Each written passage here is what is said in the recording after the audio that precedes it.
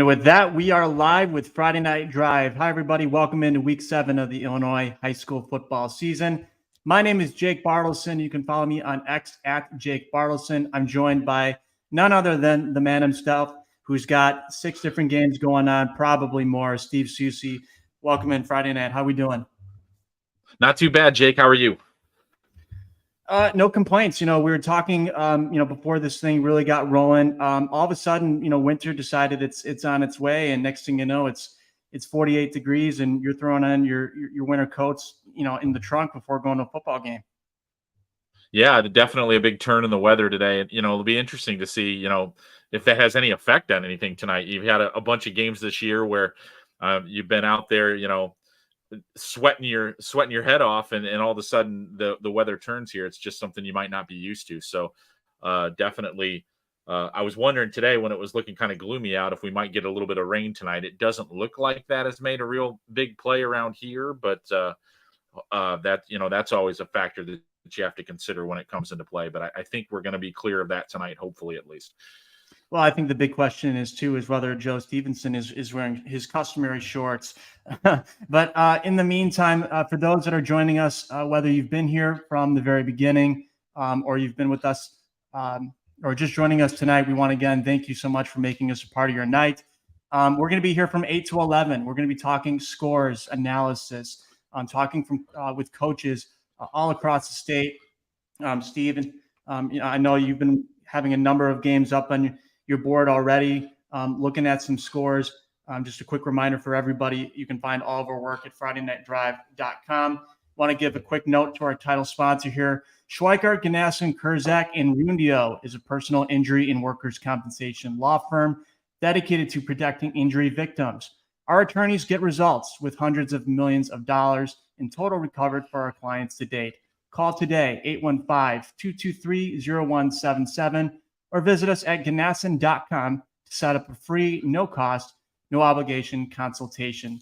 Steve, I know we have a lot of games that are ongoing already, but I thought it'd be nice to kind of set the stage. And I thought you did a really nice job for us earlier in the week.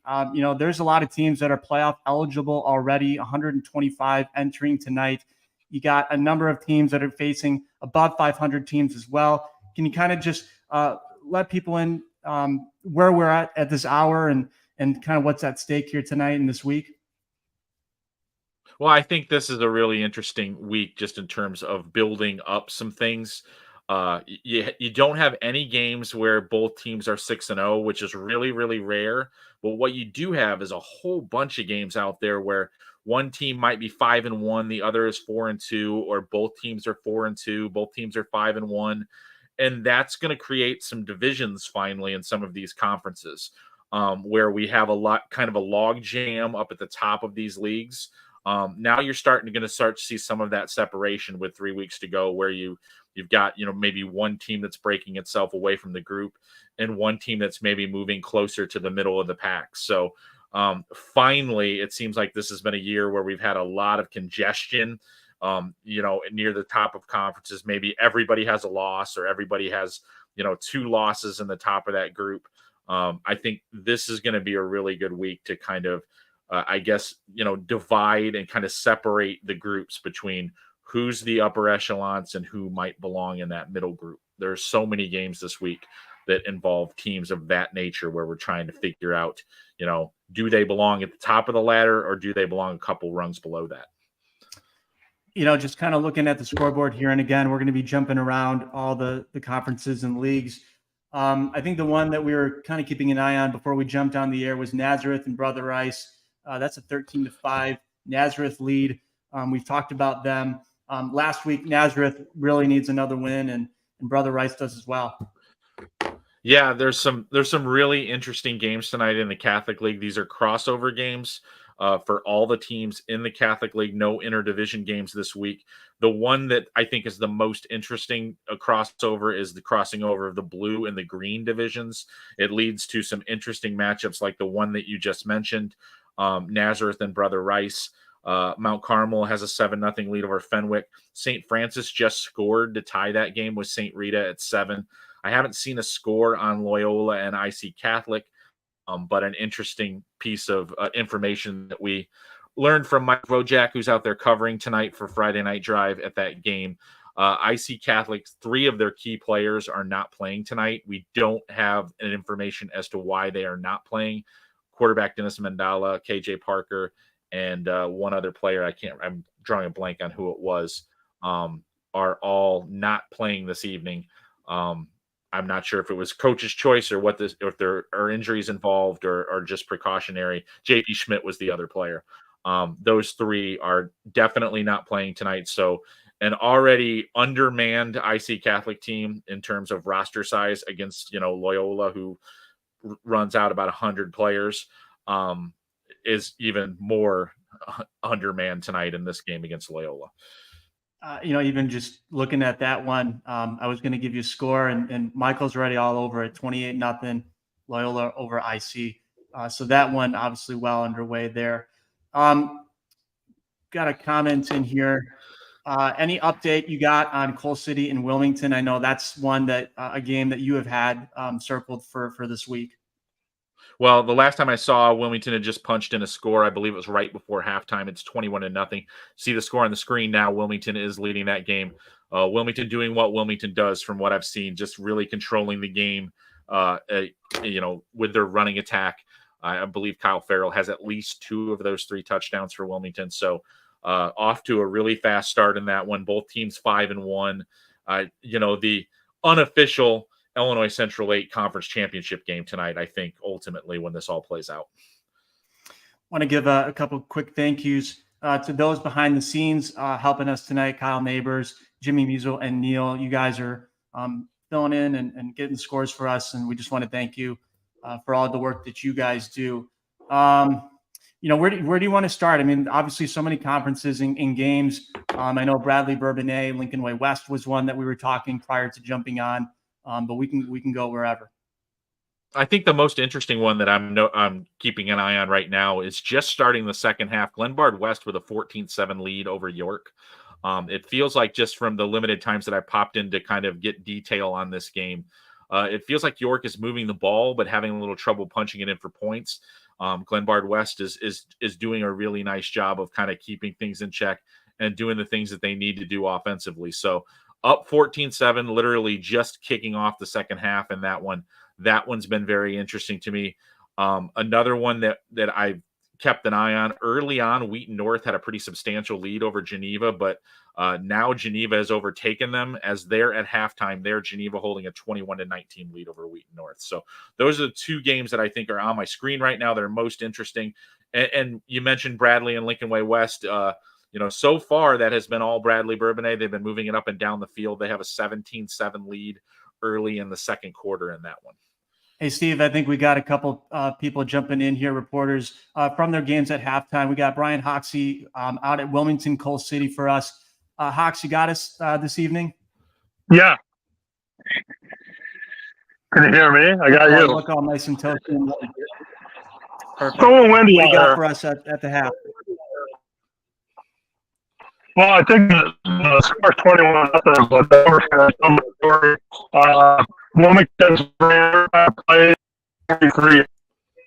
All right. We're going to catch back up with Brian and get once the internet issues work their way through here. Just a reminder for people, we're going to have more reporters jumping in from games all throughout tonight. So we can give Brian just a few minutes to get collected. Soucie, you mentioned in the Duquesne, that's my normal coverage area. Geneva, Wheaton North. That is a matchup that I had circled for sure. Wheaton North really needing to get on, a win here. The last couple of weeks kind of struggled. They got tripped up against Wheaton South, but Geneva coming off a quick loss to Batavia. So let's see. So a couple scores here flying around. Anything jumping off the screen for you right now while we get Brian back into? Yeah, not really. Aurora Christian, an interesting 1A/2A game. Aurora Christian has a 7-0 lead over Marion Central Catholic. That game, in playoff perspective, is a lot more important for Marion Central Catholic. If they were to lose that game tonight, that would be their 4th loss, and they still have to play Wheaton Academy on their schedule. So a really pivotal one for the Hurricanes. And that one currently down 7-0 to Aurora Christian. That's one I'm keeping an eye on. And if I'm not mistaken, our own Alex Kentucky out there for that one. We're going to be jumping in with people all throughout tonight, across from Southwest Prairie League, Chicago Catholic League, and Duquesne, and more. Let's see. Do we have Ox yet? Doesn't look like we do. So we'll just keep on rolling. You want to jump over? Let's see. Fox Valley. Do you want to try jumping in there and seeing what we got? Yeah, the one score that popped off the page, really Prairie Ridge doing what Prairie Ridge does, really dominant performance so far, 35-0 at halftime in that game against Burlington Central. So off to a good start there. There are a couple games that are really pivotal tonight. I haven't seen a score on Jacobs Crystal Lake Central yet. That's one that I'm kind of. I just saw one. Jacobs controlling that one, 28-0 right now. So. In good stead there. Crystal Lake South with a 21-0 lead over McHenry. The interesting game tomorrow is a Saturday game in that conference. Cary Grove playing Huntley, Saturday afternoon matinee in that league. So definitely, that one should shake out some things at the top of the division. Sorry to cut you off there. Yeah. We're gonna try to get Hawks in one more time. Coal City and Wilmington.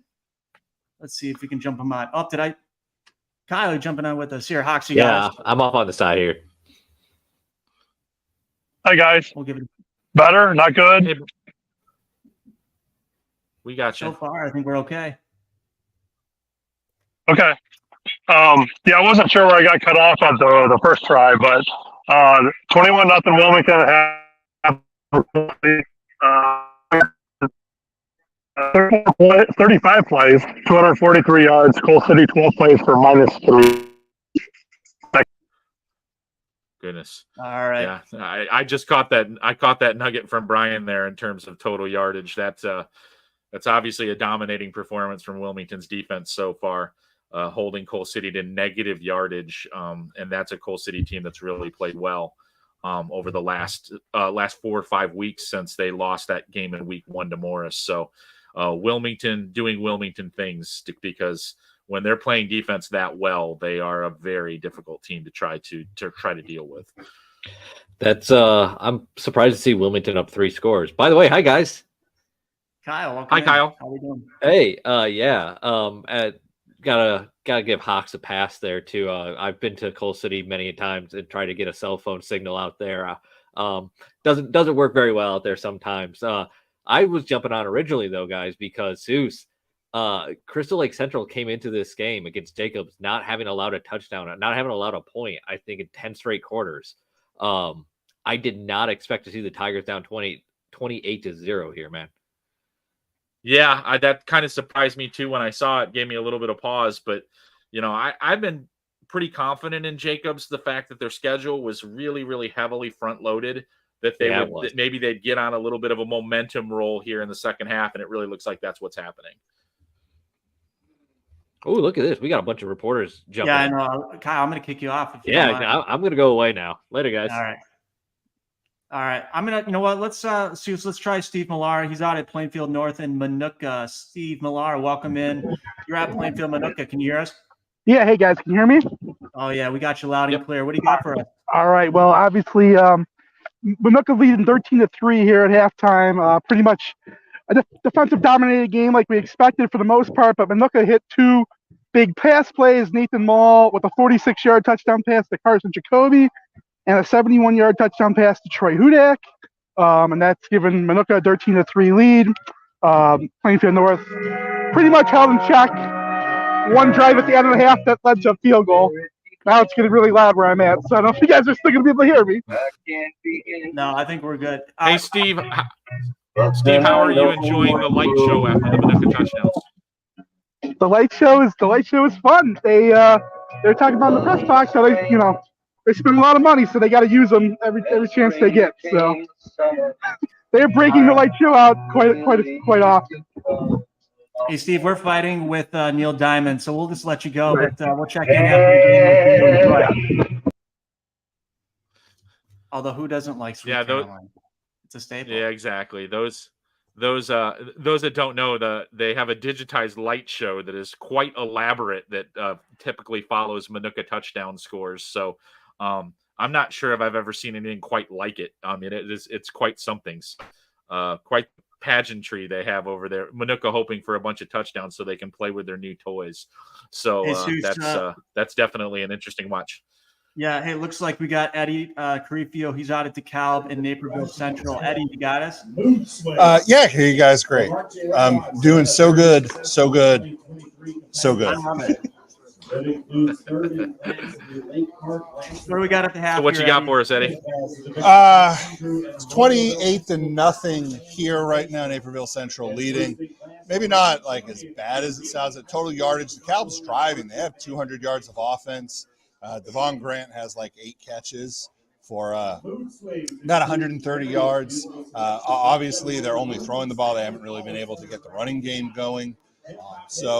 But Naperville Central, they are running all over them. Their running game is really good. As I stalled to find out that the name of their running back is Aiden Clark. That guy's gone for about 185 yards. He has an 85-yard touchdown run. He has looked really good. He doesn't look like a power back, but he is just bursting through that line, getting past first contact, and making some really big runs for the Red Hawks here. So looks like Naperville Central's kind of got this one probably where they wanted, 28-0 at halftime. Hey, Eddie, is DeKalb typically a pretty good run defense, and this is just an off night? Their defense has been spotty at times. I don't think they've let a running back get quite this much, but it's probably the most a running back has in the first half would be my guess. But it probably is going to also end up being, I think, the biggest running performance they've probably given up by the time all is said and done.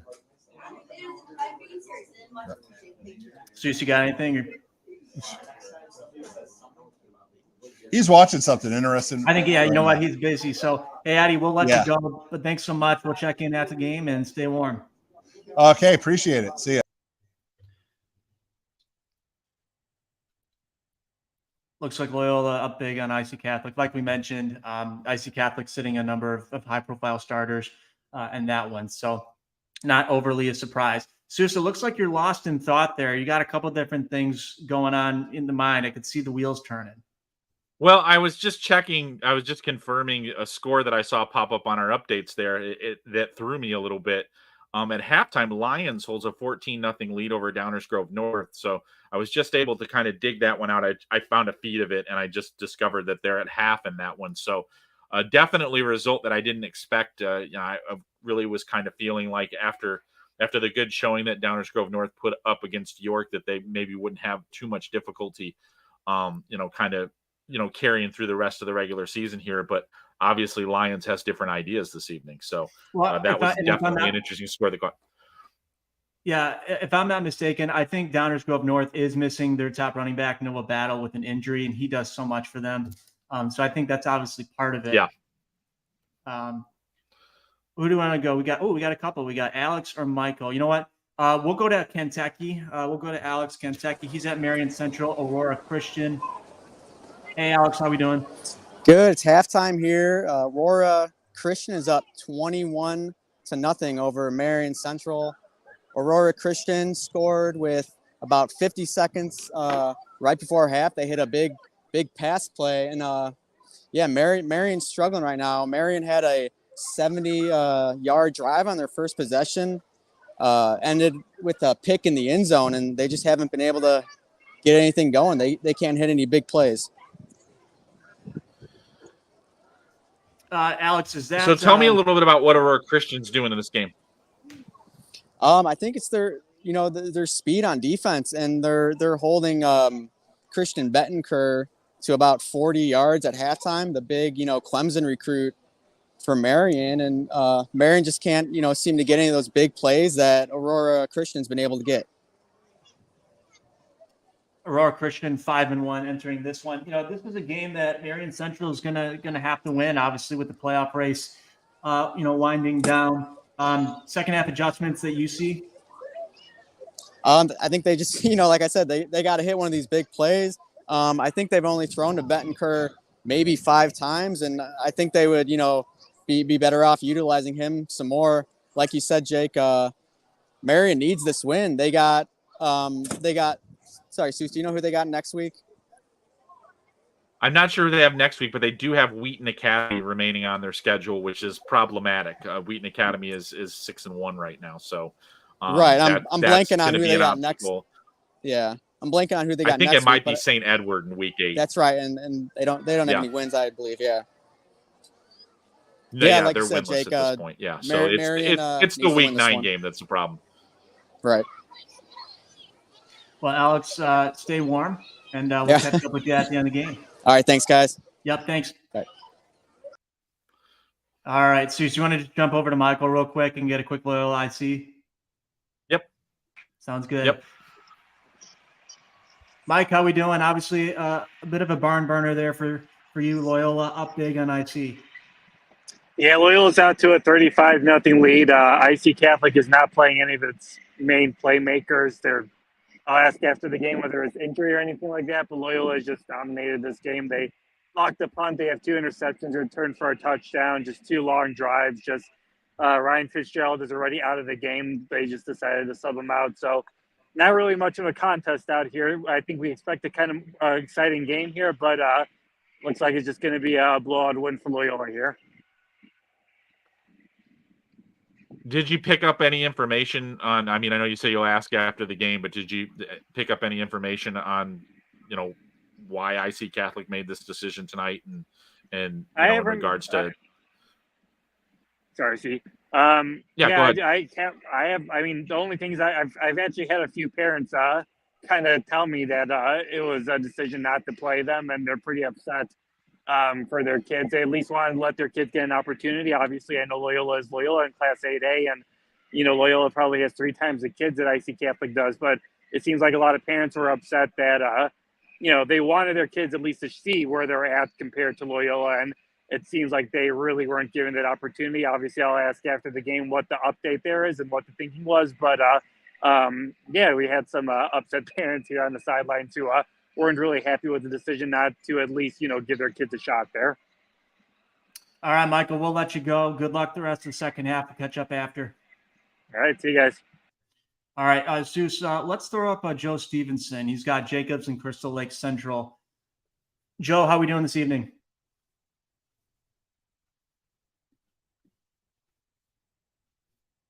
All right, looks like we'll get Joe here in a second once he gets caught up. Yeah, going back to what Michael was saying on Loyola and IC while we try to get Joe back, I think it's notable that, from a parent standpoint, you want your kids to play and to be in these games, and they're not. So I think that's an interesting angle that typically, honestly, I don't hear, or maybe even you don't hear very often. Yeah, I can think of a few instances of this type of situation coming into play. But usually what tends to happen, and I think, I don't know if this is better or worse, we've had some teams forfeit games that they feel like this was going to be the situation that unearthed from the game. And I don't know if this is really any better than that, to be honest with you. Because what are you saying when you take, 3 to 4 to 5 of your top players out and then the rest of them are playing? If we're going to go to, that level, then, why don't we just play the football game? So, all right. So I'm going to try to throw up Joe one more time here while we get him. Jacobs up 28-7 at half over Crystal Lake Central. Joe, you got us now?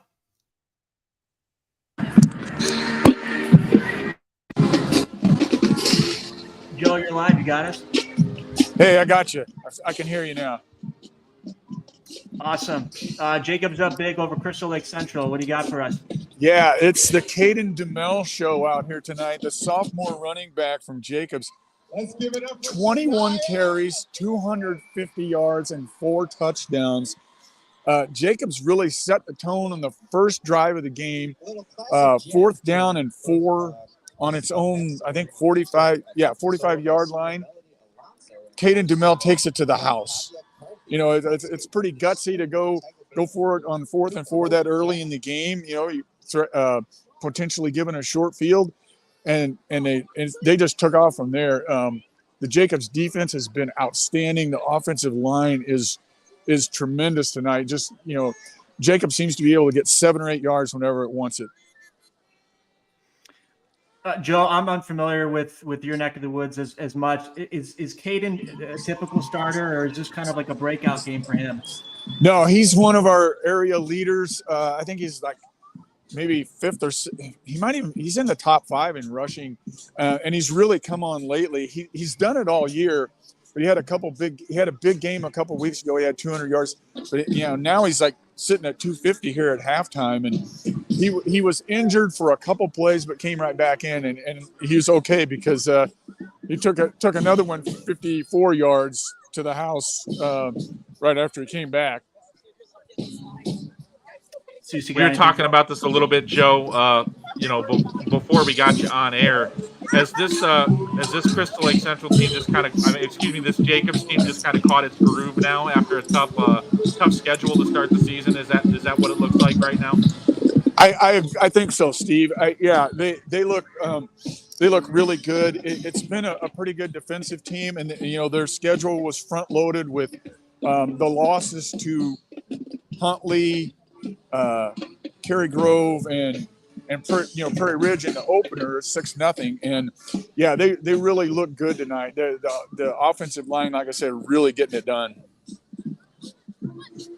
All right, hey Joe, I think we'll let you go. Thanks so much for the time. Stay warm, and we'll catch up after the game.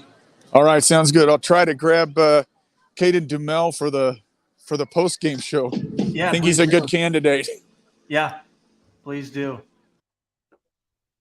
All right, that was Joe Stevenson. Jacobs up big 28-7 over Crystal Lake Central on that one. Sue, so why don't you just give me a quick second here, and then anything quick that you're seeing while I just look this over? Well, quick development over here. Glenbard West has now extended that lead over York to 21-7 late in the third quarter now. So Glenbard West has obviously found a recipe that works for him this evening. So doing well right there. And just recently, St. Francis has scored to take a 14-7 lead over St. Rita. That's late in the second quarter in that one. So a couple of score changes right there. Lincoln Way West has also gone into the end zone. They're about 4 minutes before half. They're lining up for the extra point, currently trailing Bradley 17-13. Okay, I know we have Kevin Klum hanging out. I don't want to get to this real quick, if we can, Neil. The highlight there from Joe. Crystal Lake Central's Jason Penza with a big touchdown for a score, if we can throw that up.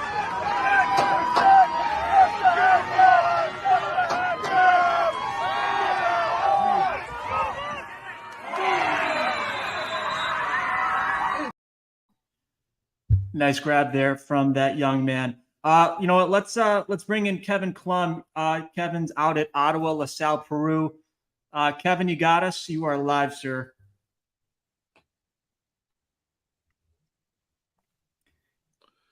Hey, Kevin, you got us. All right, we'll throw Kevin back up when we have a chance. Kevin out at Ottawa, LaSalle, Peru here tonight for us.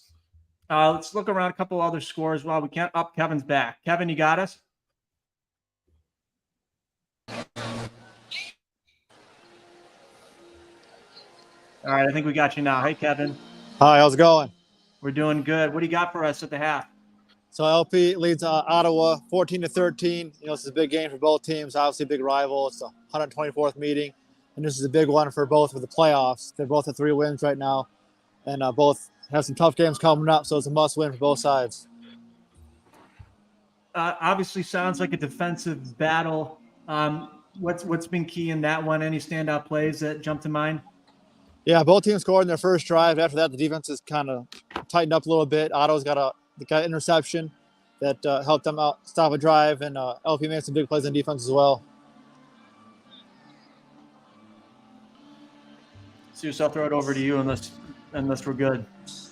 Yeah, when we look at this game, obviously LaSalle Peru had a tough loss last week. I mean, you feel like they've been able to bounce back from that, and obviously this rivalry kind of inspires that too, I would think.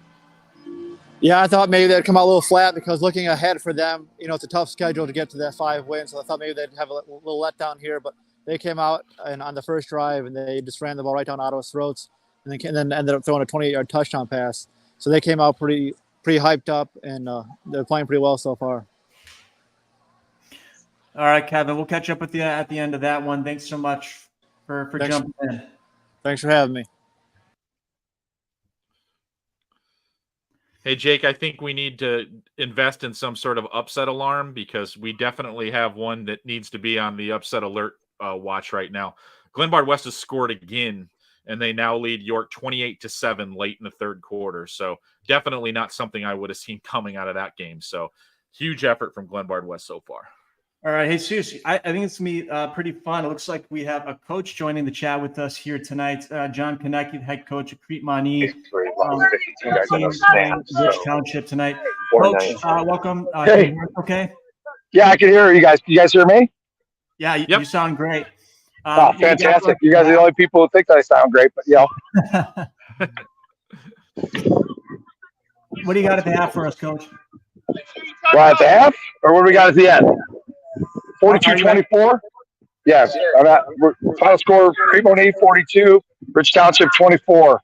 We ran the ball 57 times for 419 yards tonight. Fantastic. Soucie, you want to go or do you want me? Coach, obviously a nice win for you tonight. It seems like you guys have really kind of got things rolling now in Southland Conference play. Yeah, where you want to be right now? Yeah, obviously we have to continue to get better.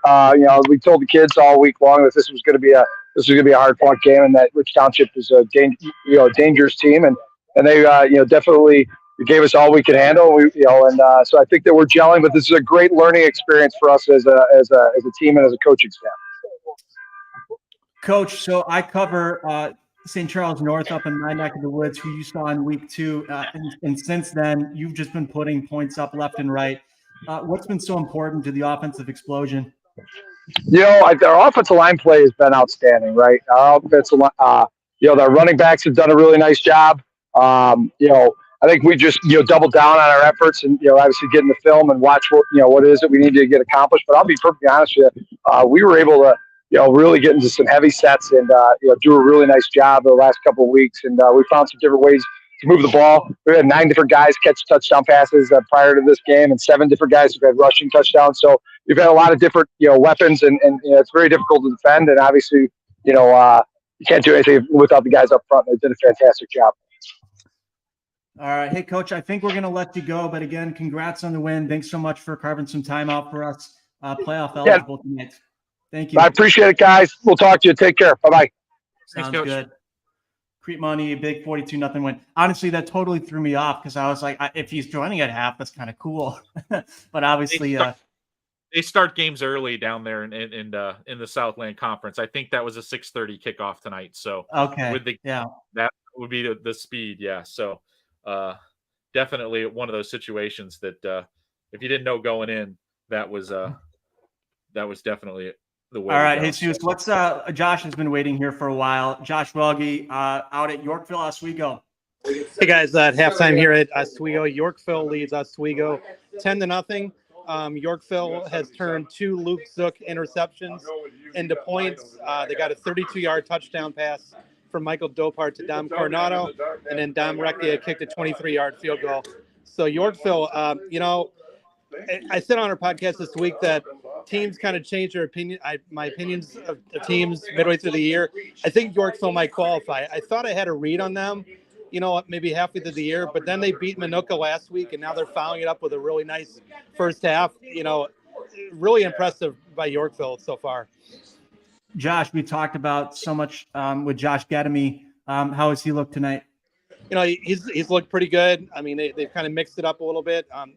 The interesting thing is that it's very, very kind of a muddy track. It rained before the game, but Yorkville's come out and they've thrown the ball quite a bit with Michael Dopart, and he's a really good quarterback. I mean, he played a lot for him last year, split time, and he's looked pretty good. On the other side, Oswego is pretty one-dimensional. Their standout wide receiver, defensive back Jeremiah Kane, is not a uniform tonight, which is a big loss for them. Kind of makes them very much a run-oriented team. Soucie, anything to add? We still can't figure this conference out, can we, Josh? We really can't. I mean, I think both of us said on our podcast this week that we're not sure who the best team in this league is, and we're not sure who the worst team is. And, it makes it a lot of fun, but it's going to make for a very exciting last few weeks of the season. All right. Hey, Josh, we'll let you Minooka's go. up 20-3 on Plainfield North, by the way, Josh. Minooka is up 20-3 in Plainfield North. Yeah, I have a feeling. Yeah, third quarter. I have a feeling Minooka was not very happy about that outcome last week. I think you probably agree, right? Yep, I do. Yeah. All right. See you guys. All right. Thanks, Josh. Really appreciate it.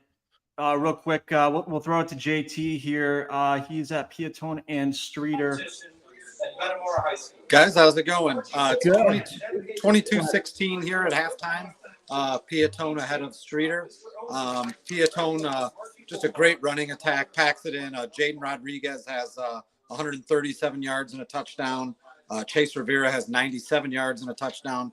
But the Bulldogs hanging in there. Christian Benning with a touchdown pass right before halftime to Matt Williamson. And then those two hook up again for the 2-point conversion. That's 2 touchdown passes for Christian Benning today. And, Streeter hanging tough with a Piatone team that's kind of looks like they're on the way to the playoffs. So hoping for a good and quick second half.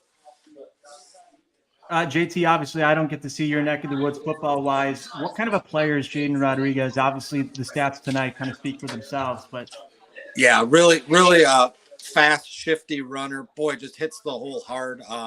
They run out of like a double wing offense, so kind of their wings kind of come back and get a little momentum going towards the line on the snap and take a quick pitch and break. And boy, he's just quick and explosive and a hard runner too. He's good. I think Piatone, assuming they can hold on tonight and get another one, they're gonna give someone a little tough time in the first round of the playoffs. Has Piatone even bothered to attempt to pass tonight, JT? They did. It was incomplete though, so sadly. But yeah, they've actually attempted a couple, but a hold brought one back, and then they had an incompletion. JT, real quick before we let you go, anything in the second half just to kind of keep in mind, and then obviously we'll check in with you after. They always talk about that middle section of the games and how important that is. Streeter scored with 30 seconds left here, and they get the second half kickoff. So, if Streeter drives down the field, they've had a lot of success. Christian Benning's thrown for 148 and 2 touchdowns so far. So I think if they can score on this first possession of the second half, we might have ourselves a good ball game. And man, I came on and you guys had a coach with you and a game was over, and man, was I jealous. Yeah. Well, hey, it looks like you got a nice warm press box up that way. So not too bad. Kick your feet up, have a cup of coffee, and we'll catch up with you at the end of the game. Take care, guys. All right. That was JT Pedalti over at Piatone and Streeter. Sue, so I'm going to just do a quick read for us here, and then that'll give you a chance to kind of give us in some other scores. R.E. Duchesne Construction is a licensed and fully bonded exterior contractor serving Will, Grundy, and Kendall counties. R.E. Duchesne has an A+ Better Business Bureau rating. Call 815-722-2821 for all your home improvement needs. Financing available. Check us out on the web, reduchene.com. So I think that'll do it for the halftime check-ins here, unless some other people surprise us. But in the meantime, any just overall thoughts from really anybody that has jumped on at this point, or have you kind of just moved on to like York and whatnot? Yeah, that York game is still kind of surprising me a little bit as we go. I mean, York's now trying to stretch the field a little bit here, and it's not working real well for him. So I think we might have that upset intact. Still a 3-touchdown lead for Glenbard West now, a little over 9 minutes left to go in that game. St. Rita has tied up St. Francis. That game is at 14-14. They literally just went to half as I said that. A couple of other interesting Catholic League scores. At halftime, Carmel leads Providence 15-0. St. Lawrence up 14-0 over Marmion at half. St. Ignatius has stretched their lead to 20-6 over Marian Catholic. And last I saw, Marist held a 13-0 lead over De La Salle. A lot of good stuff. A couple other scores as they flash across. Stillman Valley 20-6 over Genoa Kingston, fourth quarter. Yeah, that's a big game for Stillman Valley in the grand scheme of things in the Big Northern Conference because They have 3 losses right now, and they still have to play Byron, which doesn't usually go well for anyone in the Big Northern Conference. So they really could not afford to lose this game tonight. So kind of a pivotal game for them in the grand scheme of things. So 2 touchdown lead in the fourth quarter looks good for Stillman Valley. Have you had a chance to jump over to Duquesne? I know that's kind of my wheelhouse with my coverage area. I know we're talking Wheaton North in Geneva. That was a closer one at last check. That game is still kind of stayed exactly where it was at halftime. We're now in the late portions of the third quarter. It's 21-14 or 21-19 Geneva right now. And that's kind of where that game has been since mid-second quarter, to be honest. Hey guys, we got maybe the game of the night developing out west. We got Quincy and Sterling at halftime. Do you guys see this? 35-27, Quincy's up. They jumped out to a 21. Yeah, Quincy was up to a 21-0 lead. Dan Woos was out there covering that game for us. And I thought, all right, Quincy's, kind of going to run away with this one. Sterling, got the big win they needed last week. Quincy's going to, take control of the Western Big Six here. Has come back, though, 35-27.5. Drew Nettleton for Sterling, 146 yards passing, 3 touchdowns in the first half. Here's some fun stuff from Quincy, right? Braden Little, 205 yards passing, 3 touchdowns and a rushing touchdown. Jarius Rice, 76 rushing yards, 97 receiving yards and a rushing touchdown. And Tykel Hammers, 5 catches, 105 yards, 3 touchdowns. He's going DJ Moore out there tonight, guys. Yeah, Tykel Hammers is an interesting player. He's a guy that if he gets out in open space, get ready because you're going to see a little bit of a show. So a very talented player. They have a very good group of specialists on that Quincy offense.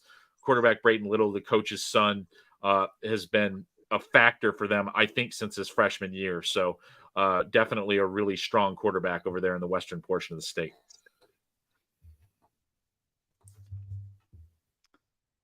Morris up big, 35-0 over Woodstock.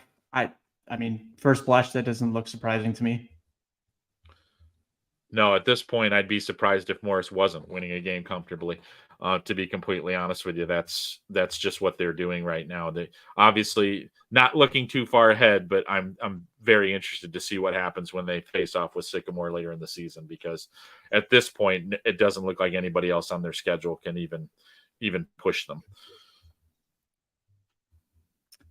Another game, I might throw you a little bit of a curveball here, Steve, but we were talking earlier, Wilmington, Coal City. Anything on that? I know that's of interest.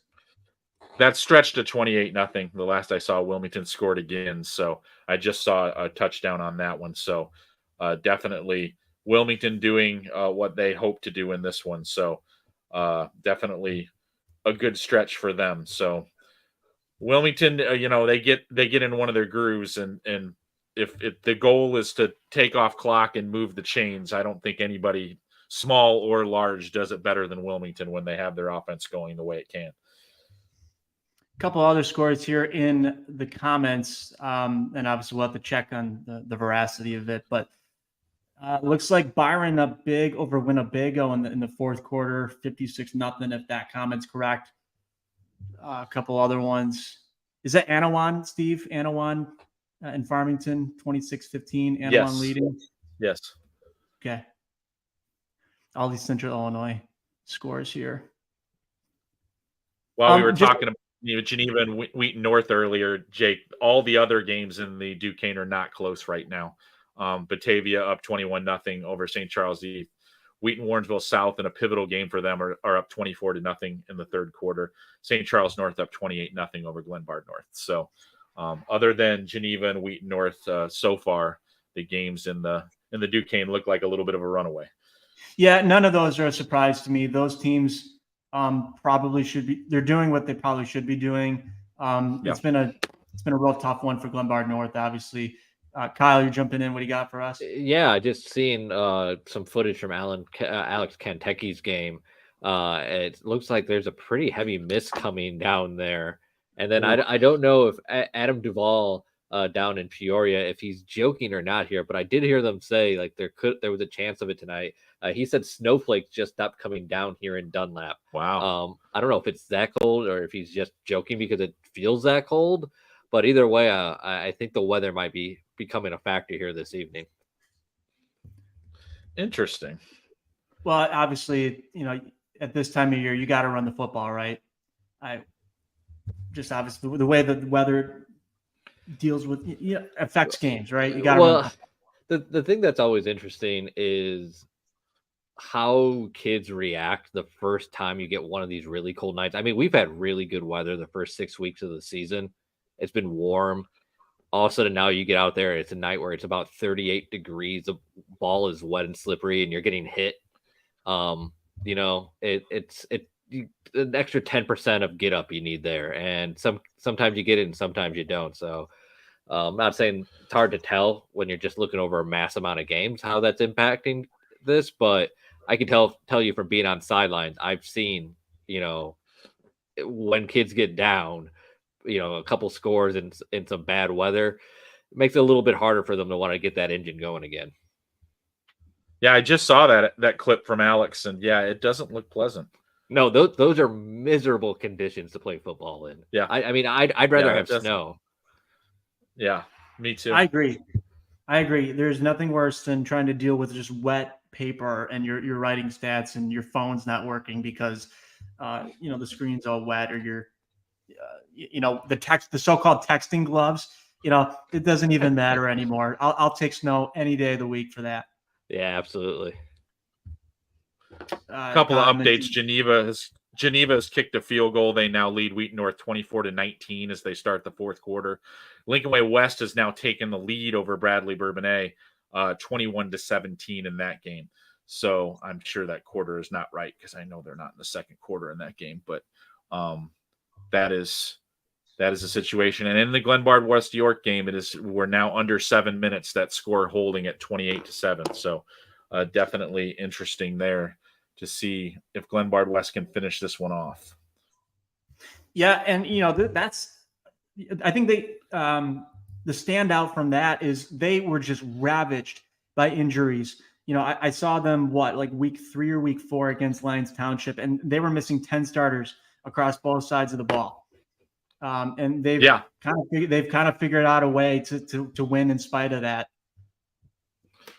Yeah, it's a prideful program. I know that a lot of people, including myself, kind of heading into this game, and kind of maybe wrote them off in this one, saying that they couldn't beat York tonight. But obviously, they have different ideas on what they're capable of. So finally getting a little bit healthier. They have been playing better. They did a nice job last couple. I think it was 2 weeks ago against Lyons, kind of picking them apart and picking up a win there. So. They've played much, much better over the last couple of weeks. I didn't know they had this effort in them, but seeing Glenbard West be successful isn't exactly a foreign concept. So, that's a good sign for them moving forward. But it definitely, with the way things are going tonight in the West Suburban, we're going to have to reconsider a lot of things, apparently, because as far as I know, Lyons was still leading Downers Grove North. So kind of an upset the apple cart type of night in that conference. Real quick, since I just went over to his Twitter, Loyola continuing to pour down at IC 41-0 end of the third quarter from Michael. Joliet Catholic up 35-0 over Leo at half. So that's an interesting one. Just getting some updates here. Yeah, I'm catching up with that too right now. The Morris Rockridge game, interesting game in the Three Rivers Conference tonight. Morrison 6-0, drew a lot of headlines early in the year by toppling Princeton. Morrison now, I believe, ranked 4th in Class 1A, playing 5-1 Rockridge, a really consistently strong program out of the same division in the Three Rivers over there. Morrison had held a 7-0 lead all game. Rockridge just scored, but Morrison blocks the extra point. So 2:14 left in that one. Morrison clinging to a 7-6 lead in that game. So interesting small school game going over in the Three Rivers Conference. Yeah, while we have a little bit of a lull again, just want to give a quick thank you to Kyle Neighbors, Jimmy Musial, and Neil behind the scenes, working really hard for us. Thanks so much, fellas. There's a lot of work that goes on behind the scenes. It's not just us. Looks like Rob Osterly is ready to join us. He's at Woodstock and Morris. If I'm mistaken. Welcome in, and what do you got for us at the half? Well, we've got pretty much as most people expected, Morris just absolutely dominating from the start. They're up 42-0 at halftime. All right, I'm going to pull Rob off actually, just because we're fighting the PA announcer and him. So, Rob, if there's a quieter moment, and we'll pull you back on. Just throw it up in the chat, and we'll get you back in. It was just I had a hard time hearing. Did you? So. Yeah, me too. I knew what the score was, but only because I saw it somewhere else. I didn't gather it from Rob there. So, definitely another final that just came in for me. Lockport defeats Andrew 41-16, snaps a 3-game losing streak for Lockport, gets them back to 4-3 now. So puts them in a little bit better position for a potential playoff berth, but they've still got some hurdles to clear the rest of the way. So they had a 3-game losing streak, you said? Yes. Okay. So was that kind of unexpected, but hold that thought. We're going to put Rob back up on. This is a little bit quieter. Rob, you got us? Yeah, I got you here. All right. Sorry about that. Yeah, Morris is just, dominated from the start. A lot of history made here tonight. Carter Button, Morris's quarterback, broke the school record for touchdown passes in a career. That was previously held by Todd Schultz, who went on to play at Michigan State. So Carter's in pretty good company there. AJ Swears had already had the career touchdown reception record, but he also tonight broke the career receiving yardage record. And he closed the first half by all he did was just return a punt 78 yards for a touchdown. So he touches the ball, he scores is basically the idea for the Morris offense. And the defense is limited Woodstock to 30 yards of offense. And Woodstock has not run a play in Morris territory all night. So you have first crack if you want it. Morris obviously just kind of riding that wave of momentum right now. Is there anything this team is struggling with right now? Well, tonight penalties, but I don't know as it's as much them as it is the officiating crew. They just seem more than willing to throw their flags. I hate to say haphazardly, but haphazardly. Okay. There's been a lot of flags called, and a lot of them are questionable. But it is what it is.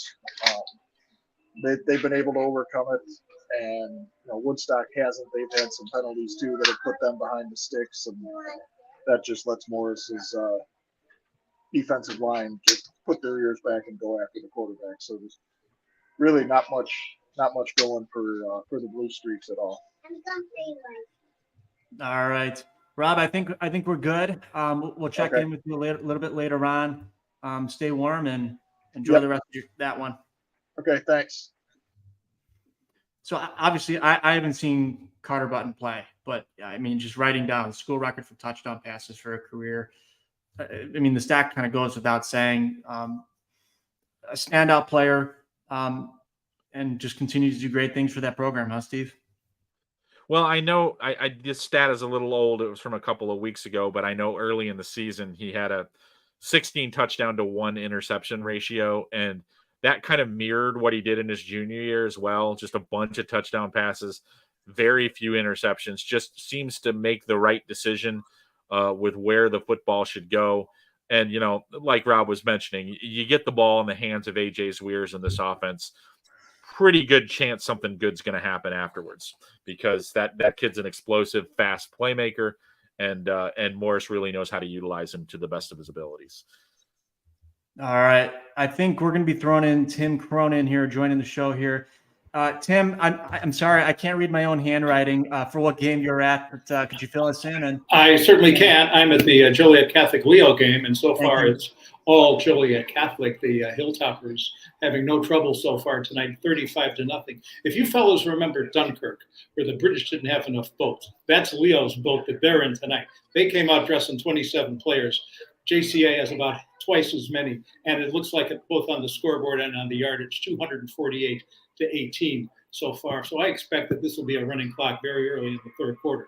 Now, earlier this year, we saw Joliet Catholic with a big lead at the half, and things turned around and they lost the game. But I don't think that's going to happen tonight. This looks like it's a Hilltopper night, and it's homecoming, so they're going to be very happy at their dance tomorrow. Is it mostly running the football tonight for the Hilltoppers? For the most part, there's only been one completed pass, so that was a 49-yard touchdown strike by Munoz to Mangini. But let's put it this way. H.J. Grigsby has 93 yards rushing for the Hilltoppers, and he's not the leading rusher tonight. That's Keegan Farnhouse with 3 touchdowns and 96 yards on 9 carries. So they've had their way on the offensive line tonight and on the defensive line as well. All right. Tim, we'll let you go. We'll check in a little bit later, but thanks so much for the updates. All right, very good. By the way, this means that Joliet Catholic wins. That's 5 for them. They'd be 5-2, and so they'd be locked into the playoffs, and that's key for them. Awesome. Great Sure stuff. is. Enjoy the rest of that one. Thank you. Can we just acknowledge that we got like a history World War II insertion? Like, I love it. High school football and World War II. That's Tim Cronin for you. He's an interesting cat. I'll give him that. He's usually got some fun facts for you at almost the drop of a hat. All right. A couple finals that are now starting to roll. Prairie Ridge, 42-7 over Burlington Central. That was a big one. Kyle, do you want to jump in? Let's try to read your body language. Oh, yeah. Actually, I'm sending a clip over to Neil to get ready because Christian Beninker just found the end zone for Marion Central. The Hurricanes are within 21-14 with 4:07 left. It still looks like a good miss coming down there, but that's what I expect to see out of Christian Beninker going over the middle of the field, making a grab, and then getting into the end zone. So we'll have that clip up here pretty shortly. Sounds good. Thanks, Kyle. 21-14, Aurora Christian in that one, third quarter. Yeah, that's a big – yeah. I'm literally just about to say kind of your thoughts on that one. Yeah, obviously a big game, like we mentioned before, for Marion Central Catholic with what they have remaining on their schedule. If they were to lose this game tonight, it would drop them to 3-4 on the season, and they'd still have to play a Wheaton Academy team in Week 9 that's currently 6-1. They won their Thursday night game over Christ the King, so they're playing pretty well. So they would be basically painting themselves into the proverbial playoff corner if they were to lose tonight. So don't look like they have a lot of time to get back in that one and maybe tie it up. But if there's anybody that can score quickly, it's that Marion Central Catholic offense. All right, Sue. So looks like we're good to go. That previously mentioned from Kyle. Cal McThenia to Christian Beninker for 21 yards. Big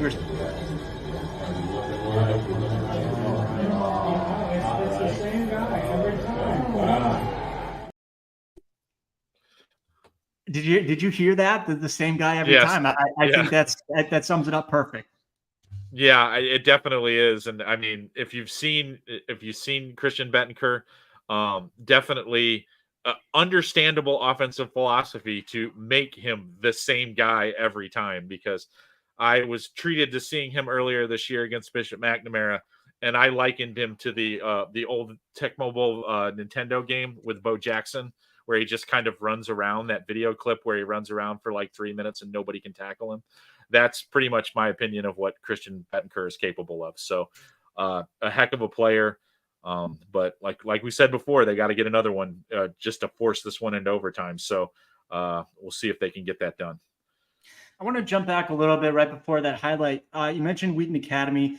It's out in my neck of the woods. I don't get to see them on a regular basis, but that's a program that has kind of traveled everywhere. They went down to Texas to start the year, and then they got a big win over St. Charles East. I know St. Charles East has not had a good season, but that is a team that is typically in 8A, and they beat a team that's 4 classes above them. I mean, they're just playing great football the rest of the way.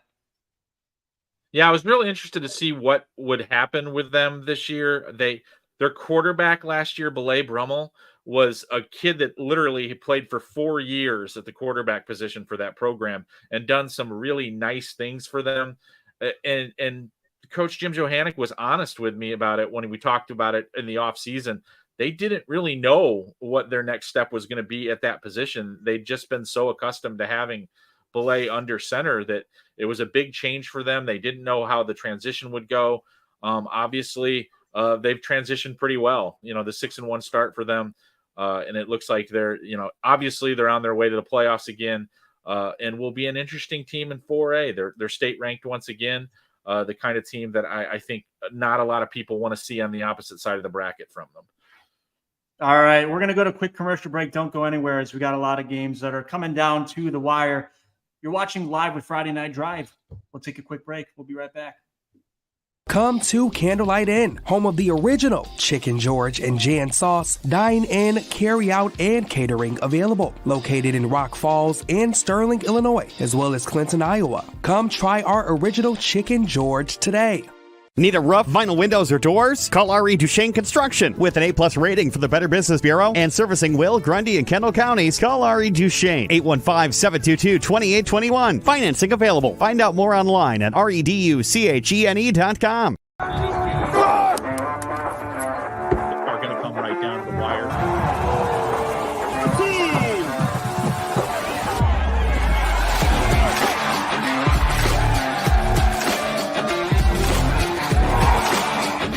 Yeah, he really likes this field. Team of the Week MVP.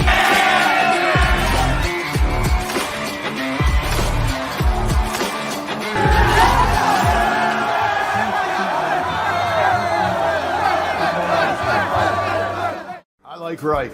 I like Reich. Since 2016, it's been my privilege to represent the people of the 63rd District. I want to continue representing you as an independent voice in Springfield. I like Reich. We like Reich.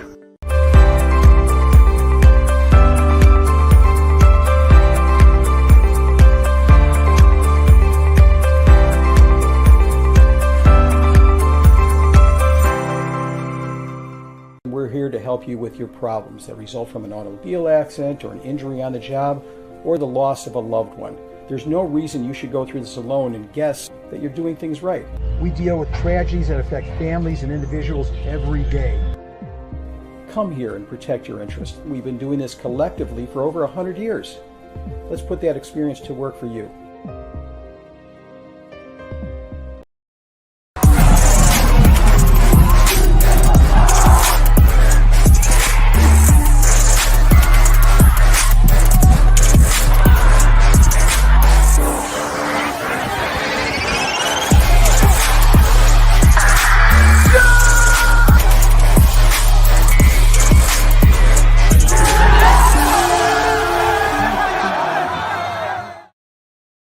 Welcome back after a quick break. Live with Friday Night Drive, Jake Bartelson, Steve Soucie joining you. Thanks so much for making us a part of your night.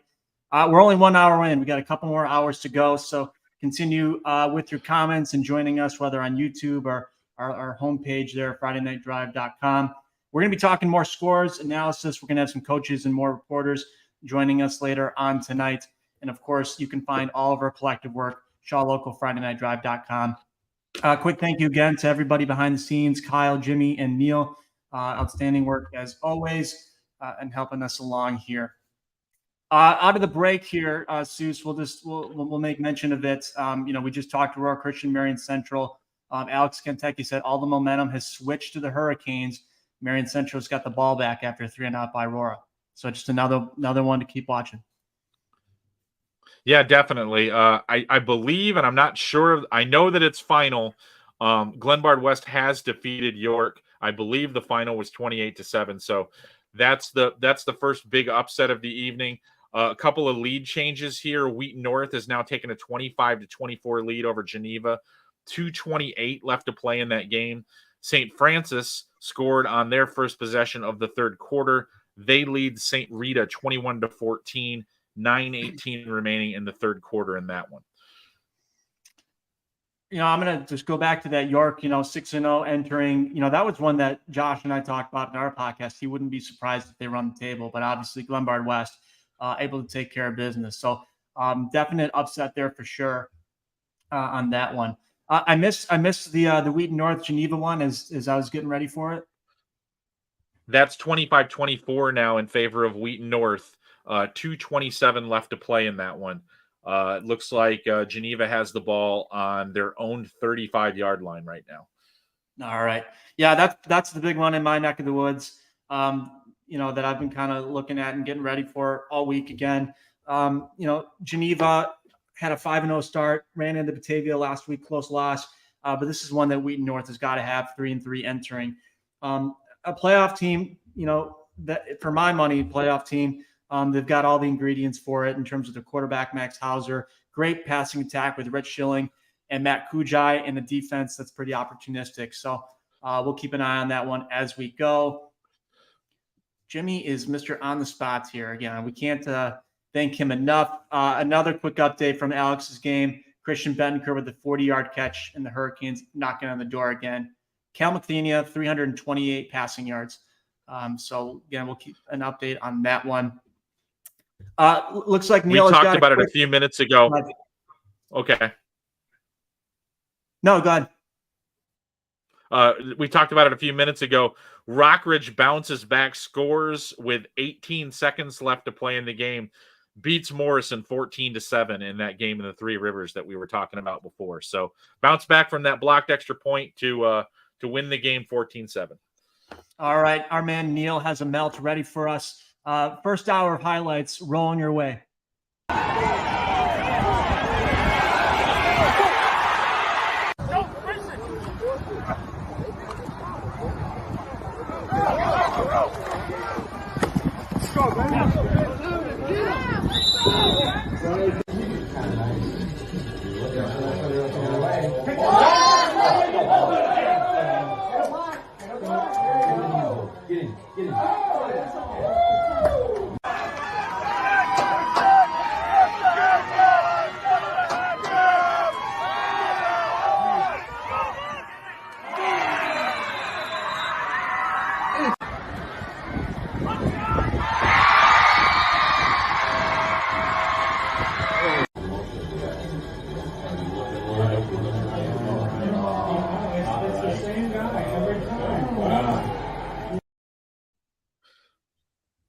I can't get enough of it. Same guy every time. Loyola, we do have a final here. Every time.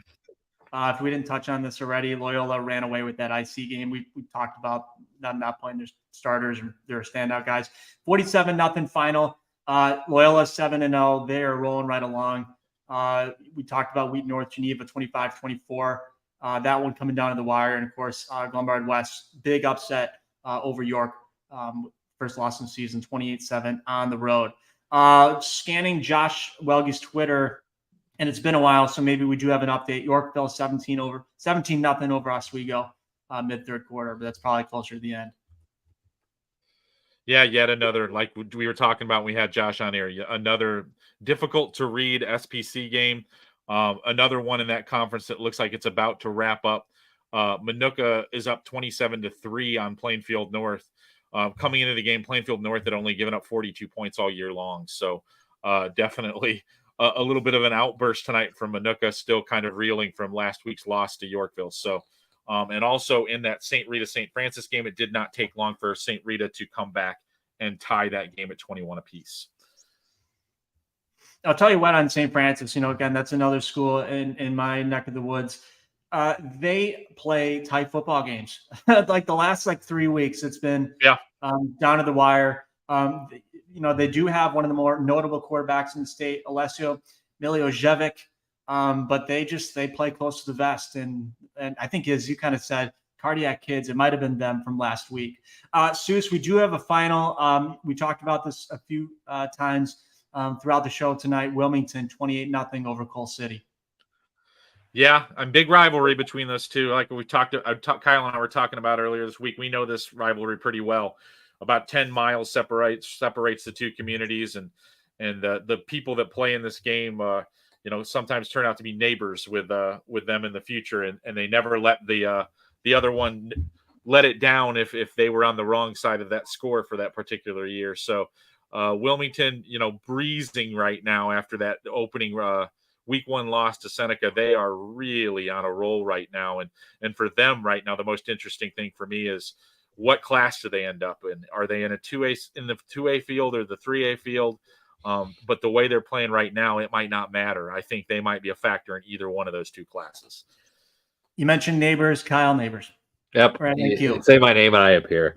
It's turning out to be an interesting night in the West Suburban, Seuss, isn't it? Yeah, obviously you guys are talking about the Glenbard West win over York. But, thinking Downers Grove North could get right back here in the conversation, but they are down in their game. What do you make of that, Yeah. Seuss? Yeah, that one really surprises me, more so than even I think the Glenbard West game, to be honest with you. Glenbard West beat Lions a couple of weeks ago on a Saturday, and I was told from somebody that I trust that Lions didn't look like they were all on the same page right now. So they must have found their page, because I was that would be a at really that impressive game. win for them tonight.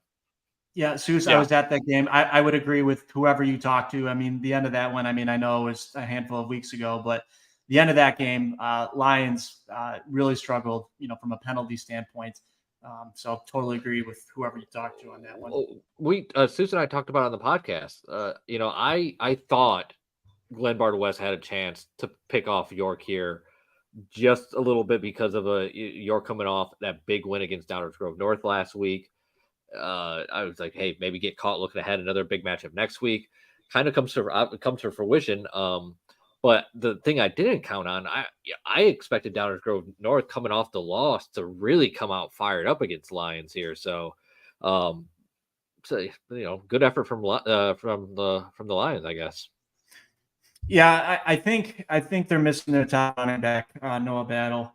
And just from talking with Josh each and every week, he is kind of like the engine of what they do. Josh and I talk pretty consistently about their quarterback, Owen Lansu, who's had a solid, season to this point, but obviously, they just got to find their way. Let's see, what does Alex have for us?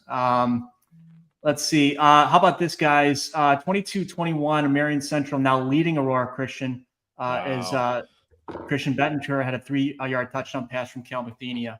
So we got that one ready.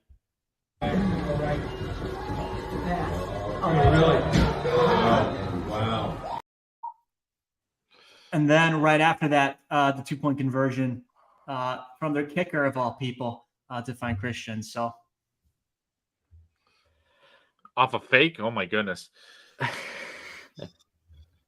They desperately needed this game, so good to see them come back. So, do you know we got Coach Tony Sheehan from Richards? It's waiting for us here in the behind the scenes for us. I'm trying to find a final from that game. Have you seen it? I have not seen it. Well, we're gonna have to ask Coach live then, because I have not seen the final from that game anywhere on social media. So, I just found it, 37-7. There you go. The coach just put it in the chat for us too. there you go. Well, let's go ahead and bring him on. I'll jump on. You guys can find out how that one went. All right. Coach Anthony Sheehan from Richards joining live at Friday Night Drive. Coach, thanks so much for taking some time out of your evening for us. Thanks for having me. I appreciate it.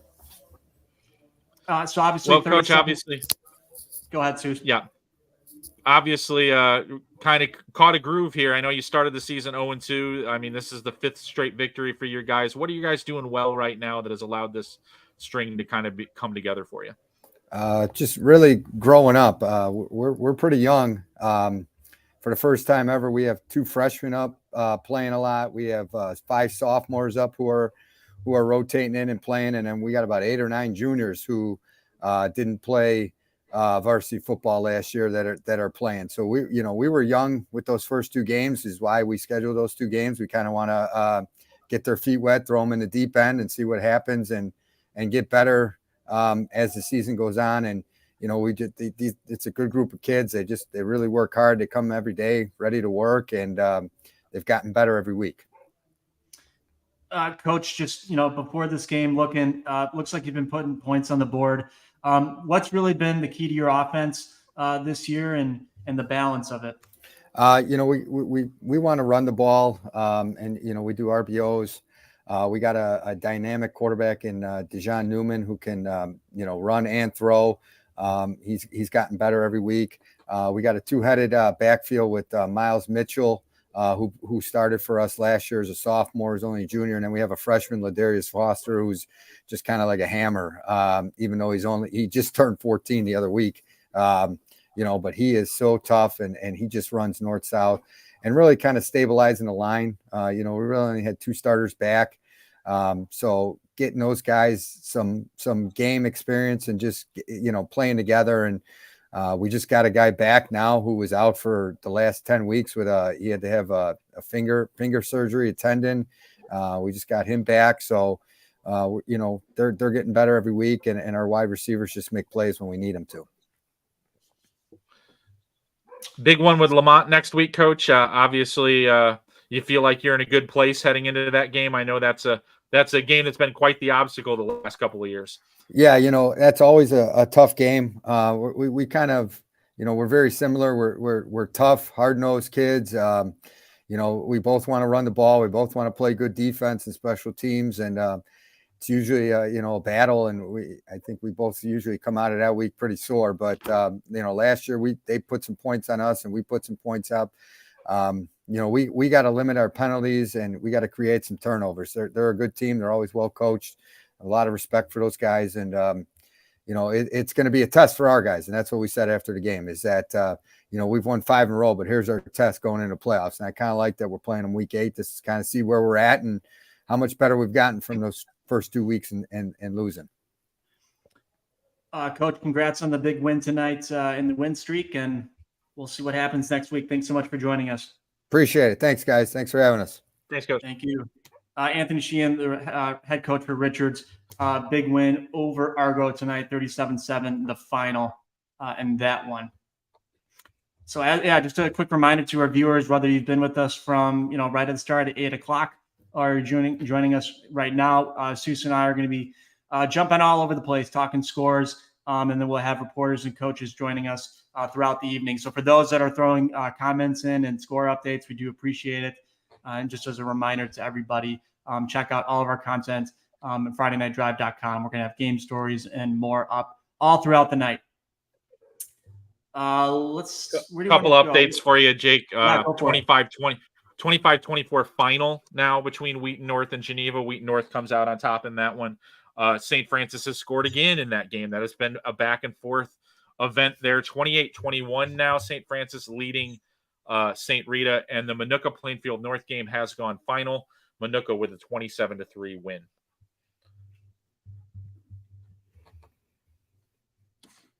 Let's see if I can catch up with you with my hand and handwriting. Good stuff. Looks like we have some more finals here, just kind of in the comments. We'll check on these. Looks like LaSalle Peru 24-13 over Ottawa, beginning the fourth quarter in that one. Let's go pretty far west here, Soucie. Looks like East Moline and Moline are in a pretty good one here. 35-28, 4:30 left in that one. Yeah, that's interesting. Moline trying to maybe sneak into the back door of the playoffs there. That's a really pivotal game for them. If they were to lose that game to East Moline, that would make that quest very, very difficult. So East Moline's struggling a little bit this year. So the fact that that game's close is a little bit surprising to me. I'll pop over to up, Kyle. What do you got for us? I think they're getting a little screwy for JT penalty out here with Piatone and Streeter. Christian Benning, 60-yard touchdown pass to Matt Williamson. Benning then runs in the 2-point conversion, 32-30 lead for Streeter over Piatone now with 1:35 left in that one. Soucie, what do you make of that? That's pretty surprising to me. I know Piatone's had moments where they've had some defensive issues, but that's usually been against the better teams in the conference. So they've really kind of played a lot better recently, both on defense and offensively, because their schedule was a little bit front loaded as well. So obviously a game that they need to win here. I'm really kind of surprised by this one. We reel in a little bit. Where if Streeter wins this game, like, can you offhand, do you know what this does to the playoff fortune for those two? Well, I mean, Streeter right now has 4 losses, so a loss tonight would end it. I mean, they're kind of out of it in my mind. They play Wilmington in week 9, so regardless of what happens to them, if they were to win this game, Streeter just got some bulletin board material right there. That little clip is going up there for week 9 there. Yeah. Yeah, they can do that if they want, but I mean, this would be the first time, right? I'm making t-shirts. Yeah, this doesn't mortally wound Piatone. I mean, they finish with Lyle and Hersher after this week, so They're in both good teams shape. that are struggled, both teams that have struggled this year. But that would be eliminating Piatone's margin for error, because that would drop them to 3-4. So they would simply have to win both of those games, which I think they will and can. But obviously, didn't want to put themselves in a situation where they would have to win out by losing this game. All right. Well, how about I jump off, because we've got Michael, looks like, backstage again, and he's got maybe the most interesting off the field storyline of the evening. So I'll let you guys go and talk with Michael. All right, Michael Jojak joining us for Live Friday Night Drive. Michael at Loyola Academy, IC Catholic. Big win for Loyola. Mike, as you mentioned, what were your just initial thoughts there on the final? Obviously, just Loyola, dominated this game. IC Catholic not playing with a lot of any of its playmakers, I should say. I asked IC Catholic coach after the game, Bill Kraft, about it, and he said, guys are dealing with injuries, and there's been a little bit of the flu going on. So he, said that they weren't going to be able to play in the game. And when I asked him if they're going to be able to play next week, he said, we'll have to see. We're not going to practice that hard, and he'll see on Tuesday. So, Loyola comes out with the 47-0 win. IC Catholic doesn't really play much of its players. Talking to Loyola players after, that kind of motivated them. Once he found out about that, they were pretty motivated. They got the pick six, they got the blocked punt, they got the easy touchdown, and then they got another pick six. So, I think, both teams were really looking forward to this matchup. Obviously defending Class 3A champions and defending Class 8A champions. And, Loyola was really looking forward to this matchup. And, just because, IC Catholic wasn't able to play most of their players, Loyola still wanted to come out and, show off, how talented they are. And that's what they did. They showed off that they were a full team with all three phases of the game. So a pretty dominating win for the Ramblers here. I mean, we talked about a little bit on the podcast right now. I guess is Loyola almost in the mode now where they start to maybe peek ahead a little bit to week 9? Well, I actually asked them that question, and they said, they gave me the cliche answer of one game at a time, but I don't think that Loyola can look past Bennett. Obviously, Bennett is a good team who's also fighting for a playoff chance, so they're pretty motivated for that game on Saturday. But all the players know what week 9 is. They know it's going to be Mount Carmel. They're hoping to be undefeated. Mount Carmel, is likely going to be undefeated heading into the matchup. I mean, both the Caravan and the Ramblers know what potentially could happen in week 9.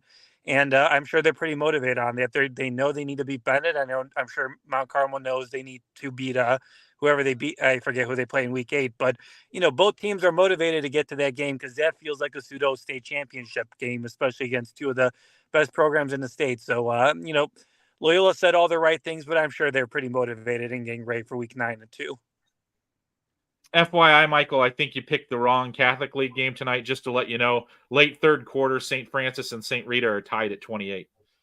I saw that. I was really curious about that game. Good for that's a great game. I'm curious to see how that one plays out. Both St. Rita and St. Francis kind of need those wins just for various reasons. So that should be a good one, especially toward the end. And I know Naz and Brother Rice were kind of close at halftime. Is that still close? The last time I saw it was still a 2-point game in favor of Nazareth. So right. I haven't seen an update in a while, though. Gotcha. Mike, any other quick thoughts before we let you go? No, I mean, I don't know. It's kind of hard to tell. I mean, obviously, it felt a lot of the parents were upset. Obviously, coach gave a different answer as to why kids weren't playing. But, Loyola came out and played, and that's what they've been doing this entire season. They've looked dominated this entire season, and it'll be a really interesting matchup in week 9. But, both of those teams, Loyola and Mount Carmel, have looked dominant like they did last year. So it should be a fun week 9. But obviously, we still have a lot of week 6. You guys still have a lot of week 6 to talk about before we get there. Rice up 27-24 in the fourth quarter, by the way, Michael. All right, there you go. That should be a good one, too. Yep. All right, we'll throw on the seat warmer in the car for the ride home and get some coffee, and we'll talk to you some point next week. All right, have it going, guys. All right, that was Michael Droljak for Friday Night Drive. Mike does such a great job. for us across a lot of different sports, football included.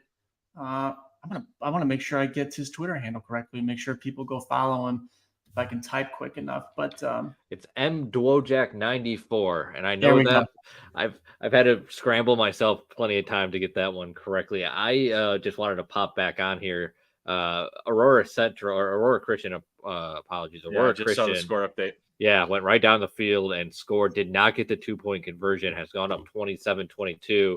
And what's fun, Souce, here it is, guys. I pop over to the National Federation of High School website. I didn't have any streams going because it makes my computer just run incredibly hot. But I was like, I got to be able to see this.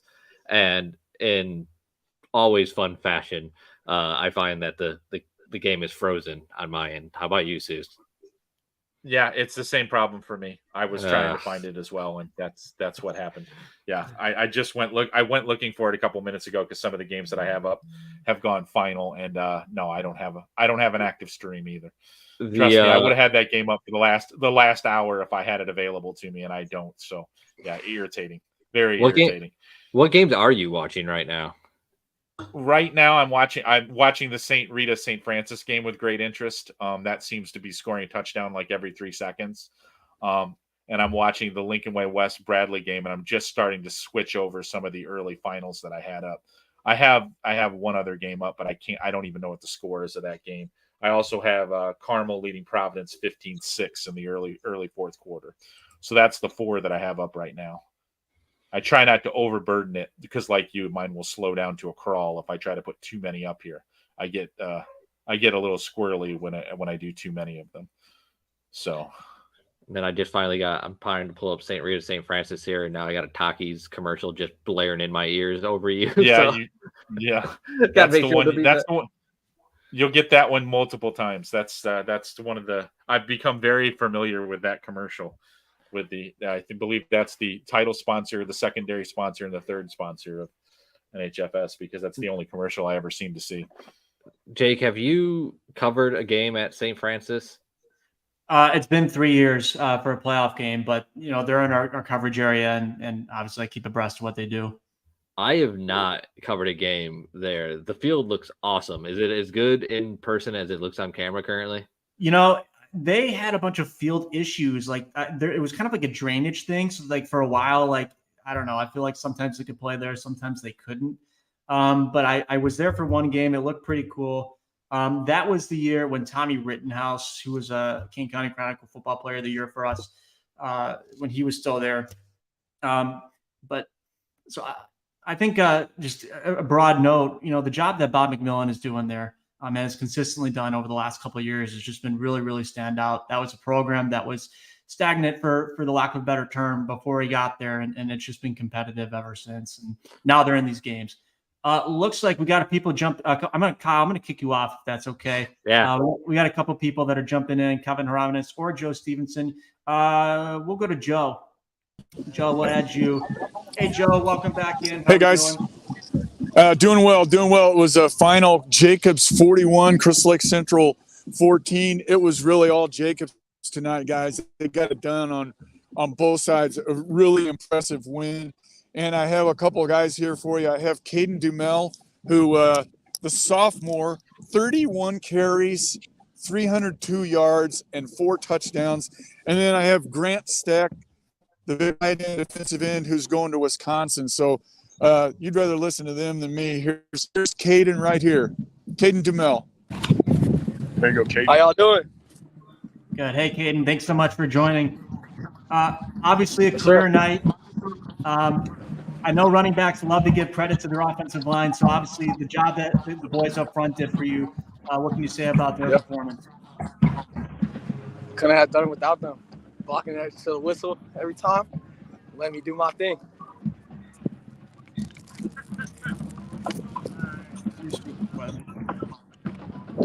Caden, you feel like you guys are catching your groove now? A couple of tough losses early in the year, but do you feel like this team is doing the things that it needs to do to kind of maybe run the table the rest of the way? Yeah, we put those losses behind us and just moving one win at a time, as we say. You want to pass the phone over to defensive end? How's it going, guys? Hey, thanks so much for joining us. Obviously, the team is clicking and playing good football. Just from your vantage point, what's been so important to the success? Well, we had a great win tonight. Caden DeMille went off. The O-line blocking very good. Our defense shutting down their offensive. They're a very good passing team. We shut it down tonight, and we got away with a win. And, well, now we're on to next week. We got McHenry. What would you consider your defensive identity to be? What do you guys like to pride yourself on? Well, it's a little different every week. Sometimes we plan for tonight, we've been constant planning pass rush because the quarterback that they have at Central, he's a special one. He's very good. So this week we were constant pass rushing during practice, and that allowed us to get to the quarterback tonight. You can go ahead. I don't know. He's been doing that the whole time. Yeah. I think, Hey, Joe, we'll just say thanks so much to the guys from there. Okay. All right. Thanks, guys. Hey, thanks so much. Thanks, Joe. Pass along my thanks. Pretty cool from them. Let's get real quickly. You know what? Yeah, I'm gonna pivot here a little bit. Hey, Kevin, hold on just 1 second. I do want to pull up Dan Tito, head coach at Joliet West, joining the show here tonight. Coach, thanks so much for carving some time out for us. How are you? I'm great. You know what? We clinched playoffs tonight. It's only the fourth time in Joliet West history that we've reached 6 wins or more. We had a great night and kids played outstanding, and super proud of them tonight. Coach, you've picked off some big wins so far this season. What do you feel like has? I guess you're kind of a little bit of a runaway train right now. What has led to this kind of momentum swing that you guys have had? I would say it's just kind of our connectedness and how we've been building community. We spent all off season doing community events. We went to NIU for a game, we went to NIU for a practice, we ate pizza, we watched the national championship game. We went overnight to Laredo Taft to retreat in Oregon. And we're just trying to get Joliet West football to be a awesome experience for the kids, and we feel that if we build that, the kids enjoy it, and the kids, when they enjoy something, they play that much harder. So it's just about making a great experience for them, and so yeah. Seems like on a week-to-week basis, you guys have a different guy kind of stepping up for you. I know you lost your quarterback for a couple of games, but it didn't seem like you missed a beat. What has led to you just kind of having that sort of all-in mentality where it seems like it can be a different guy every night? Oh, I mean, the kids have been outstanding, and we have been hampered with some unfortunate injuries here or there. LaDainian Tucker, who we were expecting huge things out of this year, unfortunately tore his ACL against Morris, and then, Tyvon Johnson stepped up. Juan Rico goes out first quarter of the Plainfield North game. Obviously a very tight game. Adrian Ramirez steps up, who was also our kicker, who hit the game-winning field goal against Yorkville. Antoine Brooks has also played quarterback. Javarion Brown, who was one of our best defensive linemen. He went out at Yorkville, and we haven't had him back for a couple of weeks. But we're looking to get him back next week. We've had Niles Tate step up in his stead. We've had kids step up everywhere. Dylan Pangrazio had a concussion. Kate Horvath has stepped up in his stead. We've had I think it's just kids believing in each other. I think it's, kids taking the offseason seriously. We're seeing dividends from that. Coach Dan Tito's Joliet West team clinching the playoffs after a 42-0 victory over Romeoville. Coach, thanks so much for the time. Really appreciate it. Congrats to you and your kids. Absolutely. Thank you so much, and thank you for having me on tonight. Pleasure. Thanks, Coach. I think that was probably the most injury updates I've gotten from a coach maybe ever, and I think it was pretty illuminating. It's rare. I want to point that out. It's really rare for coaches to be pretty upfront with injuries and just telling the story of that. So I just want to commend Coach on that one. I mean, just in my experience, they're a pretty remarkable story just in general. That team. I mean, they have 6 wins right now, and I mean, I wouldn't have forecast that for them heading into the season. They lost some key guys from last year's team that didn't even make the playoffs, but they have rebuilt quickly. And I think a lot of that credit needs to go to Coach Tito and just kind of the energy that he's brought into that program and the way that they have gotten a lot of buy-in. They've always had talented players there, It's just, in my mind, it's kind of been a lack of buy-in that has kind of kept them from achieving at the level that maybe they hope to. So great thing for them. Not only, I mean, they clinched tonight with a 6 win. The path looks like they might be able to run the table and get an actual home playoff game. And for that program, that would be absolutely huge. All right. Real quick before we throw in Kevin Hieronymus, I do need to get to this quick read. Come to Candlelight Inn, home of the original Chicken George and Jan Sauce. Dine in, carry out, and catering available. Locations in Rock Falls, Sterling, as well as Clinton, Iowa. Come try the original Chicken George today. Kevin Hieronymus going to be joining us from Princeton, Bureau Valley.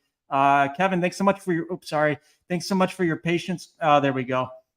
As we get through that, looks like a big 42-0 victory for Princeton. Do I got that final right as I'm looking at it? Yeah, that's correct. It was 35-0 at half, and they put the running clock into play midway through the third quarter. So obviously just a dominating effort right from the very start. I don't get to see them. So offensively, like, what's the identity? Just run the football a lot, or they got a lot of playmakers? Yeah, Princeton's really Princeton's strength is their line, and they have some backs that benefit from that. Sophomore Casey Etheridge, I had him for 212 yards rushing and 3 touchdowns, including a 45-yarder, 41-yarder, and a 20-yarder.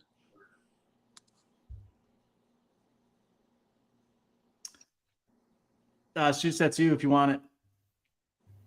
You know, Princeton obviously has kind of established themselves as the powerhouse team in the Three Rivers. They took that loss to Morrison, but it looks like they are back into their regular form, I guess. Is that an accurate assessment?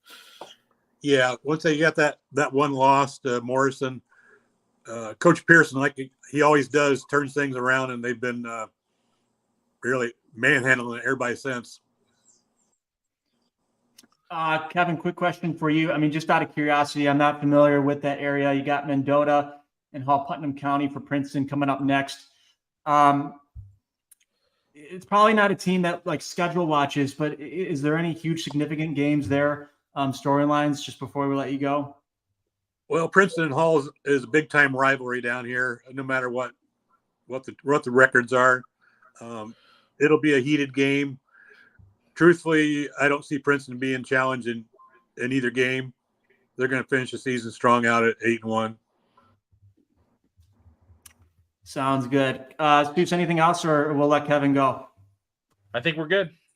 All right, Kevin, thanks so much for joining us. Thanks, guys. Have a good night. All right, that was Kevin Hieronymus from Princeton. Big 42-0 victory over Bureau Valley. Looks like our waiting room. Sorry, I just turned away. There for a second because it looks like there's a block punt in the Marion Central Catholic Aurora Christian game inside the 15-yard line. So things are going on in that game. Yeah, and that's one that we continue to follow each and every night. Looking at Alex Kentucky's Twitter, Christian Benker just had an 80-yard crazy catch and run negated because of an illegal man downfield. And it's the third time it's been called tonight. So just a real back and forth affair there here. Nobody in our chat room for now, so we can just kind of chill. What other games are you looking at right now on your feed? I've still got that St. Rita St. Francis game up. Now that game is just under 8 minutes to play. St. Francis has the ball at about midfield. We're tied at 28. And I don't know how much time is left in that Marion Central Catholic Aurora Christian game, but because they do not have an accurate clock or score on it. So I'm just kind of trying to read what time it is. So just trying to watch that one. It looks like it's a little hazy there too. So can't pick up a scoreboard either, but yeah, the Quincy Sterling game is also on my screen right now, which is getting a little bit wild. That now is 35-33 in favor of Quincy. Sterling just tried a 2-point conversion, did not get it. So 2:07 to play in that one. Lions now officially a winner over Downers Grove North, 17-7. Both teams now 5-2. Souce. So, who's the best team in that division? You know, I think based on what we saw tonight, it might be Glenbard West. That wasn't what I expected.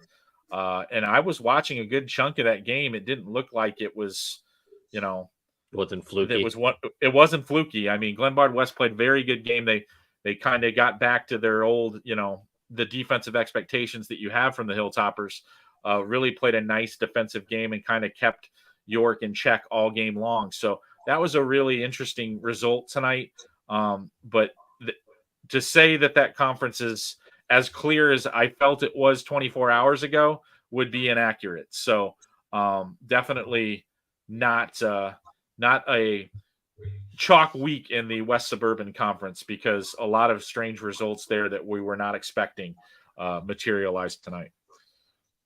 Well, and again, and I mentioned this before, I mean, that was a team that had lost like a lot of their top guys. I mean, 2-3 weeks in, and for them to bounce back and be winning the football games that they are. I mean, it can't be understated. It can't be oversaid enough, in my opinion, context wise. Yeah, definitely. I definitely agree. I'm chuckling over here because I got a final score from Marty Machezek up covering Richmond, Burden, and Johnsburg. That was up. We got a final up there. It's actually not the final score. We got a 48-0, Jimmy. 48-0 for the final score on that one there. He's panicking trying to get that on there. 48-0. There it is. 48-0 Richmond, Burden, a winner there. And I laughed because I thought about to myself how unfortunate it would be to be the team that has to play Richmond Burden after its first regular season loss since 2018, Souce. Yeah, definitely not a situation they've encountered very often. So, I wouldn't want to be. They play angry when they're happy.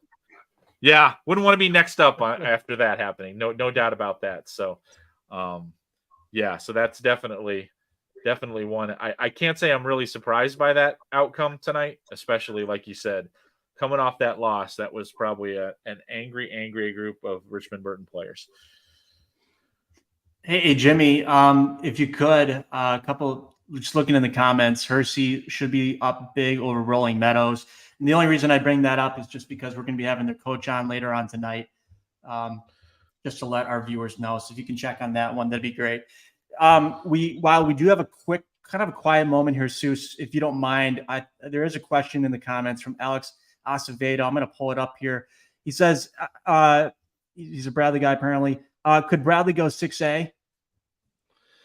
It's a possibility. I wouldn't say it's a strong one. They are, I believe, according to my projections, they're about the fourth smallest Class 7A school. And what I tell people usually at this time of year, one time since I've been doing projections, and I've been doing projections about 25 years now, has a line moved 5 schools between classes this late in the season. The other times you usually see maybe a 1-2, or in an extreme situation, maybe a 3 school move this late in the year. But I wouldn't put it at 0%, but I wouldn't put a very high percentage on Bradley sliding to 6. So hopefully we got that answered for you there, Alex. Thanks so much for joining, and for everybody that's in the comments and putting in scores and participating. We really do appreciate it, whether you're joining us on YouTube or wherever. We really do appreciate it. All right, we do have a final. Thank you, Jimmy. 42-7 over Rolling Meadows. Hersey coach Tom Nelson, who's going to be joining us later on in the show. That's why I bring that up for that one. They were 6-0 entering here tonight, and they continue to roll. I saw Hersey in the playoffs against Batavia last year, and that's really been my only taste of them. But they just continue to churn out wins, and they look to be a tough test once the playoffs do come. Yeah, a team now that I kind of expect to be in the conversation of, one of the teams that probably ends up undefeated, or, sitting at 8-1 at the end of the season. That's just kind of the way that I've grown in with that program. Go ahead. I was going to bring in, are you going to talk about what Alex just tweeted? No, go ahead. If you got something better than I do, I was going to comment on Hersey. Oh, okay. Well, real quickly too, from Alex, he's at that Aurora Christian game in Marion Central. Looks like a blocked punt by Aurora Christian. They recovered They're leaving 27-22 with 3:59 left in the Marion Central 11. So just another quick nugget. What do you got on Hersey? I was just going to say, we've seen over the last couple of years coming out of the Mid-Suburban League, it's become Prospect, that team that was making the deep run in the postseason, Souce. Hersey kind of was before. It went from Hersey to Prospect. Now it seems like it's going back over to Hersey here. Is that team that maybe that has the best chance to make that deep run?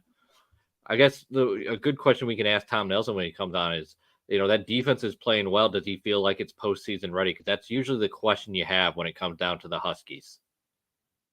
Yeah, I it's one of those things where for them and a lot of the schools like that kind of isolate themselves a little bit, like the mid-suburban schools, the central suburban schools, they kind of keep to their own. So sometimes it's hard to really measure like what's going to happen with those schools against other schools from other conferences. Some of them have bore out really, really well in the postseason, and then in other times maybe they don't. So sometimes it's tough to get a read on, they're good, but how good? That always seems to be kind of an internal debate that I have when I look at those teams. Yeah. We got St. Francis driving here, guys. About 3.5 minutes left in that game. They're in the red zone against St. Rita, tied 28-28. Yeah, I'm watching that as well. I have here up in the up corner here for me. So, yeah, definitely an interesting game here. I don't know what I was expecting from this game, but I guess at this point I should probably expect St. Francis to be heading down to the wire with an opportunity to pull a win out of the fire at this point, because we seem to be doing that every week now. So that must be their new thing.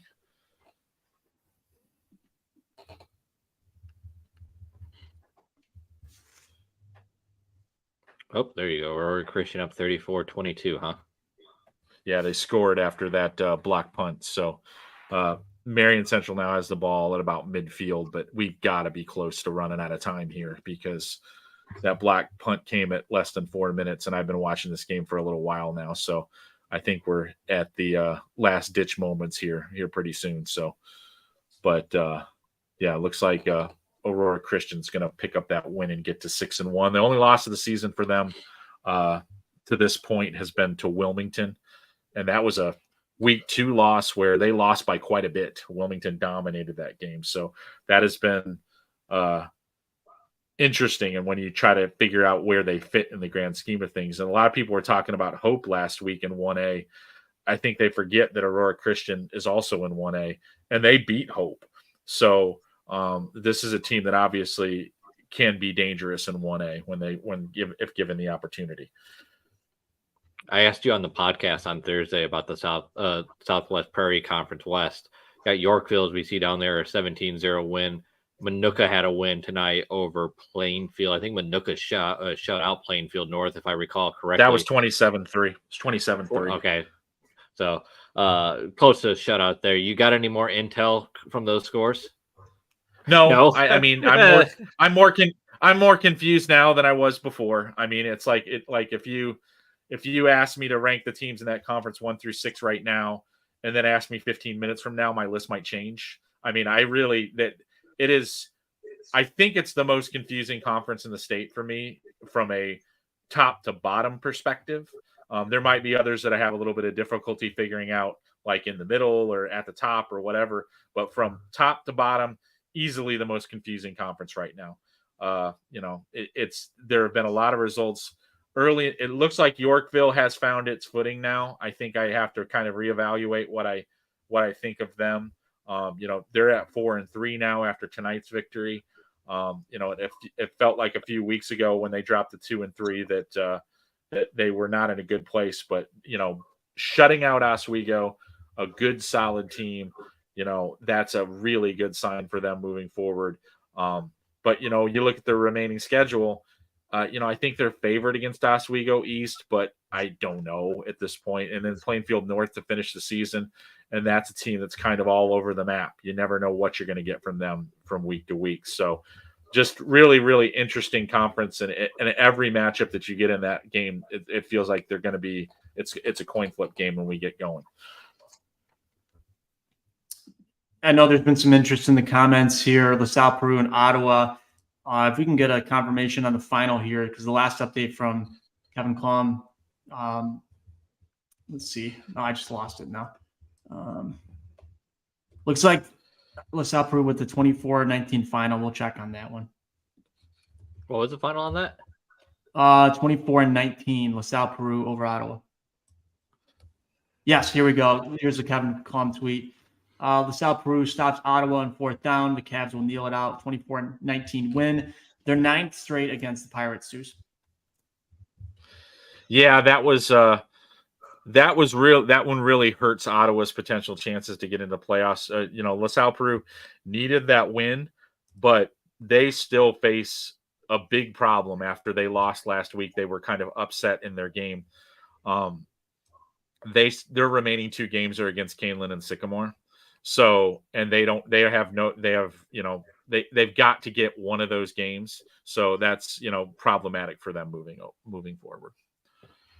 I'm watching something curious unfold, guys, between St. Rita and St. Francis.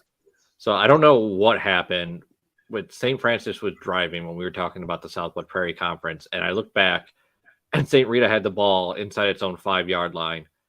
Ended up taking a loss. It was 2nd and 14.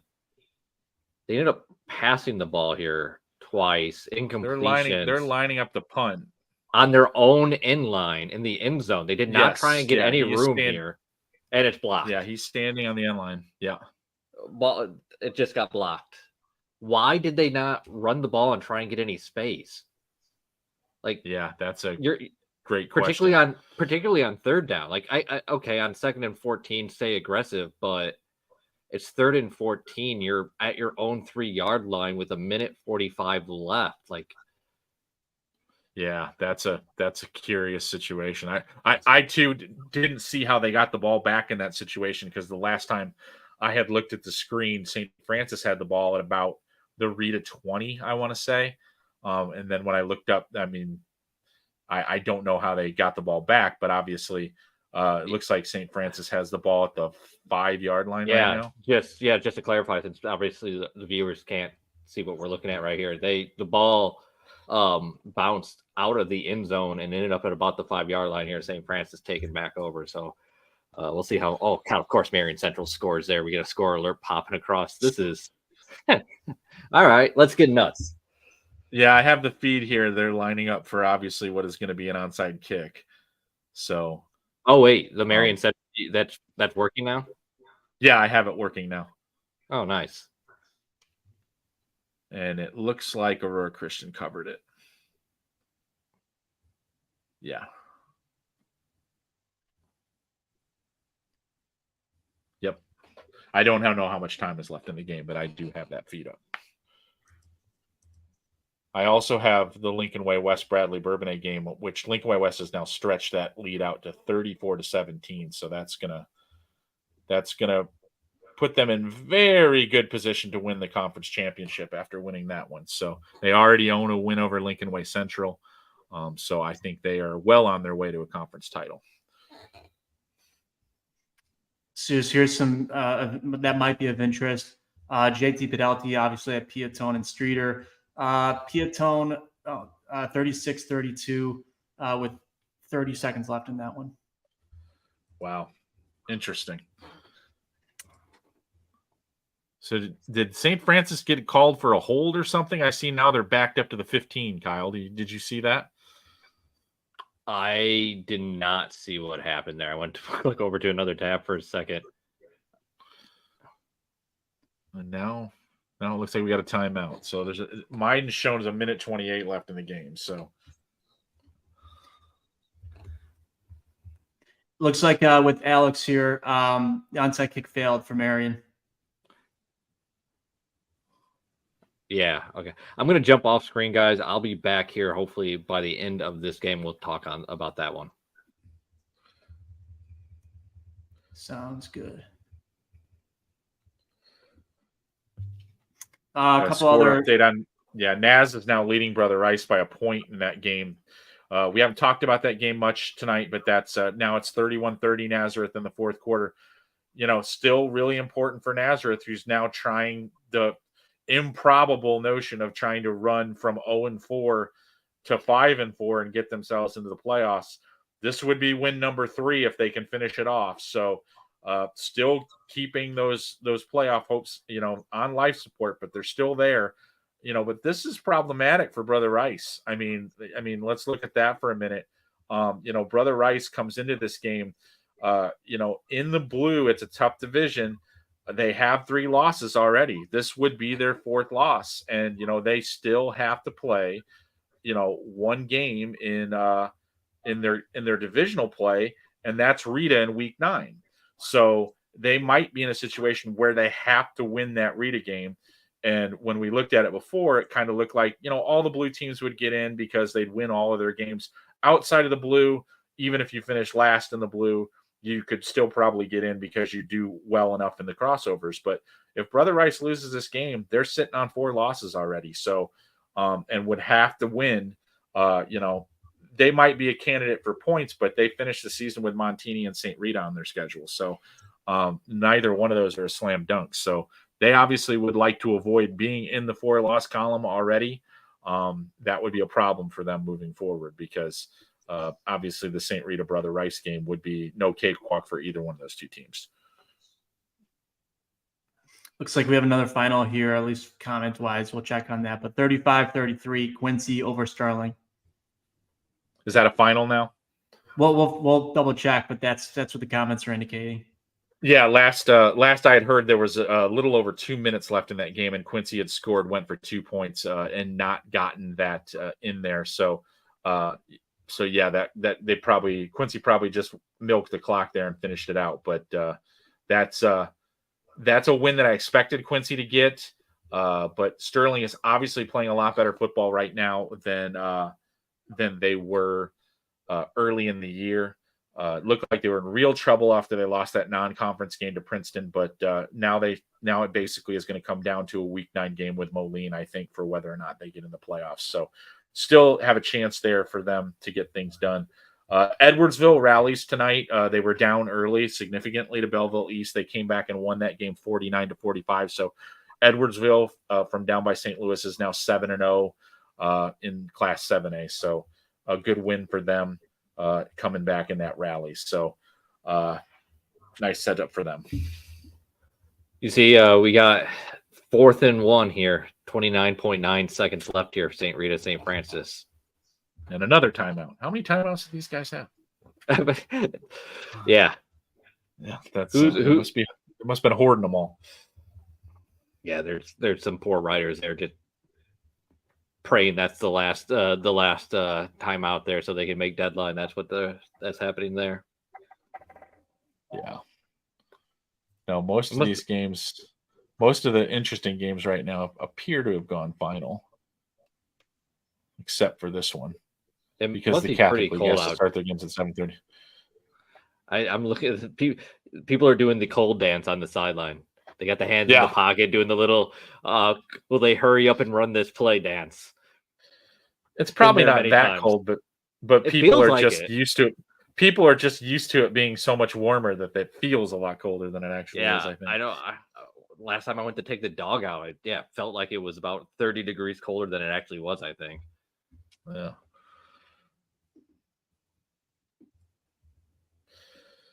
So they're still in the timeout, the longest timeout in American history here.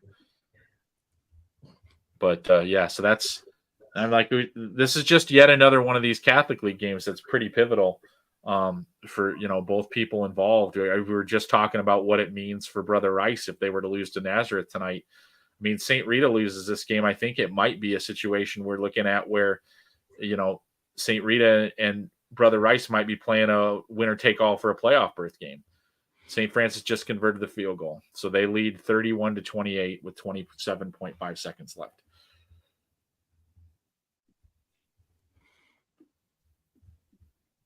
All right, Jake, you want to take it from here, man? Oh, yeah. I got to keep scrolling down and see it here. We're going to jump on with head coach of Glenbard South, Ryan Chrissy. He's going to be joining us live with Friday Night Drive. Coach, you got us? You hear us okay? Got you loud and clear. You got me? Yes, we do. I think probably all best right. night. Thanks so much for carving some time out for us. How are you? Great. I'm fantastic. 3-6 win over West Chicago. So good night. Everyone's healthy, ready to move on to play Glenbard East.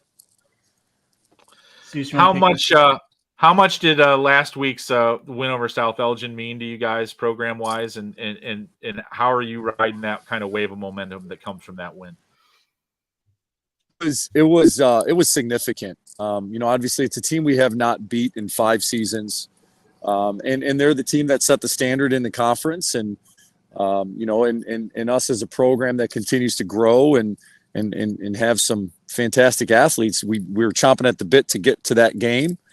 We felt it was finally an opportunity with the kids that we have, the offensive line, the defensive line, the skill that we have, that we didn't need to do anything with any bells and whistles. We could finally go at South Elgin.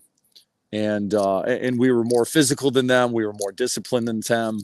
And it was huge. It was probably in the last, 10 years or so, actually maybe since the quarterfinals a long time ago, is maybe the most significant win we've had at Glenbard South in over a decade. Head coach of Glenbard South, Ryan Chrissy, joining us. Coach, I don't get to see your program very much, but I have heard a lot about your junior running back, Monte Clark. Can you just talk about his impact and what he does for your offense? Sure.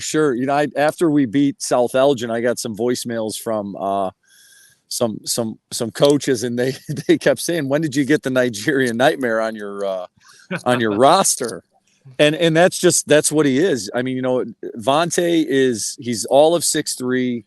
He's 195 pounds, and the kid just runs angry. He runs the way the ball's intended to be run. And with him, he's just so versatile. And against South Elgin, we were running a lot of plays between the tackles, and then when they started loading the box, we started getting the ball in the outside. And even when there isn't anything there for him to take, he takes it anyways. And he just plays with passion and energy that's really unmatched. Interesting game next week with Glenbard East in regards to trying to finish out this regular season strong and put yourself in the best possible position you can in that Class 5A bracket. Yeah, 5A bracket gives me nightmares, right? But yeah, the game against Glenbard East is huge. One, it's a rivalry game. Two, there's huge implications for conference. And then also it goes into playoff seeding. So, the beautiful part is that this is a game that gets you prepared for week 10. So I am confident that we can win that football game, but in the end, it's all about what happens once you get to week 10. And Glenbard East is going to pose a lot of issues and reasons for concern. They're athletic, they're fast, they're well coached, they're physical. But I think we match up really well against them. All right, Coach. I think that's it for us tonight. Again, thanks so much for joining after the game. All right. Thank you, guys. Appreciate it. All right. That was head coach Ryan Chrissy, Glenbard South, 48-6 win, West Chicago. Hey, Kyle, we do have another coach stand by. Do we want to go to commercial or do we want to hit him? I'm assuming we want to get to Coach here and let him get out of here. Yeah, go ahead, Jeff. Bring Adam on. Okay, I'll bring Adam on. All right, with that, we're going to go right into St. Lawrence head coach Adam Neeson joining us on FridayNightLive.com, or Friday Night Live, excuse me. Coach, big win over Marmion. Looks to be a 31-6 final. St. Lawrence has been cooking. What are your just initial thoughts after a big win here? I think it was a good win for us. It was our homecoming game, so always used to trying to avoid a lot of the distractions of homecoming and get the guys ready to play, Friday night. So I thought we did a good job staying focused. Marmion's a really tough team, coached very well. So had a little bit of a slow start, comparatively speaking, to what we've had in weeks past. But we kind of clicked halfway through the second quarter and, ended up on top. Coach, I know Aaron Ball's had a lot to do with your offensive success. What was his game tonight? What was his game like for you tonight? He did okay.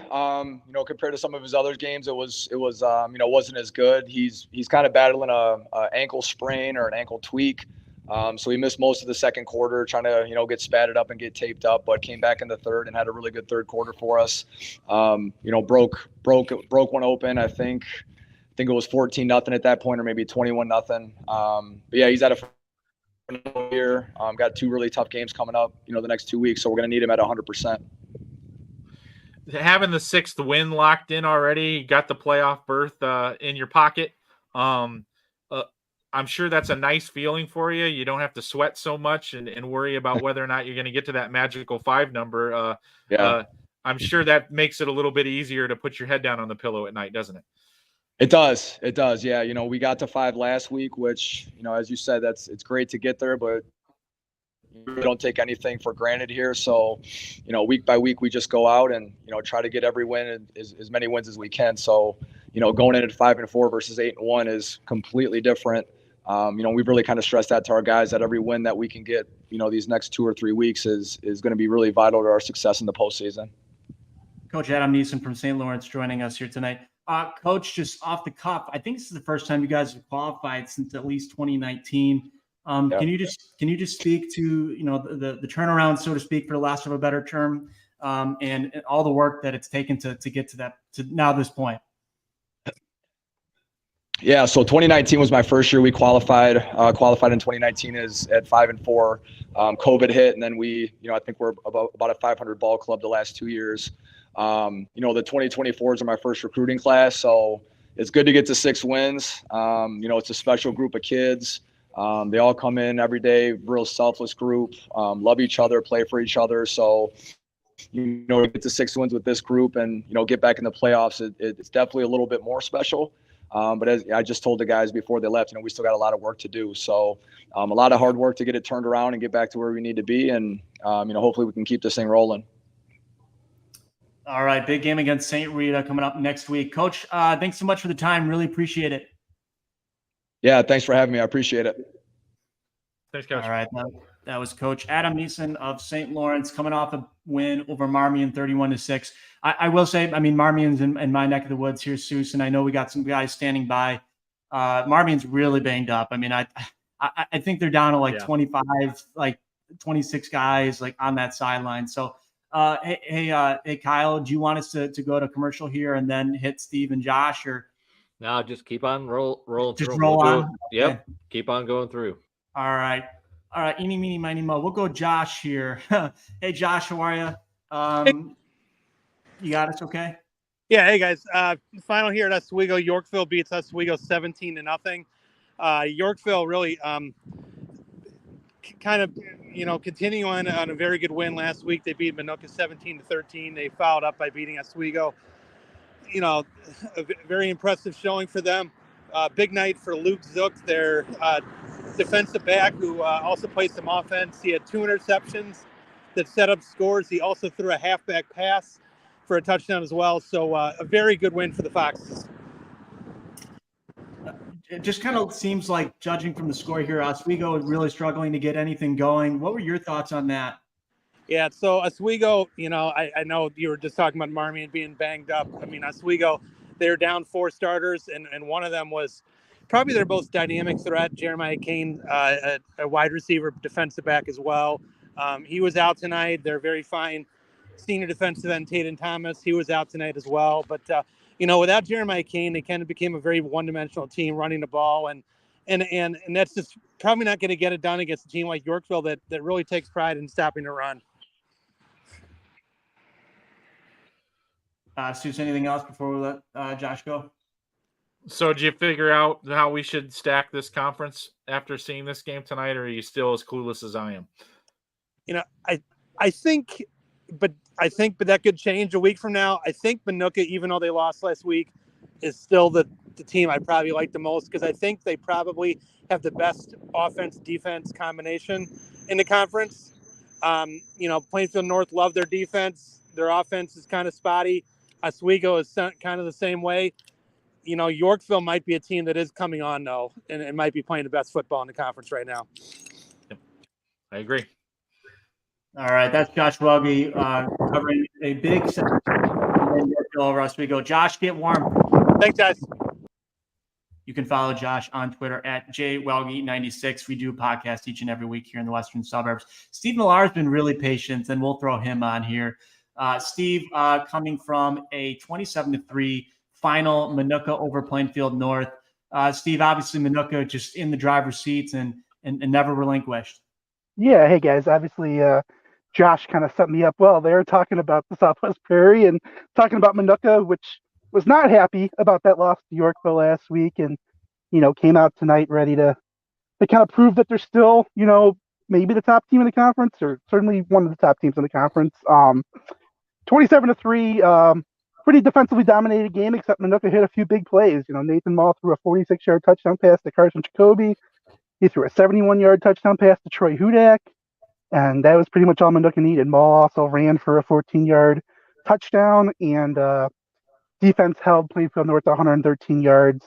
Caden Garcia, senior up front on the D-line, had a big night with a sack, a fumble recovery in the quarterback's face pretty much all night. And, Plainfield North really could not get anything going against the Minooka defense.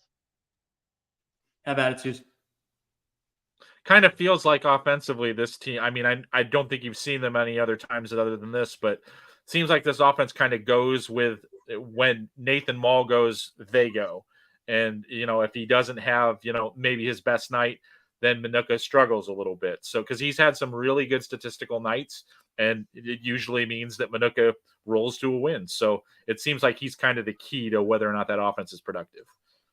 Yeah, I think teams try to stack the line a little bit and take away the Minooka run.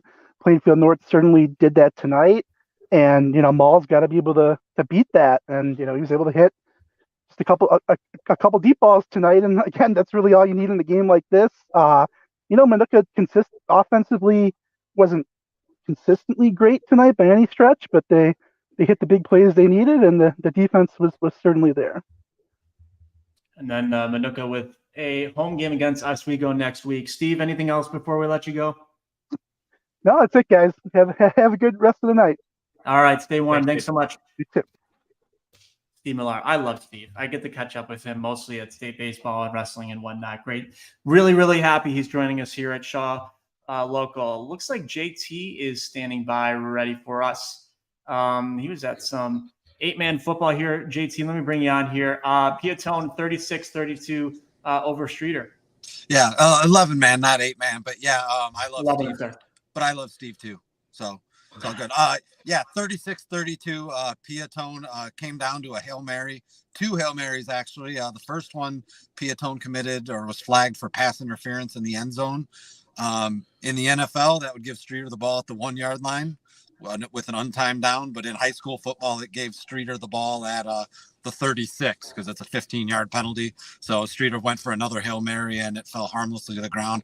Just a fantastic football game. Piatone rushed for over 400 yards, scored with 31.5 seconds left. Jaden Rodriguez with a 1-yard plunge. He finished with 223 yards rushing. Christian Benning threw for 297 yards for Streeter. His favorite target, Matt Williamson, had 172 yards receiving.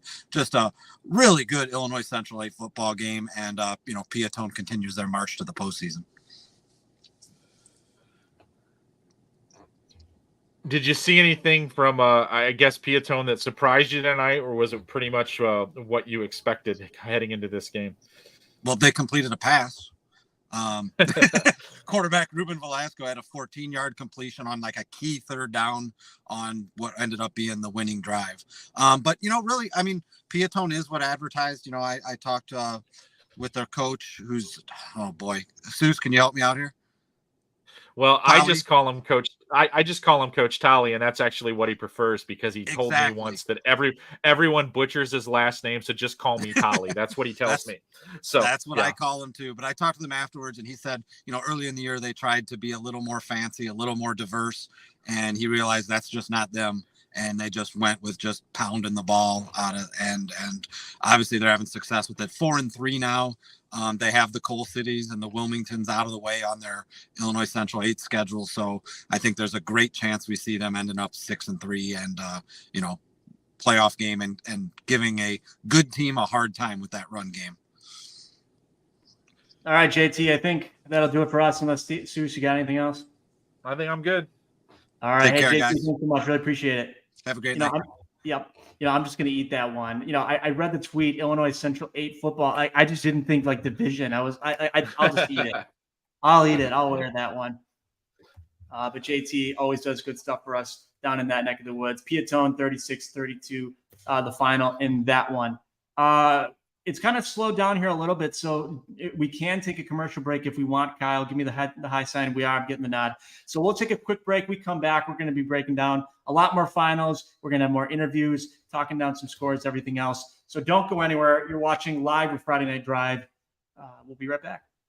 Come to Candlelight Inn, home of the original Chicken George and Jan Sauce. Dine in, carry out, and catering available. Located in Rock Falls and Sterling, Illinois, as well as Clinton, Iowa. Come try our original Chicken George today.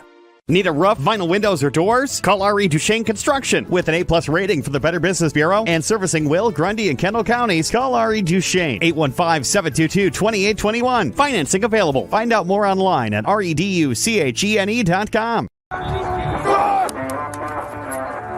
going to come right down to the wire.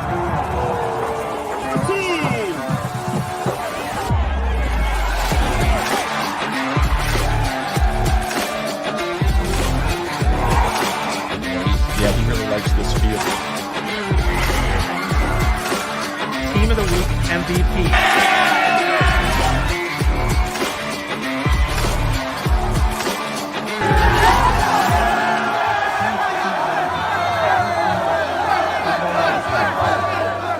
I like Reich. I like Reich. Since 2016, it's been my privilege to represent the people of the 63rd District. I want to continue representing you as an independent voice in Springfield. I like Reich. We like Reich.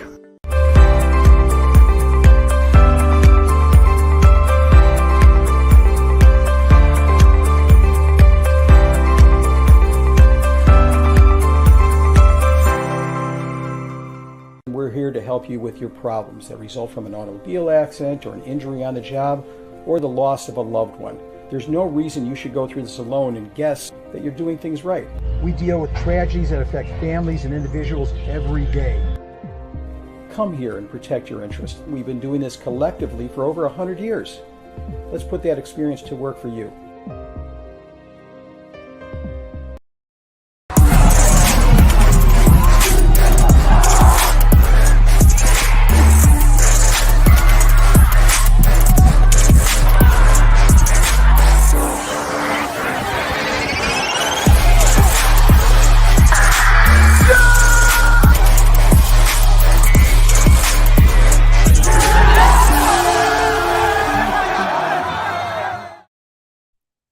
And we're back. Welcome back to Live with Friday Night Drive. Jake Bartelson, joined by Steve Soucie. Thanks so much for making us a part of your night. If you've been sitting with us from the very beginning at 8 o'clock or just joining us, getting in your cars, trying to warm up a little bit, we really do appreciate it. Seuss, during that commercial break are a couple scores that have caught your eye here. It's kind of slowed down with some reporters joining in. Well, the first one that obviously we talked about it a little bit earlier, we didn't know how it was going to come out. Nazareth with that 31-30 win over Brother Rice. That's twofold interesting to me. It once again, I mentioned it before, keeps Nazareth's slim playoff hopes still intact. I mean, they're now 3-4 after starting the season 0-4. I think they're going to try to do it again with us. They obviously need to continue to run the table to do it. But they have some interesting games left. It's going to be. Do you know who they have left? I know it's St. Francis in week 9. Give me a second here. I'll get the week 8. The week 8 was one. I think the week 8 was one that I thought that they would get. But the week 9 one with St. Francis, I was like, yeah, week 8 they have Marian Catholic, which is a game that I think that they can win. So Yeah, I think we will go in. We will go in. I think we'll go into week 9 with Naz being 4-4 and needing a win over St. Francis to get in. But they're also a strong candidate to if we need 4-win teams, they're going to have a ton of playoff points. So they would be definitely in that conversation if they get to 4. That's what I was just going to ask you, is if they got to 4, they still probably going to get in if we end up needing teams there. Yeah. Yeah. And another one that I just saw, it came across the board there, and I saw it also on another feed. Sandberg's 42-27 win over Bolingbrook. That's a real problem for Bolingbrook.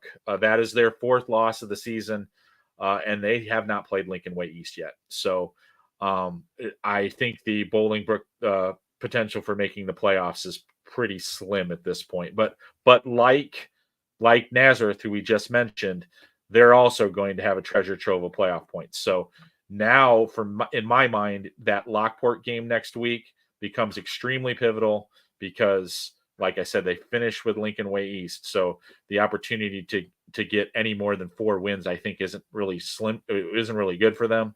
So that's definitely telling in regards to there are quite a few teams tonight that are picking up their 4th loss. I haven't had an opportunity to sort through all of them yet, but there are teams out there that I am stunned right now that I'm talking about them in the conversation of 4 losses.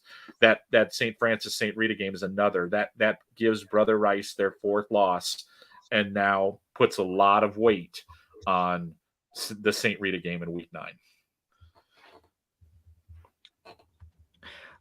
Did we had a question in the chat from Grant Bachleitner earlier asking if Stillman Valley beat Genoa Kingston. I believe that was a 12-0 final for Stillman, right? I don't think that final's right, but I do think they won. I think it was I think it was 20-12. 20-12. Okay. That's why I was at, because something Jimmy's saying 2012. Okay. Yeah. Yeah, something was fishy with what I had seen, so that's why I wanted to ask. That was a pretty important win for Stillman in regards to their Big Northern status, because I hadn't really realized this. I actually learned this from listening to JT and Eddie in their podcast. I forgot that Stillman Valley hasn't played Byron yet. So obviously they couldn't afford to get themselves in a situation where they had 4 losses and had to win out. So they avoided that with that win tonight. So because they still have to play Byron on their schedule. Byron, actually, this is kind of, they get Stillman Valley week 9. They get Dixon next week, a matchup there of undefeated teams. Dan Wuso, who covers the Sauk Valley area for us. I was talking with him, doing some planning earlier today. He gets his first trip out to watch Byron football next week, Seuss. Wow.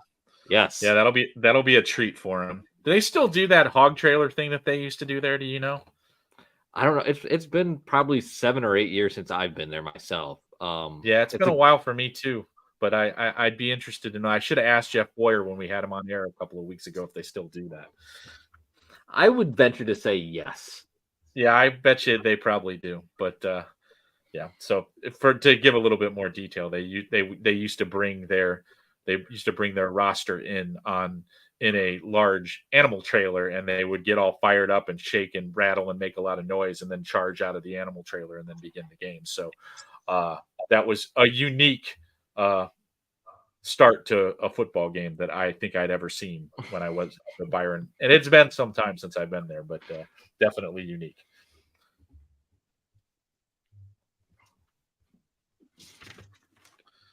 Is it just me, or do we have like an absurd amount of games already wrapped up for 10-20?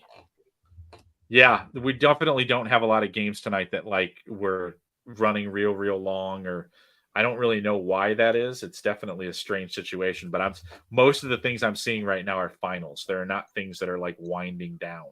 So definitely an interesting week in terms of that. So I mean, even the Catholic League, which starts their games later than most, I think almost every one of those games has gone final, or at least I've seen a grand majority of the league's finals. So that's definitely a unique situation.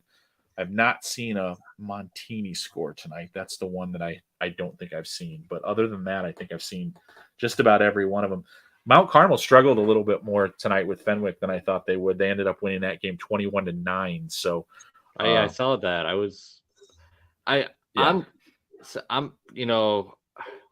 I'm interested to hear from all of our reporters when we get back. The very last play of the St. Rita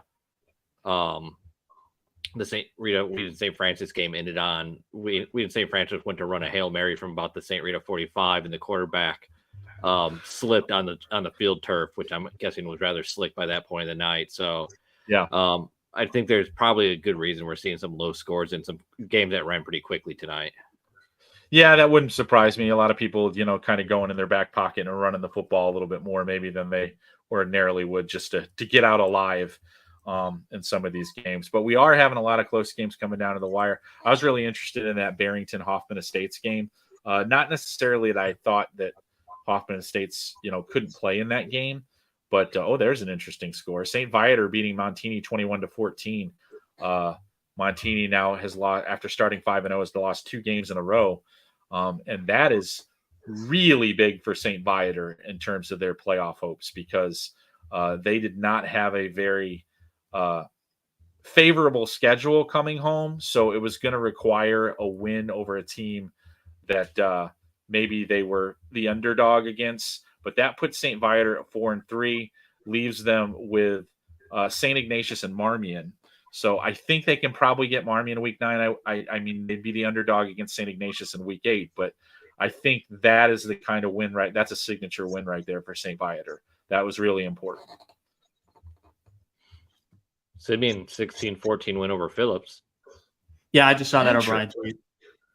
Yeah, interesting. That's Simeon is not quite the Simeon that we're used to. Yeah, I saw week 1. But Phillips. I mean, I'd heard some things about them being kind of young and inexperienced, but it feels like they're playing a lot better. Over the second half of the, as we get into the second half, deeper into the season, because early in the year they were overwhelmed when they played Batavia, and a lot of teams would be in that situation. But it seems like they've been a lot more competitive, and once they've gotten back into the public league, they've kind of put some things together. So definitely a good showing for them. Hey guys, we got a comment from Paul McAndrews. Hey Steve and hey Kyle. Hersher 42, Lyle 20 final. Steve, you're doing a great job. Kyle, keep up the great work tonight. Look at the positivity. I like it. You should feel left out. You should feel left out. He didn't mention you at all, Jake. We're gonna have to get not including you. Not including you. Yeah, this is my only second week. I'm still earning stripes here, so that's okay. I like to give Paul the business. He's a longtime buddy of mine, so Paul has saved me at many a Hersher athletic event with helping me keep stats. So Paul's a good buddy. Man. He's a good man. Yeah. So, but definitely some interesting results tonight. The week is, I'm starting to wonder, about St. Francis and whether or not we need to check in to get some heart attack messages. Can I cut you off? Off here? Look, we do have head coach of Hersey, Tom Nelson, here in the chat, so we'll just throw him up. Hey, Coach, how are you? Can you hear us okay? I can hear you guys great. How are we doing? We're doing okay. Thanks so much for joining us. A big 42-7 win over Rolling Meadows. Obviously, you guys are cruising at this point in the season, but just what's your takeaway of your football team, obviously, to this point? Yeah, we got a great group, obviously. Tremendous players. They're executing at a high level right now. It's fun to watch them compete. Coach, obviously, we've really been rolling along, especially on the defensive side of the ball. Can you speak to a little bit to that and how well that unit has played in general? I mean, it seems like almost every week I'm looking at that scoreboard and you're keeping people to 10 or less, or a touchdown or a field goal or just something. It really feels like your defense is excelling right now. Yeah, they're playing really fundamentally sound football. They're arriving with bad intentions, and they're executing at a high level. Everybody's doing their 111th, and it's showing on Friday night. Obviously, they're extremely well coached by Coach Donatucci, who's our defensive coordinator, IHSA Hall of Famer. So we feel really good about that unit. I really like that statement, arriving with bad intentions. Can I steal that? Absolutely. Go ahead and take it, Soucie. Coach, I haven't seen your group since the Batavia playoff game last year. I love offense, and I'm just looking. Carson Grove, wide receiver for you, entering this week, 39 catches, 900 yards.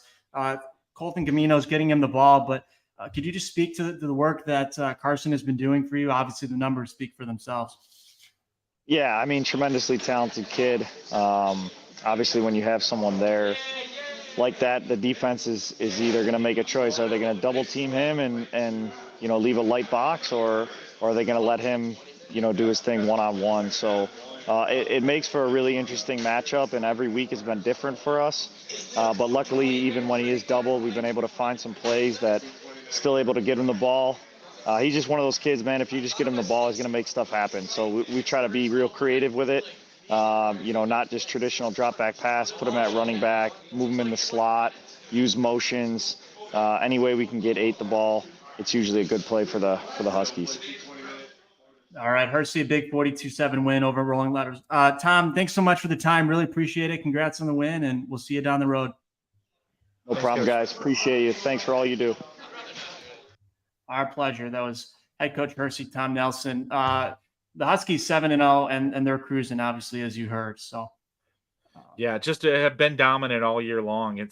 It's almost surprising at this point in time if an opponent is competitive with them. That's really kind of the way that they've played. They've had very few even remote games this season, and right now I think I'd just be trying to fight off complacency more than anything else as they get prepared for what could be a really favorable draw in 7A. So that's definitely they seem to be angling right now for potentially running the table and probably being a top 5 seed when all is said and done. Yeah, I mean, if memory serves, going back to last year, like I think they were undefeated going into that one at 10-0. Like the train's been rolling, since last November. So yeah, they've definitely found a nice groove for themselves, and that's a program that has really kind of established themselves as being definitely noteworthy. It's been a little bit of time, Soucie. We do have some downtime. Neil, do we want to throw up a highlight package? We can do that if you're ready.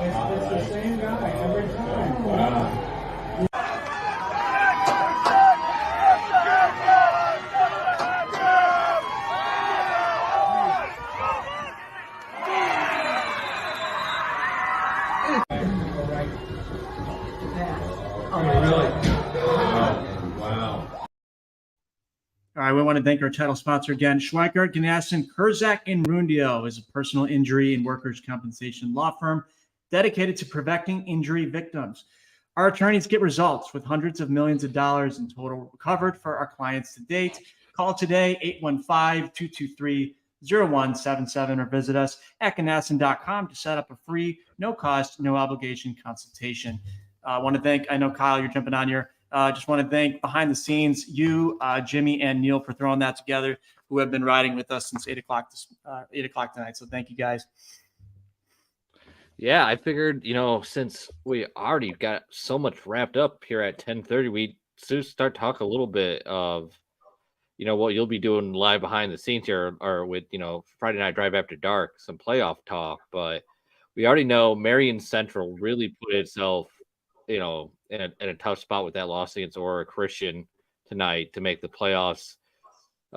Who else here is really going to have a tough time? Well, I just saw another score that just popped over the line, and I thought this was kind of a toss-up game.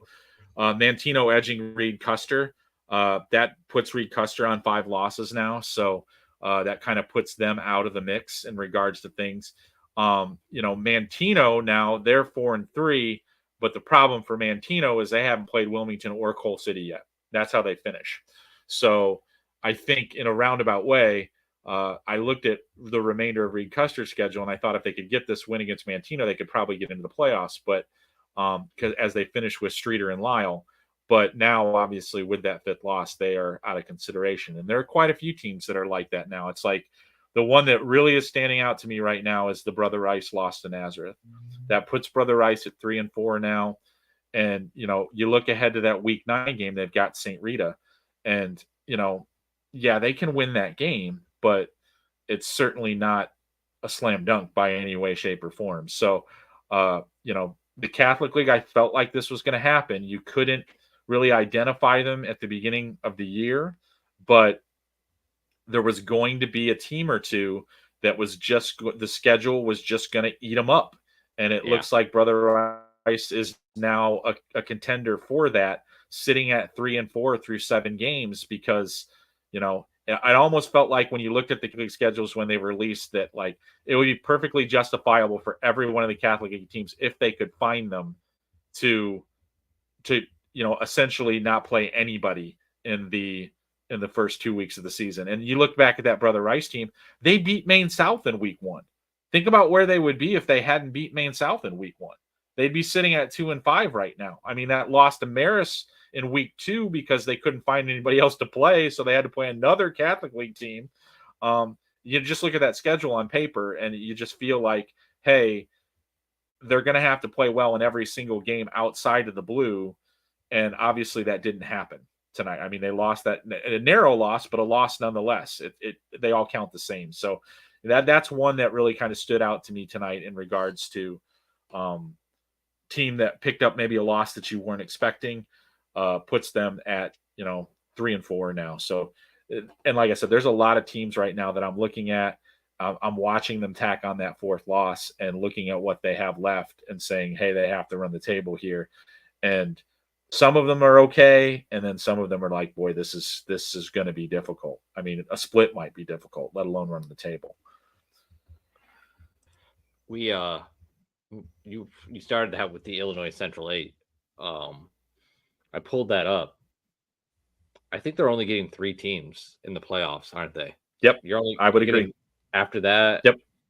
Unless Mantino upsets Wilmington or Coal City, all you're getting, because Peatone beat Streeter tonight, so you're getting Wilmington, Coal City, and Peatone. So that opens up what that does there is that just opens up another potential spot for a 4-win team, doesn't it? Because that's kind of the argument that you can make, because you can find them. Like, you can look at some of the teams that, like, I had in my projection before now, like Reed Custer was one of those teams, for example. They won't be in the next one. You know, I'm going to have to after their loss tonight, I'm going to have to take a real hard look at Marion Central Catholic, because, to be honest with you, I don't know if I like their odds in that week 9 game against Wheaton Academy. So, you know, they might be another team that is out. And every time that happens, if you don't have a team jumping up and picking up a win, and so far, I haven't seen anybody tonight that like has jumped up from being a team that I thought was going to be 4-5 to winning tonight over an opponent that I didn't think that they would beat, to getting themselves in the 5-4 conversation. That doesn't mean they don't exist. I mean, I'm only getting kind of a small cross section of what has really happened all over the state, but usually when that happens, you're right. That's what it leads to. Another opportunity for a 4-5 team to get in on points, because we won't have enough teams getting to 5. But conferences like the Illinois Central 8 that are likely only going to produce 3 bids, when it's a conference that usually produces 4 and sometimes 5, if you have that happen in multiple conferences, and it kind of looks like that's what's going to happen, there are several others that have the same situation that is forming. Those bids have to go somewhere. And usually what ends up happening is those bids end up going to 4-win teams. So I think my projection will reflect that this week, barring a whole bunch of results that I haven't seen that are different than that. But yeah, those are really telling, and pointing out something like the Illinois Central 8 is exactly why this will happen, is that you will have teams that you're kind of thinking most years are probably in a candidacy for, 5 wins, maybe 6 wins. That conference isn't going to produce more than, I don't really think, more than 3 teams that will make the postseason.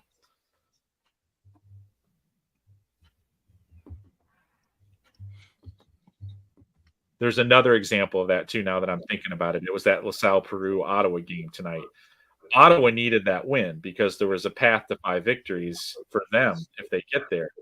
But with LaSalle Peru losing in week 6 to a team that they weren't expected to lose to, that just makes it that much harder for them to get to 5 victories because of the remaining schedule. So Ottawa had a little bit more fortuitous schedule on their side.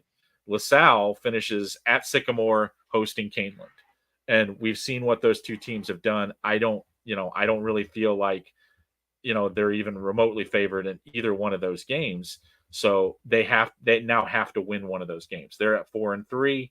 They would have gotten that win last week. They would be sitting at 5-2 right now, and there would be essentially no pressure to win either one of those games. So those are the kinds of layers that you get into when you have, and I've talked about this a lot heading into this week. There's just a lot of teams right now that are sitting there with 3 and 4 losses with 2 to go that you're just not used to seeing with 3 or 4 losses at this stage. So usually they have a little bit of breathing room, and there's going to be I think we're going to have an absolute ton of 4-4 games against one another in week 9. I can't forecast that quite yet, but it will be interesting to see how many. I think we're going to have a bunch of them. I think we're going to have a crazy week 9 where we're going to have a whole bunch of teams that are fighting for the proverbial playoff lives. It should make for a fascinating week 9, but a horrible night for your friendly neighborhood playoff projectionist, because that will be very, very difficult for me to parse out.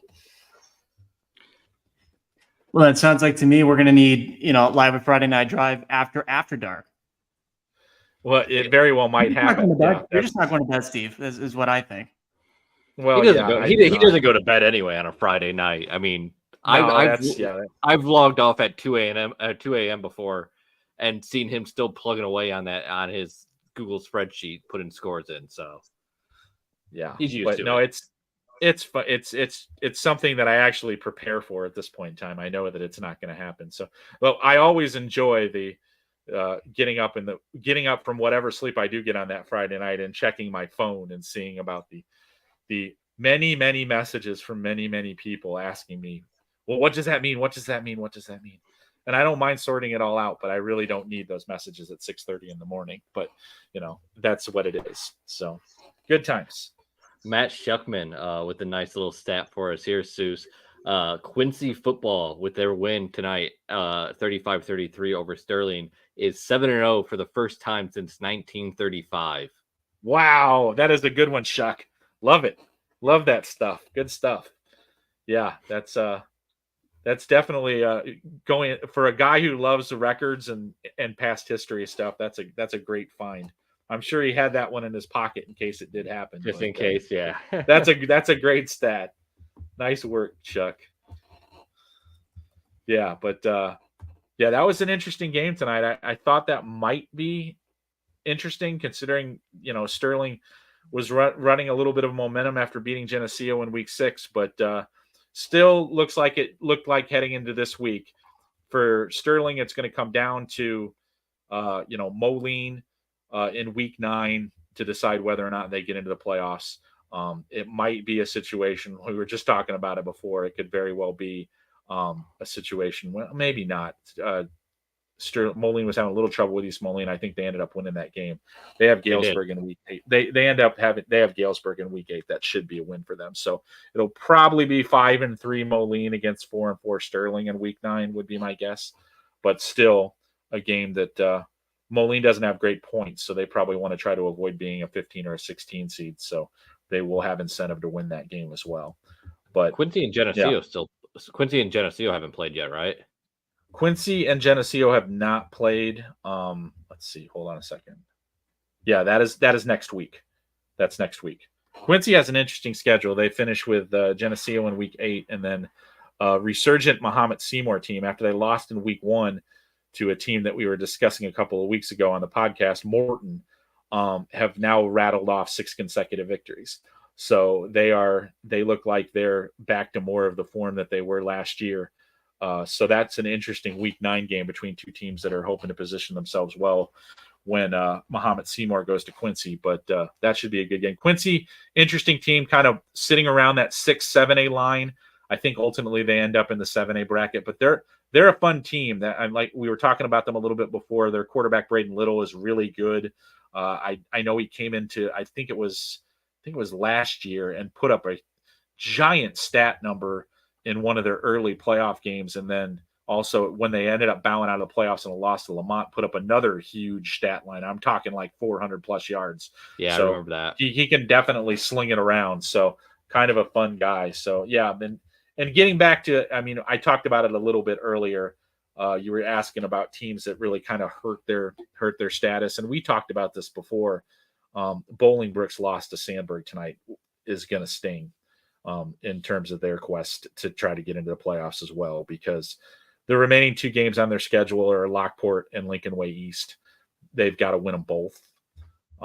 They do have a lot of playoff points, so they'd be in contention if they got one of those 2. But let's be honest, Lincoln Way East is a monster. So I don't like their odds of pulling off that upset. And Lockport has kind of had Bolingbrook's number in the past too. So really kind of an uphill climb for the Raiders. Jake, you're going with the Coke tonight instead of the Monster, man.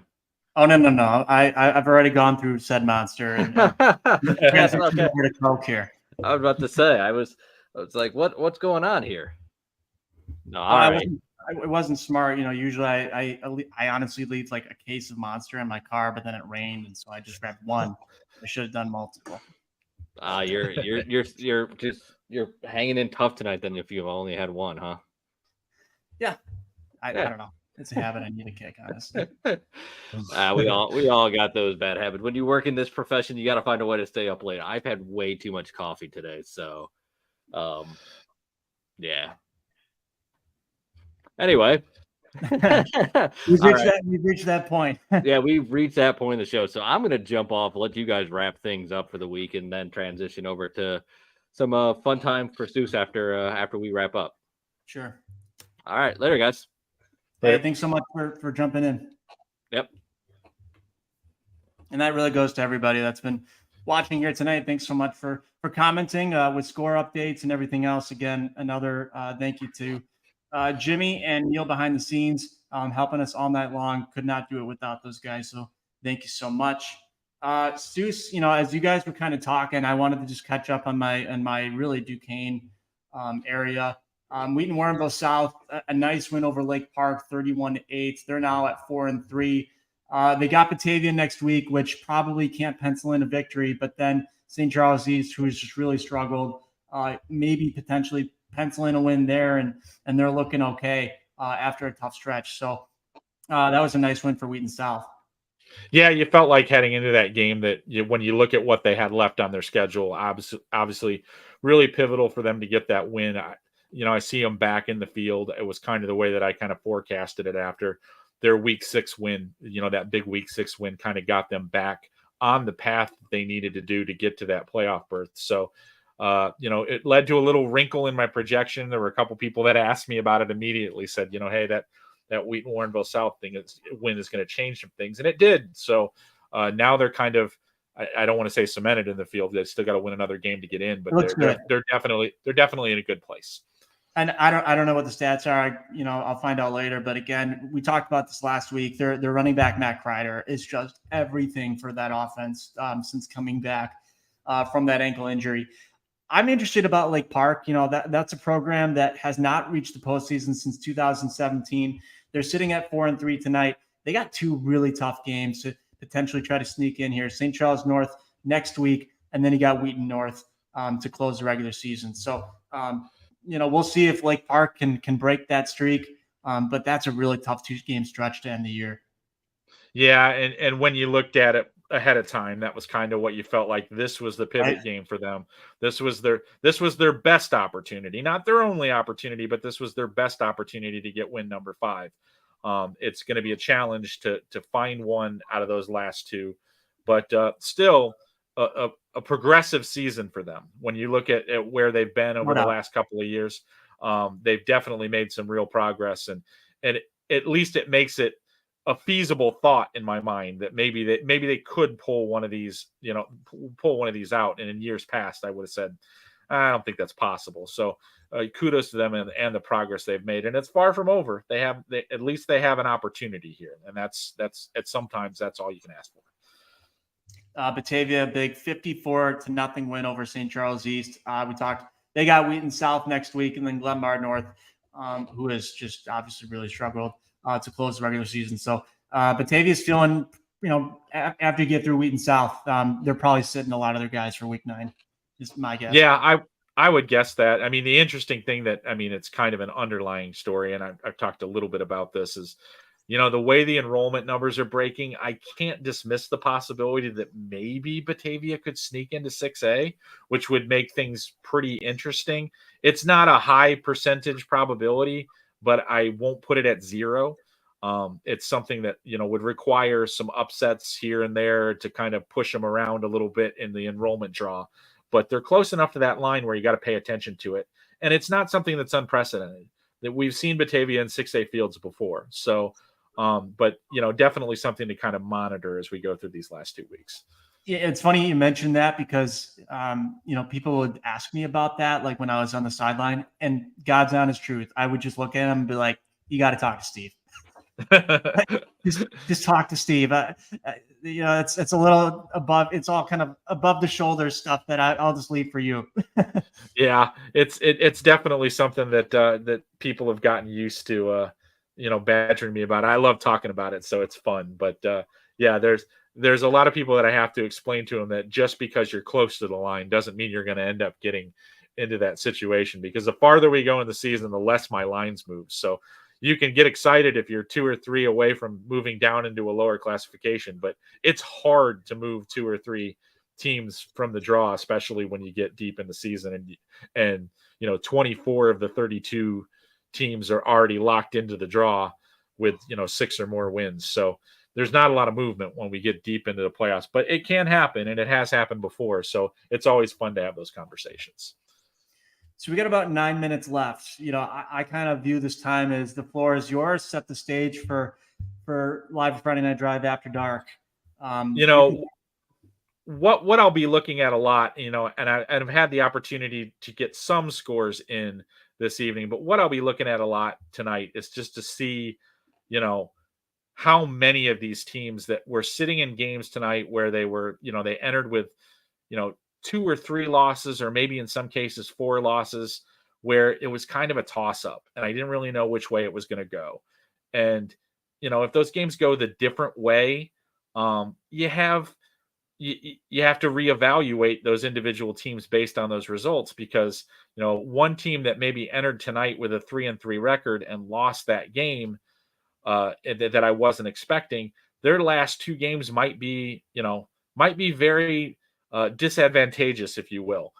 So, all of a sudden their fortunes have changed because of the result in week 7. So for me tonight, the interesting thing is going to be looking to see, how many teams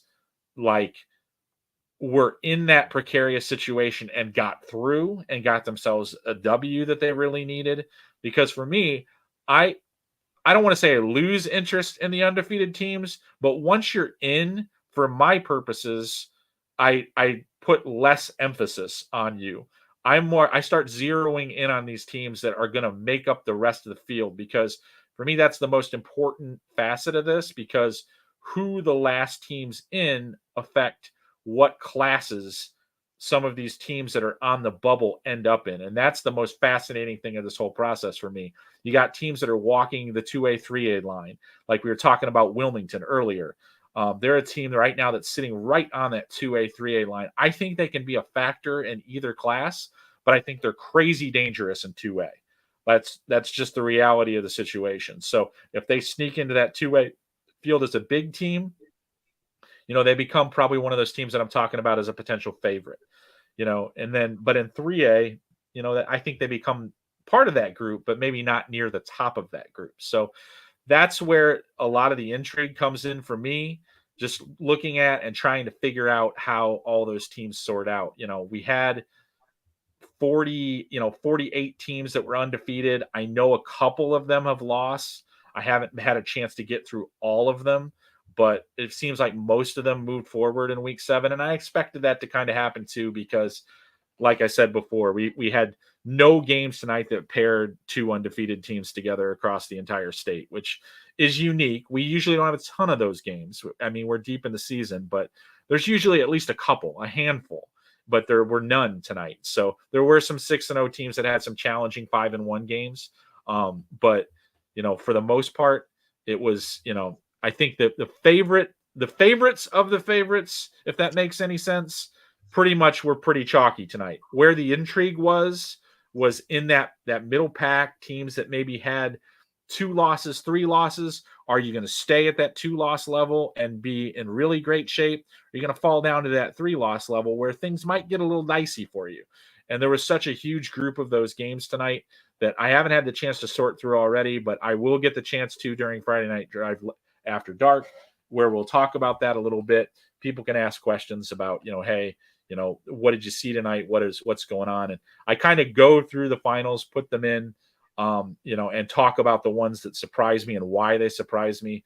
And then hopefully at the end of tonight, I won't have the chance to dig completely in, but I will have a chance to take like a snapshot and give myself an idea of what I think we're going to see. And I hope to have a little bit of a concrete opinion on that 4-win debate, on like where I think that line changed or moved, or if it stayed the same. Last week I had 6 teams making the field with 4 victories. I think that number on initial snap here, I think we might have a few more that are entering that conversation. So definitely an interesting night in that perspective. And it's what I expected. I expected that middle trove of games, teams with 2, 3, and 4 losses, to be where the intrigue was tonight. And we had a lot of great games in that area. You probably touch on this in your After Dark show. So again, like once the stream ends closer to 11 o'clock, don't go anywhere. Steve is coming back, even though if we formally end this one. So for those that have stuck with us through since 8 o'clock, or if you're just joining us and getting back home, we really do appreciate it. Steve, before we get there, the question that came to my mind was like best win, like, of all the games we talked about tonight, best win for you. I think the one that really stands out is Glenbard West. That's the one when I look back at it. If you would have said, hey, pick an upset from tonight, it would have taken me a long time to get to Glenbard West from that list. So a really nice win for them. They have played so much better in the second half of the season. And now for me, it becomes really intriguing to see what class they end up in, because they're another one of those fence riders between 7 and 8A. So I think right now they're trending towards 8A, but it's once again, it's another thing that we kind of have to ferret out. So definitely an interesting situation. Before we sign off tonight, again, just a couple quick thank yous before we send it off to everybody that has joined in the conversation in the comments. Thank you so much. To the coaches that jumped in after their games: Adam Neeson of St. Lawrence, Ryan Chrissy, Glenbard South, Dan Tito, Joliet West, Anthony Sheehan for Richards, and John Konecki, Crete Money. Gentlemen, thank you so much. To all of our reporters that jumped in at halftime at the end of the games, we really do appreciate it. Jimmy and Neil behind the scenes, you guys killed it as always. Thank you so much. Kyle, thanks for jumping in. My name is Jake Bartelson. That's Steve Soucie. Don't go anywhere. He's going to be doing his After Dark segment. But that'll do it for Live at Friday Night Drive tonight. Thanks so much. We'll be back next week, Friday, from 8 to 11. We'll do it again. Come to Candlelight Inn, home of the original Chicken George and Jan Sauce. Dine in, carry out, and catering available. Located in Rock Falls and Sterling, Illinois, as well as Clinton, Iowa. Come try our original Chicken George today. Need a roof, vinyl windows, or doors? Call R.E. Duchesne Construction. With an A+ rating for the Better Business Bureau and servicing Will, Grundy, and Kendall counties, call R.E. Duchesne. 815-722-2821. Financing available. Find out more online at reduchene.com. Are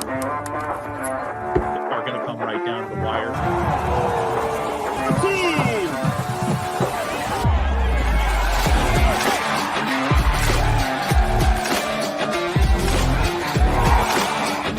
Yeah, he really likes this field. Team of the Week MVP.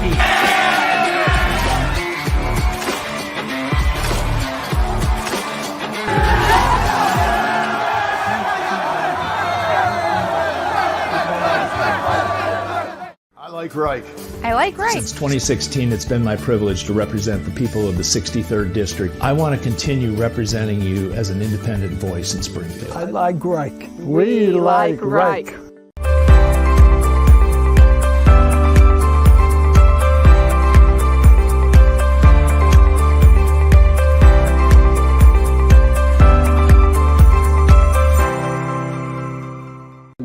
help you with your problems that result from an automobile accident or an injury on the job or the loss of a loved one. There's no reason you should go through this alone and guess that you're doing things right. We deal with tragedies that affect families and individuals every day. Come here and protect your interest. We've been doing this collectively for over 100 years. Let's put that experience to work for you.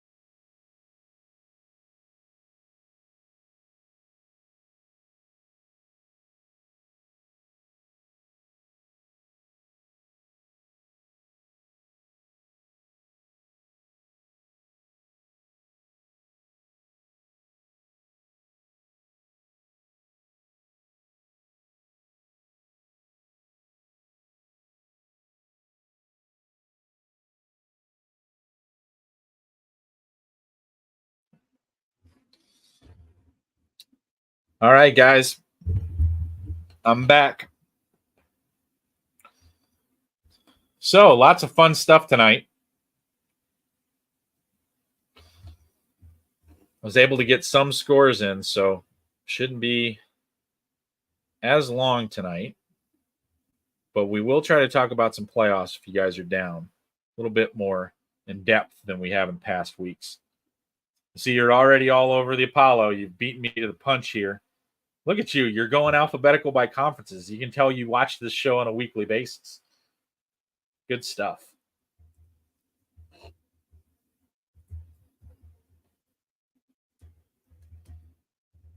So I'm going through the Apollo scores right now. Michael has provided me with the one that I was missing. Muhammad Seymour's really on a roll right now. Throttling Effingham tonight. That's a good win.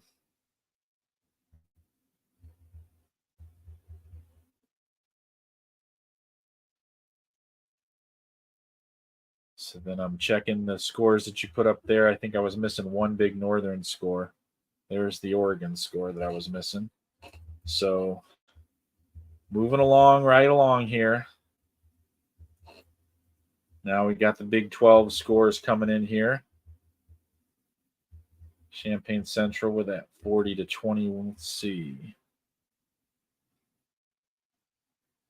West Peoria 52-12. Peoria easily over Bloomington tonight. That's a Bloomington team that's really moving along nicely. Okay. All right, so then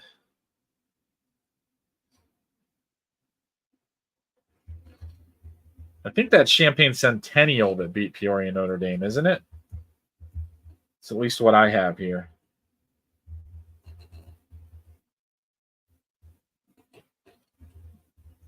Danville, Champaign Central is Saturday.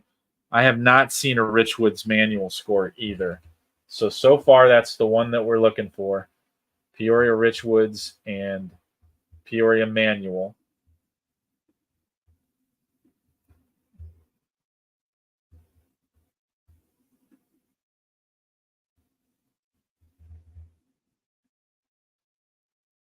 I'm moving around a little bit here, trying to see if I can track that one down before moving to the next conference. Richwoods 21-0. Okay, thank you.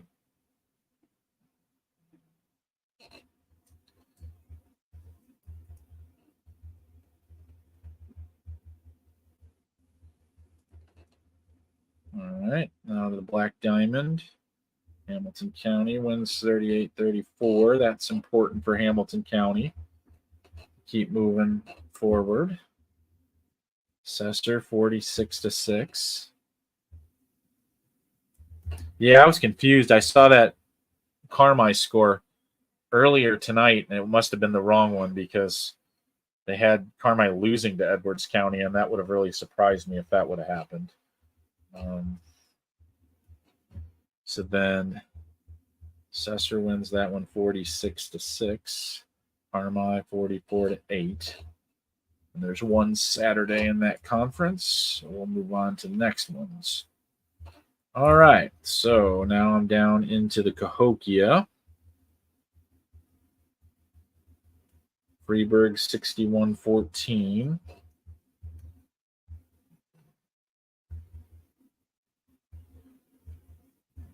Breeze Central with a, let's see here, lost to Roxana. That's interesting. I wasn't sure about Roxana, but that's definitely a nice win for them. Salem nipping Columbia.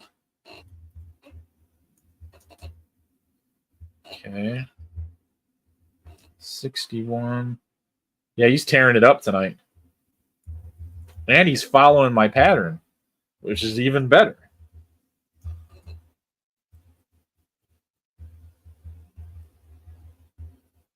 Okay, now I'm going to go to the Cahokia, Illinois side of it.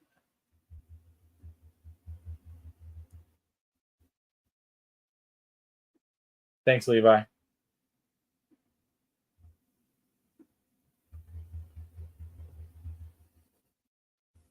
Okay, so those scores are all in.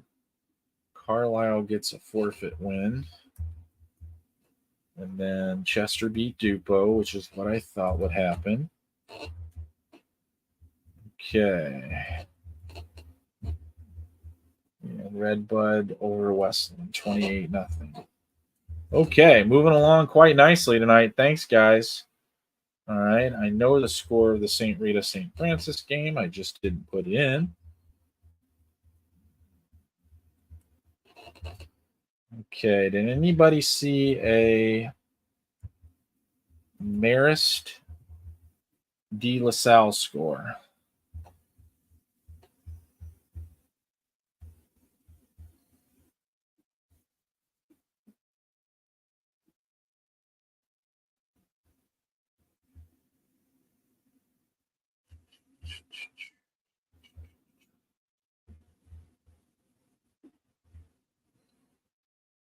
Okay, I'm going to check the one place that I checked for these. Thank you, Levi. I also didn't see a Joliet Catholic final. I know they won comfortably. I just never saw a final.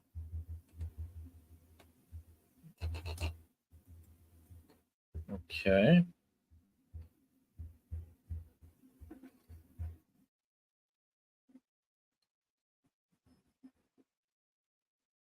Joliet Catholic Leo is the one that I'm trying to track down. I just found it, 49-8. Thank you, guys.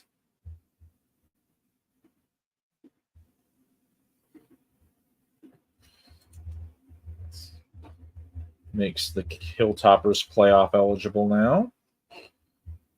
Leo drops to 1-6. Okay.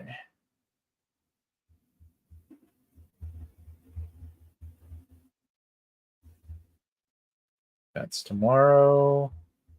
St. Ignatius 150 to 28.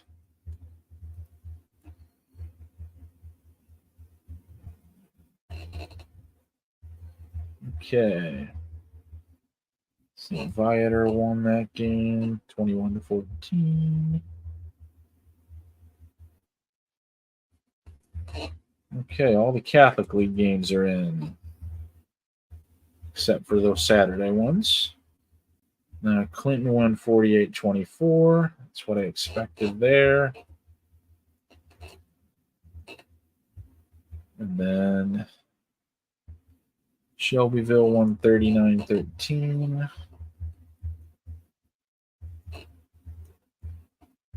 Clinton wins 48-24. 48. Tuscola wins 52-33. Okay, now we're moving.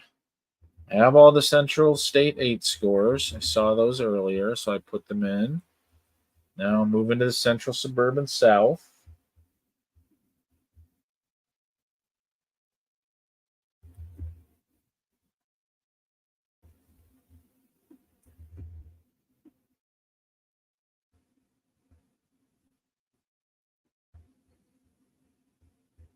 Evanston over Deerfield. I think that hurts Deerfield pretty bad, if I'm not mistaken. They should be okay. I think they'll still get through.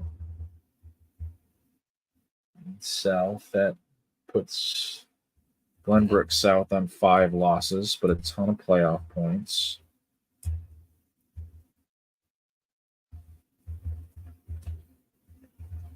Uh, 45-36. Okay. And then the other one, Highland Park over Niles West. It's closer than I thought. Maine West wins 48-7. Okay, everything seems to be going, for the most part, the way I expected them to go so far tonight. A couple of upsets around the state, but at least in the ones that we have gone through so far, pretty much what I expected. And then Glenbrook North.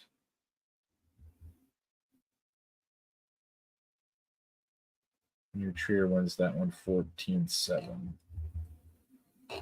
Okay.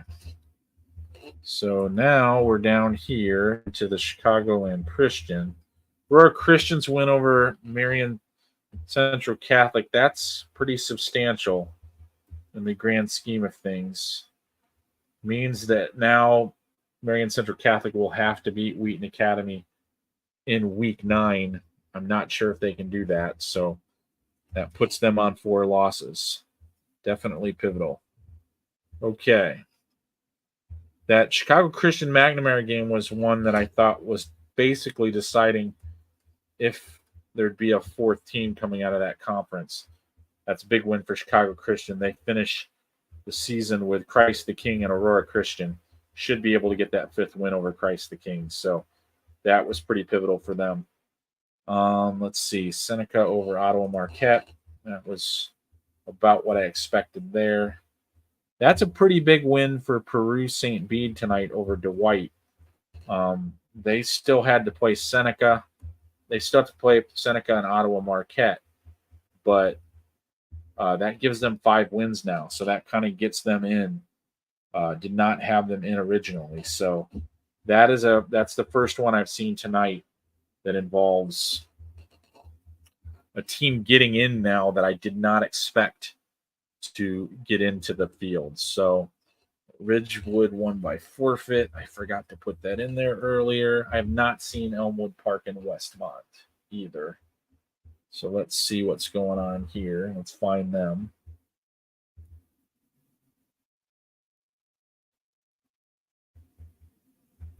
Elmwood Park won that game 42-6.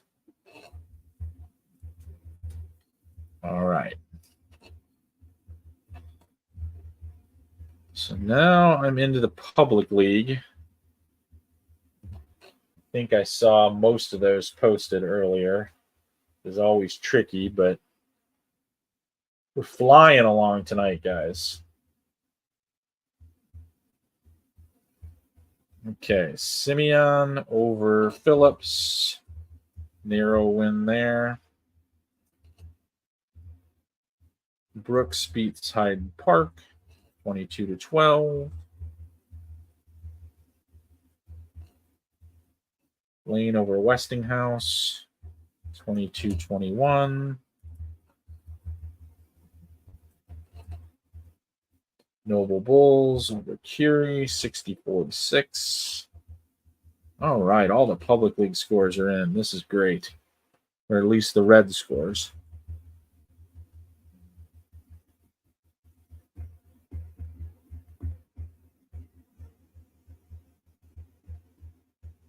Well, holy heck. I have all the public league scores, don't I?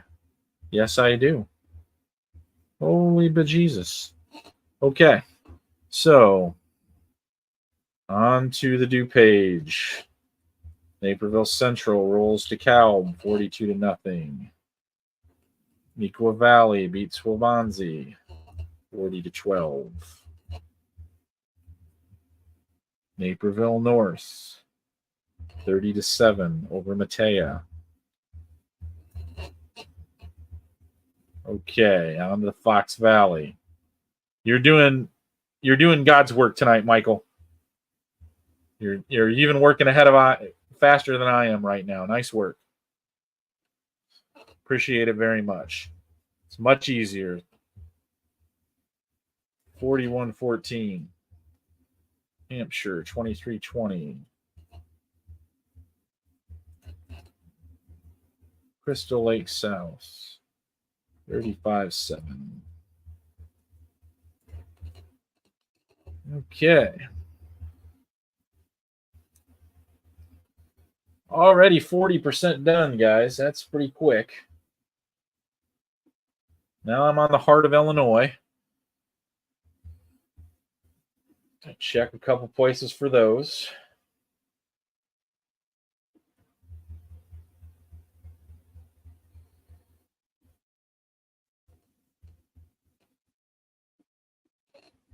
All right. Right now I'm looking for...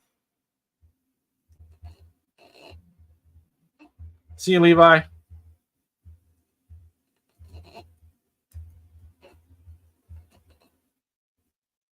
Right now I'm looking for Tri-Valley and Ridgeview and Deer Creek, Mackinac, and Tremont.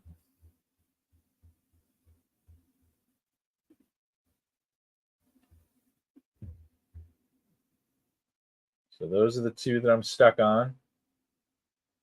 Haven't looked through all of my sources yet. Michael's been so fast tonight that I haven't even needed to dig in.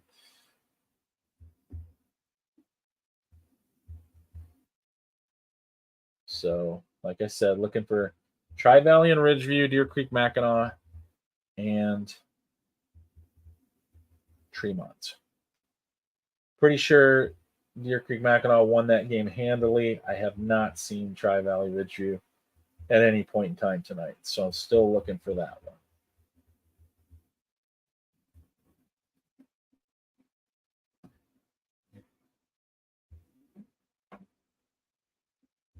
Okay.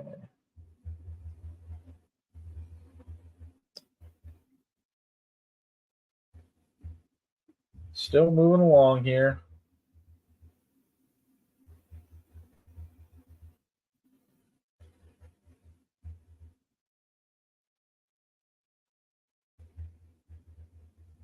Kind of educating myself as I go here. There were some scores tonight that just I did not see. So now I'm catching up on them. Repeating, the chasers that I'm looking for are Tri-Valley and Ridgeview, and Tremont and Deer Creek, Mackinac, both from the heart of Illinois Large.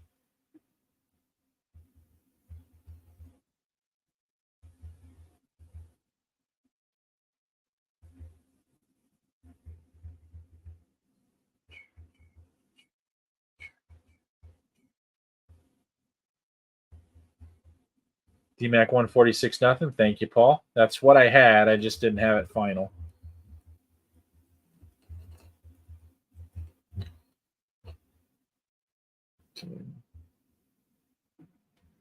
Hayworth 40-19.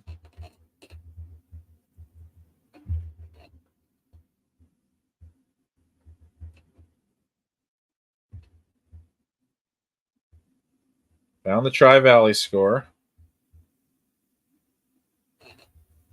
50-6 in favor of Tri-Valley. So now we're moving into the small, looking for Fieldcrest and Fisher.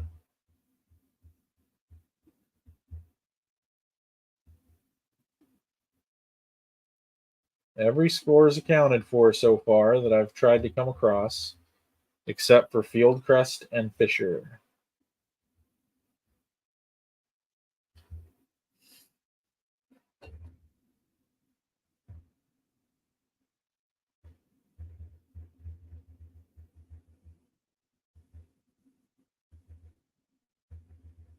Saw a surprising score for later on. I'll put that one in a little bit later, but Eisenhower losing to Evergreen Park was a deviation from what I thought would happen tonight. Okay, so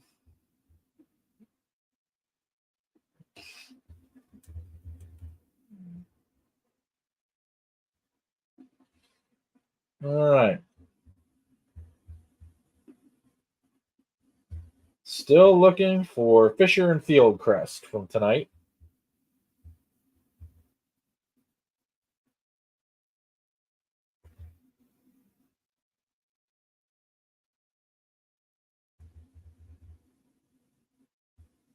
Just found it. 40-0 in favor of Fieldcrest. Okay. On to the Illini Prairie.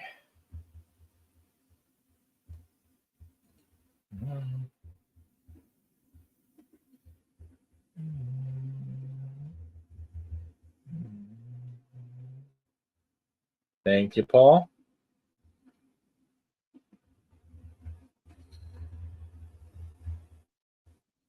Okay. St. Joe Ogden over Pontiac.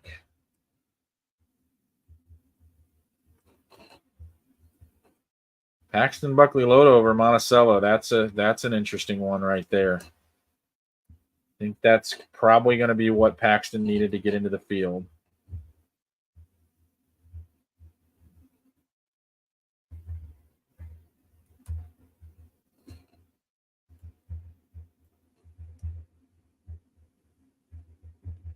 Keep Monticello out? Maybe. Okay. So that might just be a spot swap with Paxton and Monticello. Looking for a Bloomington Central Catholic Illinois Valley Central score and a Tolono Unity Rantoul score out of that conference. Prairie Central plays tomorrow.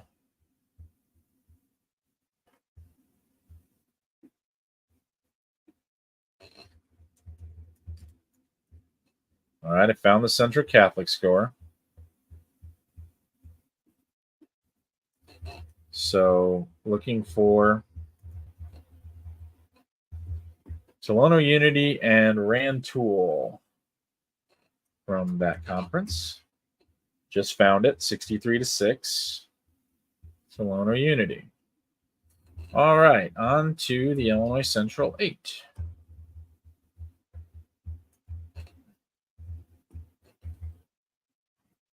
Wilmington with that win over Coal City. I didn't put that one in, but I knew it.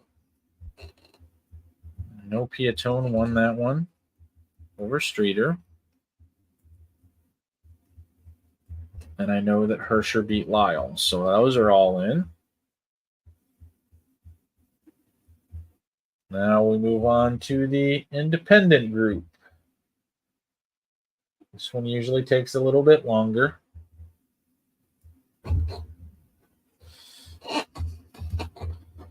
Not even close to midnight. We're half done. That's crazy town.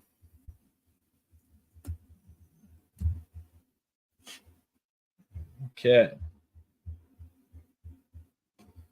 So now we're checking out the independent. These are usually tricky ones, but let's see what we got to start. Okay. Looking for a Quincy Notre Dame, Decatur St. Teresa score. I know that Quincy Notre Dame. Yeah, I will be able to talk some brackets today. Maybe a little bit more of an overview of where I think people are going to fall, but I will, especially considering how quickly we're getting these scores in here. I think we'll be able to talk a little bit.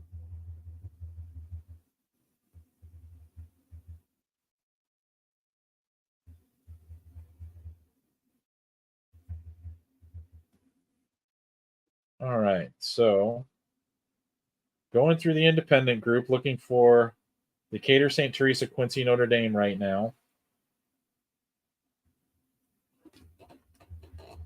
Wow, Collinsville really gave Marion the business tonight. 57-0. Granite City loses to Mount Vernon. Okay.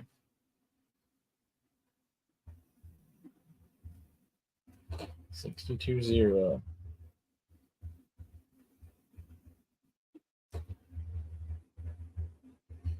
All right, so like I said, looking for St. Teresa, Quincy Notre Dame final.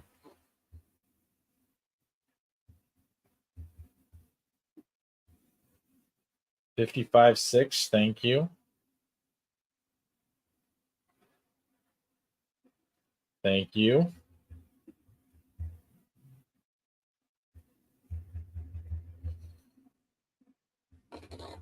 Looking for Red Hill and Madison. That might be tomorrow. I'm not convinced that that's tonight, but okay.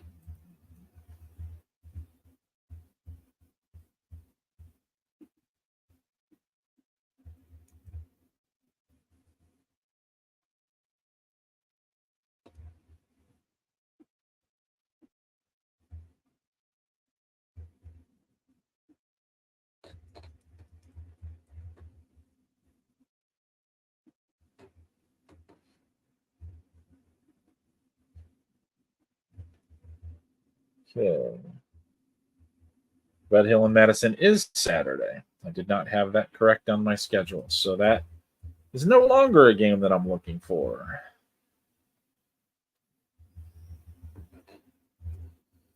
Okay, the independents are done.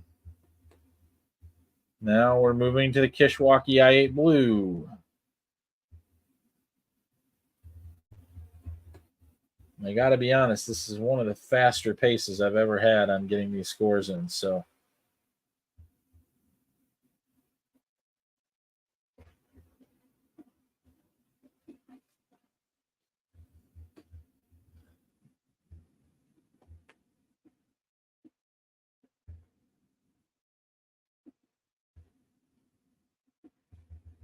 all right. So looking for a couple of scores here.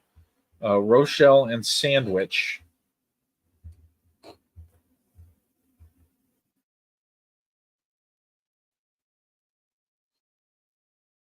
I'm looking at those Wivik scores because I was interested in how a couple of those games would come out tonight, particularly that Unity Beardstown game. So, all right. Thank you, Michael, for those. Appreciate it. All right. I'm looking for Caneland and Marengo. And thank you for the Rochelle score. That was the other one that I was looking for. Also looking for Plano and Harvard.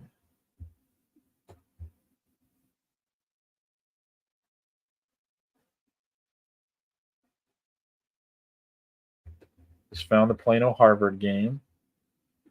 35-0 for Plano. Harvard. Okay. Kalen 45-0. Thank you, Michael.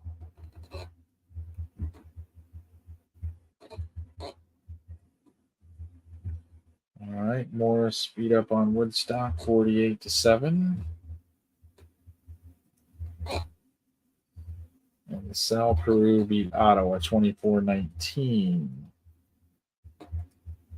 Okay, on to the Lincoln Prairie.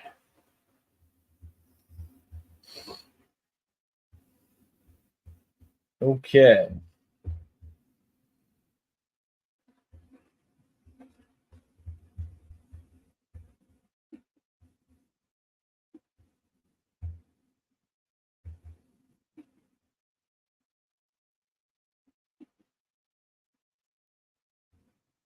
Lincoln Prairie.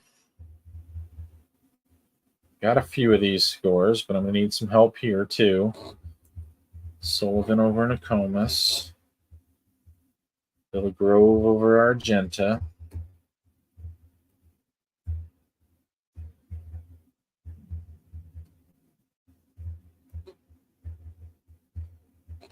Okay, looking for Arcola and Sangamon Valley. And Arthur and Cerro Gordo.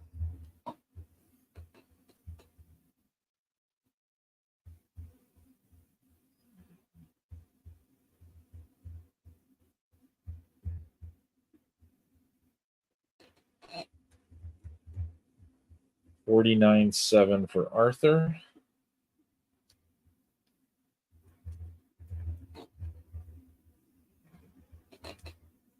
Now I'm looking for Arcola and there we go. Thank you, Michael. 35-14. All right.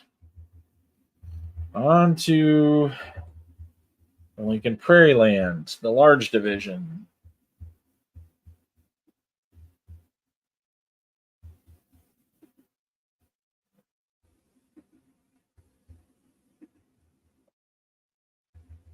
Okay, need a whole bunch of them here. Pretty much anybody in this conference. Okay, Animon Wethersfield beats Farmington 33-15.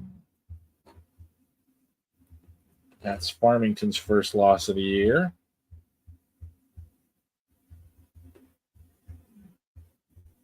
Looking for Knoxville and West Hancock. Just found it, 47-26 Knoxville.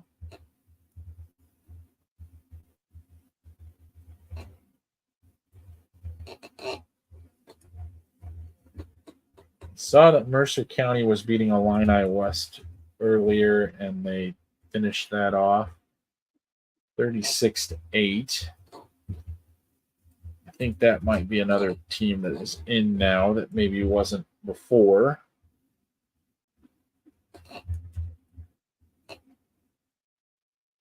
Okay, I got a score for Macomb and Elmwood that I don't think is right. So if anybody could confirm Macomb and Elmwood tonight, I would appreciate it.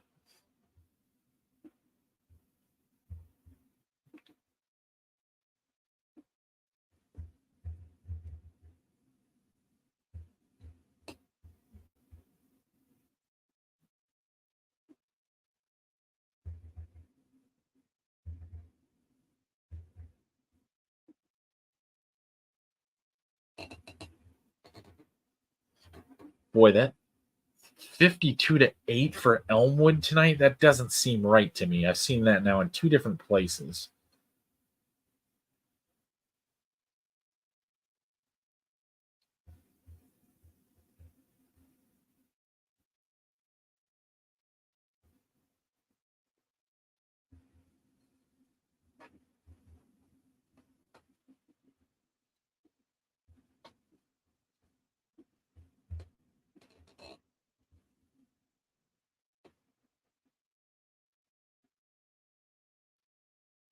Okay. Boy, that's a somewhat surprising result. Not only in who won it, but the gap of who won it.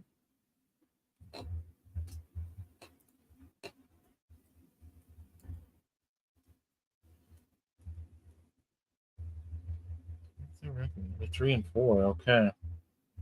Yeah, Mercer County next week, so I think that means they're in trouble. All right, Lewistown. Stark County and Princeville. It's my next missing score.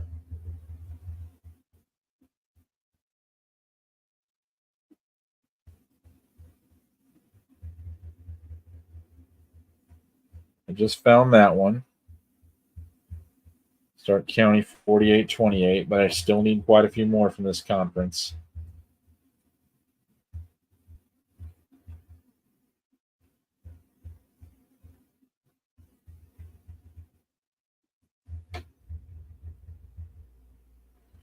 $45-16 roll. Well,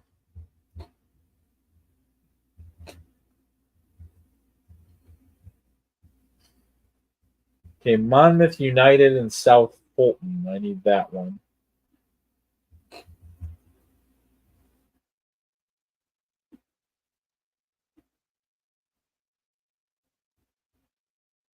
I just found it. South Fulton wins that one. 34-6.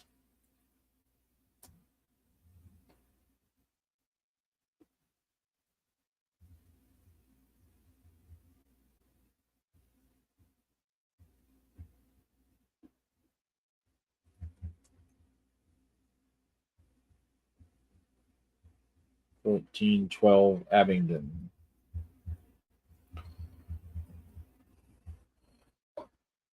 Okay, on to the little Illini conference.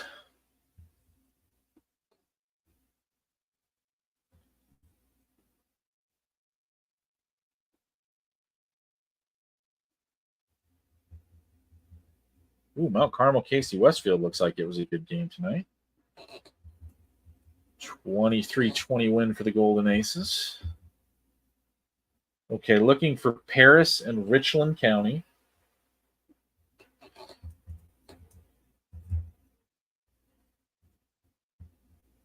Just found it. And Newton and Robinson.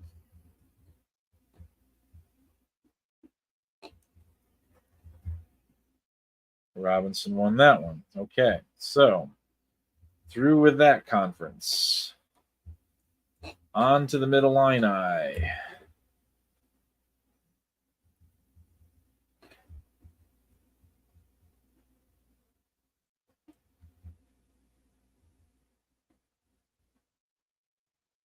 Okay. Looking for Pekin and Canton, as well as Washington and Dunlap.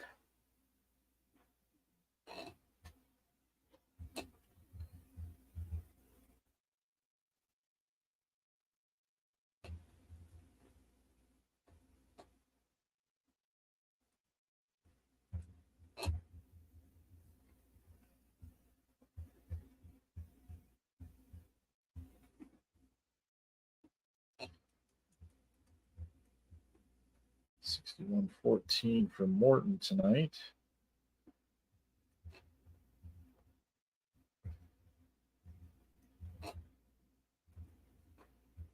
Okay.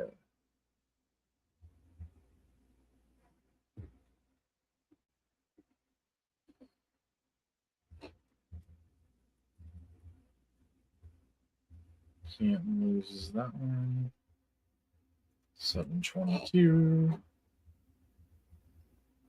Okay, now I'm down to Washington and Dunlap. I just found it. Washington with a win there. So now we're moving on to the Mid-Suburban Conference.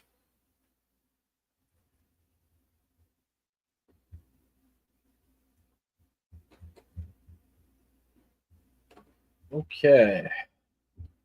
Prospect over at Elk Grove.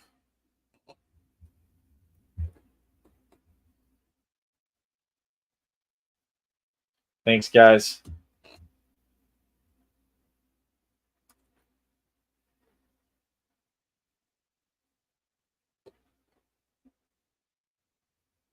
Buffalo Grove.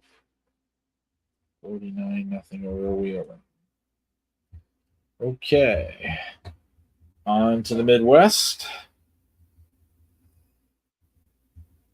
60% done already. My goodness.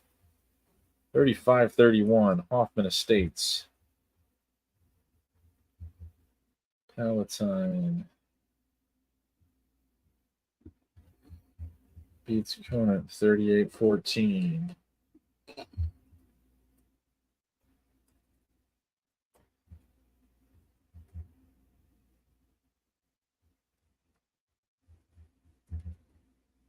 Schaumburg and Frem 642.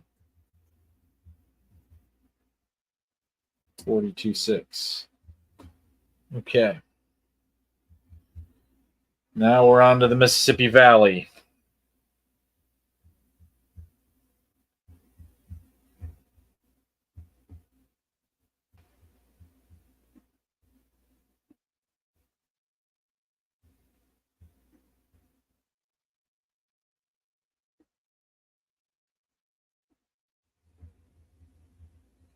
Okay, got those in. Highland over Triad.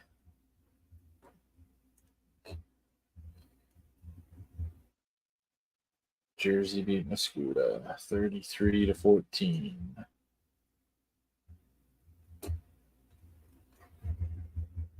They're 3 and 4. They get Highland next week. Yep, they're both done. Okay, so on to the North Suburban now.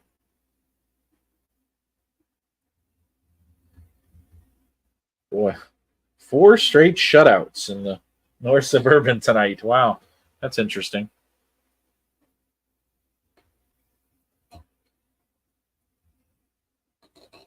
All runaways in that conference tonight. Warren over Waukegan.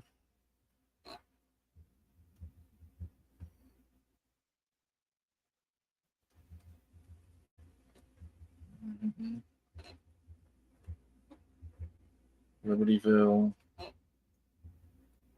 On the line.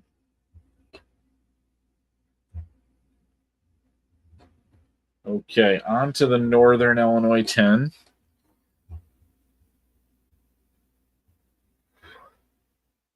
Down to about 80 scores right now, guys. That's an incredibly low total for before midnight.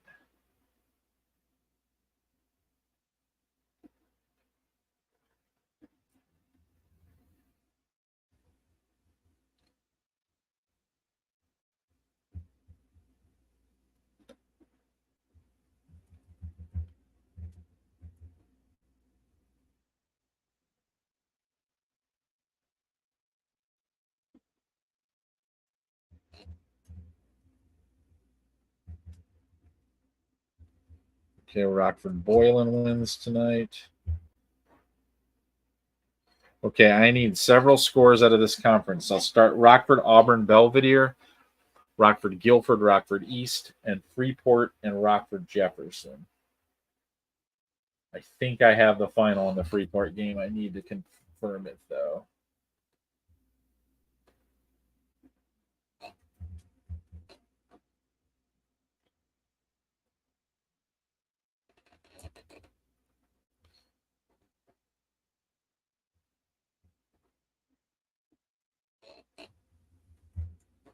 Okay, East over Guilford, 16-6.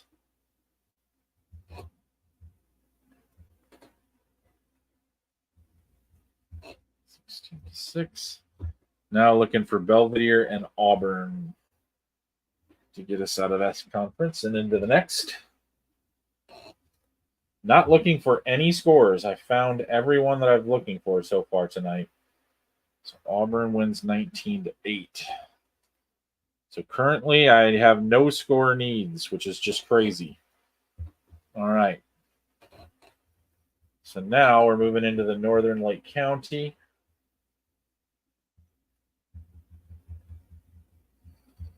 I have all these scores. 32-64. Wakanda wins 44-7. Lakes loses that one. Grace Lake North barely over North Chicago. Grace Lake Central over Round Lake.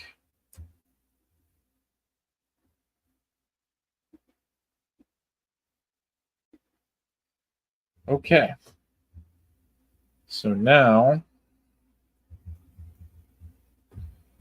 moving on to the Northwest Upstate Illini.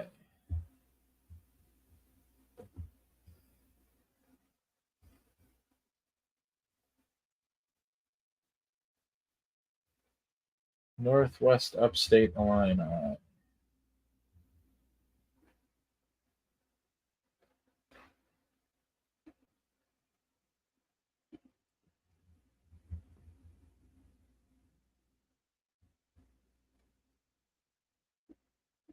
Lena Winslow wins 46-6. Looking for a Stockton West Carroll score.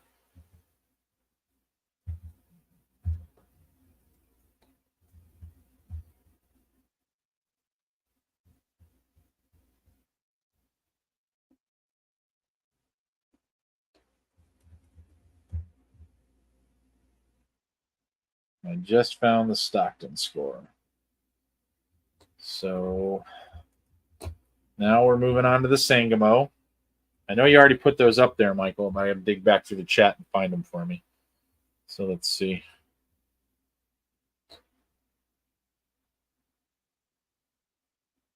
There they are. Well, that Maroa game looks like it was a doozy tonight. Kind of what I expected there. Olympia wins big.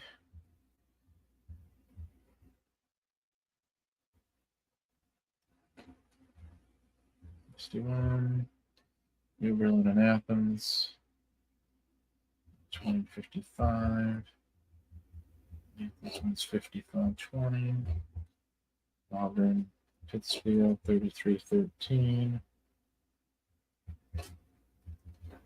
Porter Rhodes 48-6. All right. Okay, on to the Southern Illinois River, Mississippi.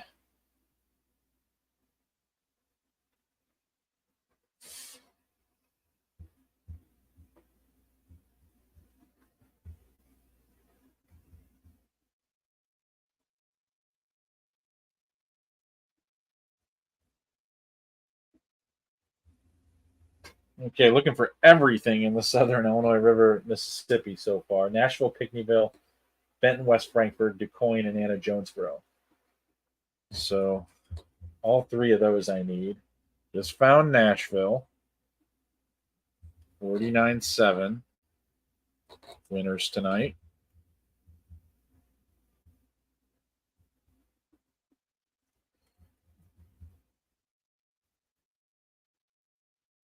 Benton over West Frankfort, 42-20.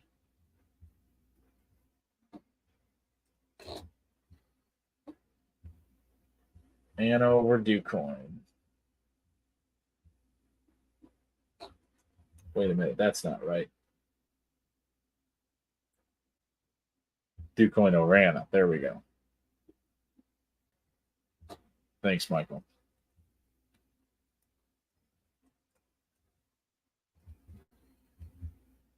Okay. On to the River to River, Ohio.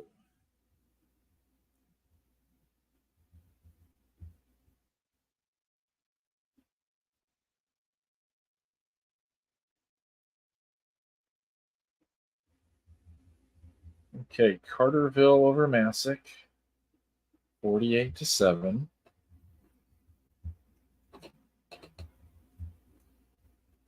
Murfreesboro over Harrisburg, 40-0. Okay. Now to the South Central Conference.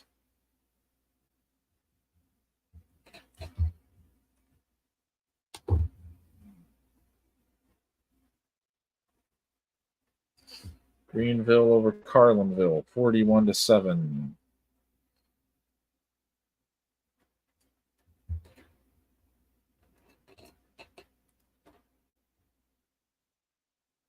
Payne 43-9 over Gillespie.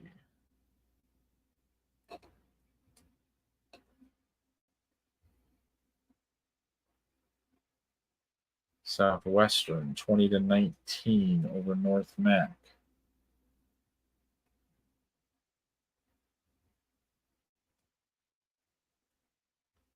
Staunton loses to Litchfield. It's 37-0. 3:27. All right, so now we're moving on to the South 7. I have a feeling I'm going to have a score for people to hunt because I don't believe I've seen it anywhere tonight. Not even sure if the game was played today. Looking for Carbondale and Springfield Lighthouse Christian from Missouri.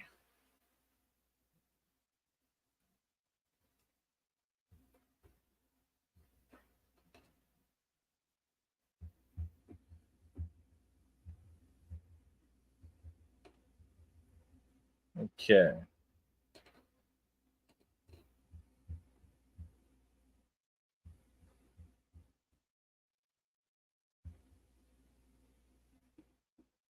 I'm interested to see if that game is even today. So I was skeptical of that today when I looked at the schedule that they'd be playing that game. And that game is tomorrow. So we're done with that conference. Now down to the South Suburban Blue. About 60 games left on the board right now. Vermont wins 41-0 over Bremen tonight. TF North and Oak Forest. TF North, that's a big win for them.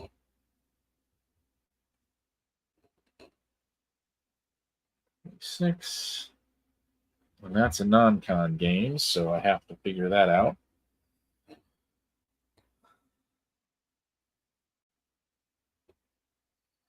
Okay, Tinley Park and Tinley Park over Oak Lawn. That was what I expected there. Yeah, it is. Gibson City, Melbourne, Sibley, Forreston. I like Forreston to win the game, but I'm interested to see how Gibson City measures up in that game.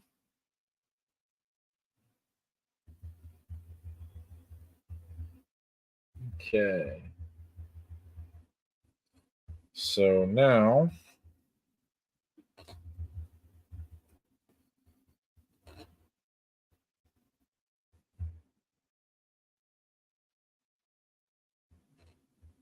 Norris beats Shepherd.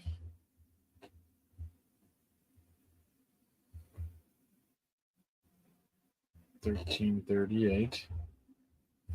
Okay. On to the Southland. 50 games left on the board. And one that I'm looking for out of this conference, Thornwood and Thornton.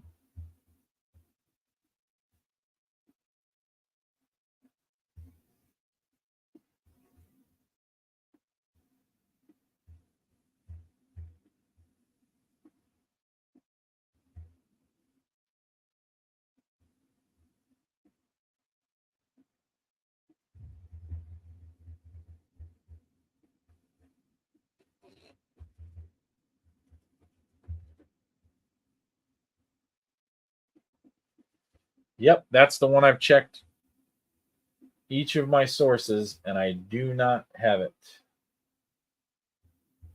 Thornwood and Thornton is the missing piece right now.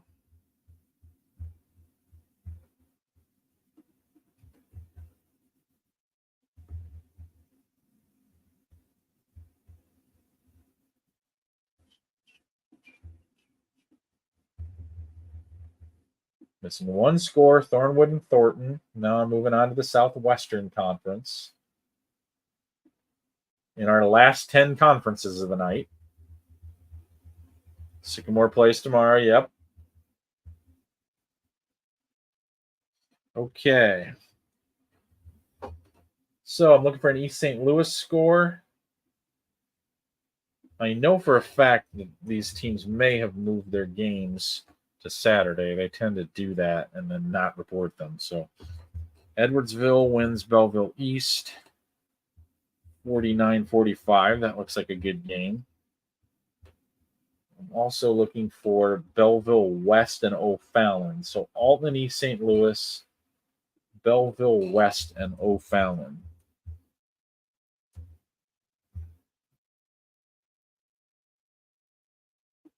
I think those games are tomorrow, but East St. Louis 59-0. Thank you.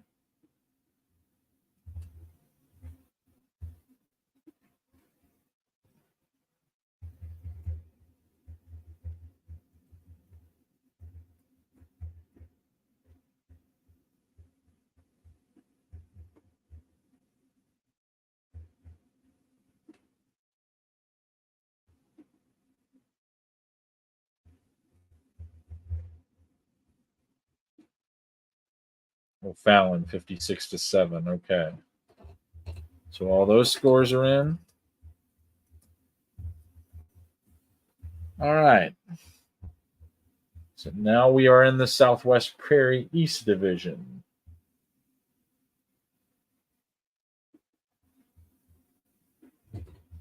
Still looking for Thornton and Thornwood.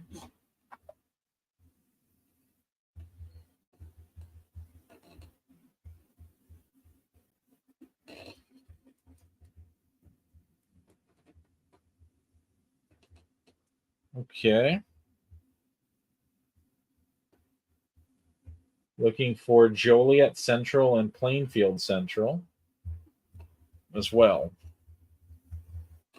Plainfield East wins 13-10 over Plainfield South. Okay.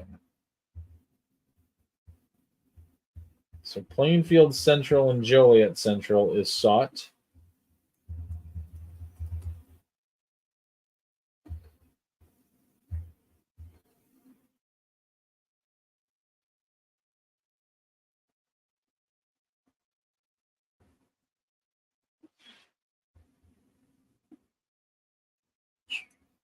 Plainfield Central 22-6. Thank you, sir.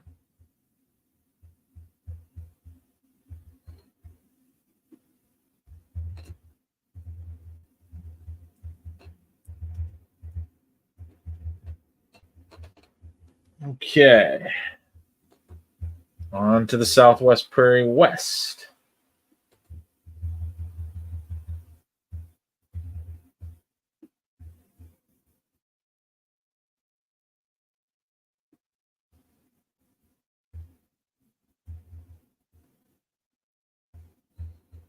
West Aurora with a good win, 13-7 over Oswego East. And Oswego East loses that one. Okay. On to the Southwest Suburban Blue.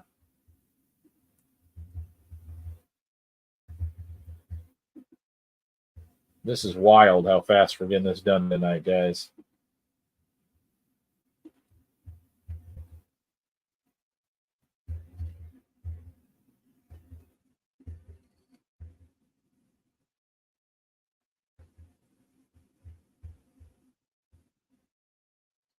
Okay. HF loses 32-6 to Lincoln Way East.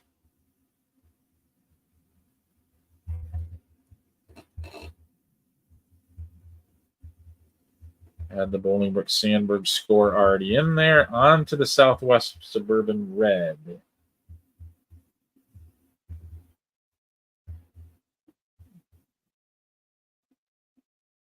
Okay, the only score that I am missing right now is Thornwood and Thornton.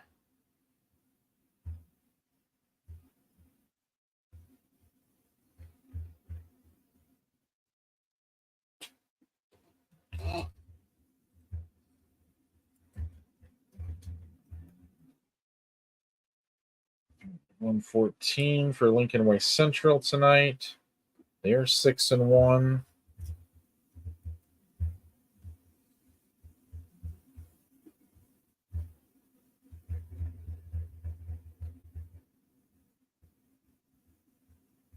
Okay, Yeah, that's all I've gotten on that game too. Thornwood Thornton. Supposedly started at 4:00 this afternoon, so I was kind of hoping that final would pop up, but of course, no dice. All right. 41-17.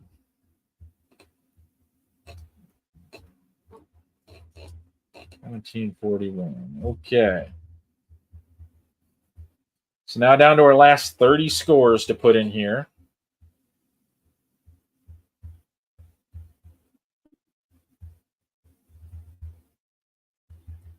All right. Three Rivers, Mississippi.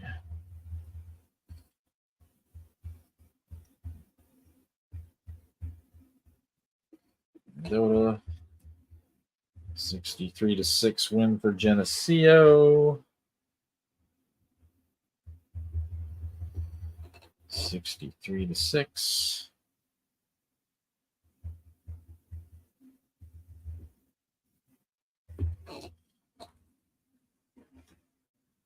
Okay. There they are. I see them, Michael. Thank you.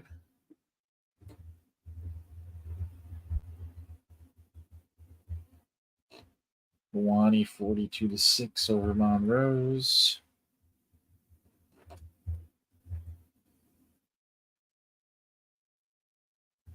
New Prophetstown wins 46-7 over Riverdale. 746. Ryan Sherrard. Sherrard beats Ryan 27-26. Nail biter there. Okay. And then Hall and Newman are tomorrow. So on to the Upstate 8 we go.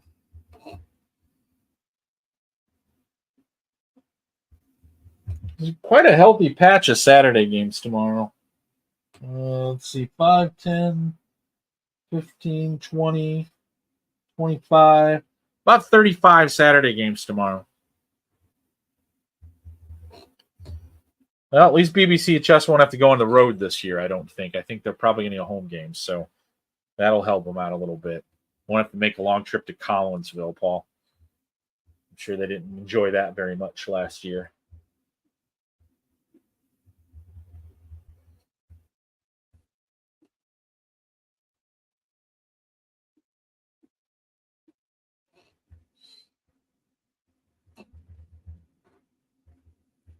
Bartlett beats Larkin.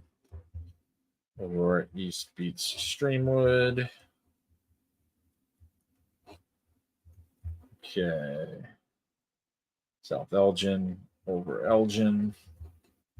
And on to the Vermilion Valley.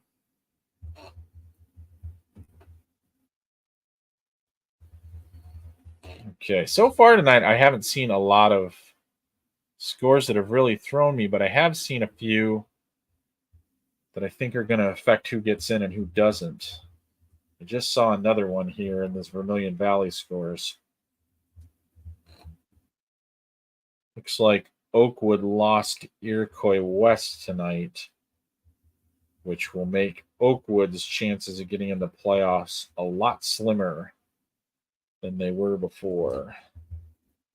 And Iroquois West already has 5 losses, I believe. No, they have 4 losses, so they could get there, but they would need to upset Westville in week 9. So Clifton Central over Houston.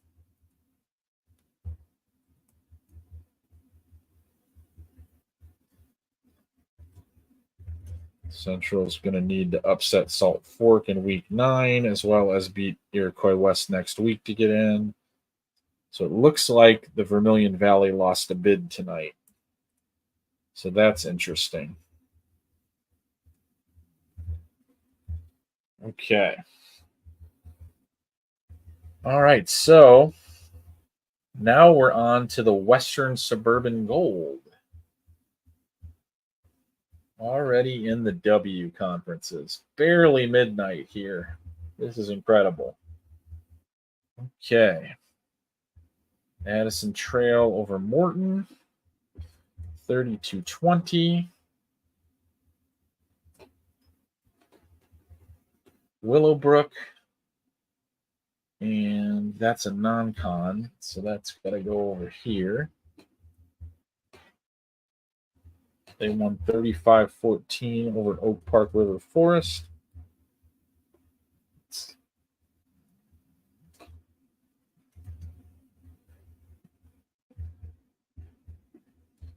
Okay. Downers Grove South, 33-14.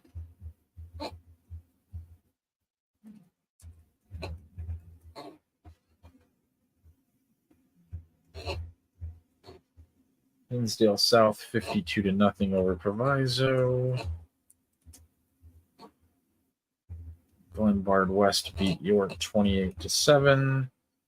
Hinsdale Central, 62-0 over Proviso West. Okay. I know you put the Western Big Six scores already up there, Michael, so I'm going to go find those real quick.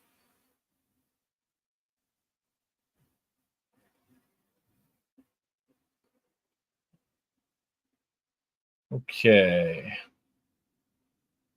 Western Big Six.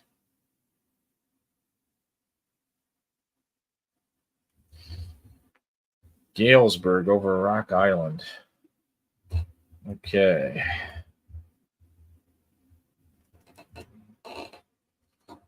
And, oh, really? That's interesting. Moline losing to East Moline tonight. Okay. So that puts Moline and Sterling into a winner-take-all game in Week 9, probably. If both can win in Week 8. So that's very interesting. And now I need to get the Wivix in here, and believe it or not,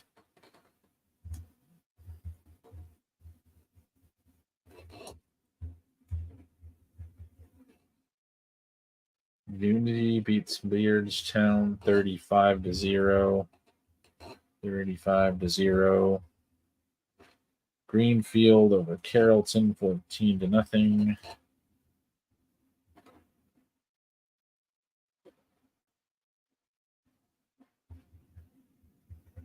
That's a Saturday game.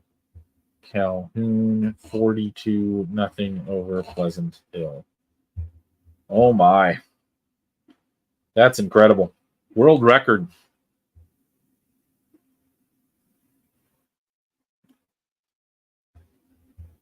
We are missing one Friday score. Thornton and Thornwood. Every other Friday score is entered. What class would Morris be? They're bouncing back and forth between 4 and 5. I think it's more likely that they end up in 4. So that's still to be resolved. But right now, I think it would be a 4A likelihood for Morris. Okay, so I'm going to put a tweet out real quick to see if anybody can help me with the Thornton-Thornwood score. But kind of not expecting it.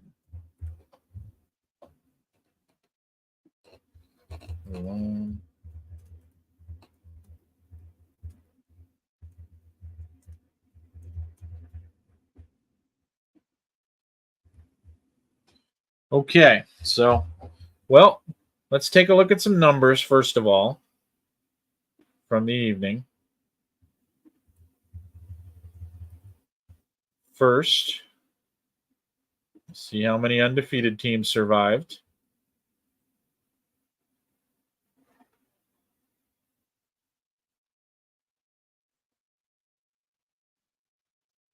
All right, 4 play tomorrow. Sycamore, Moments, Forreston, and Peyton. And there are 40 in the 7-0 group. So we have 40 teams that are 7-0.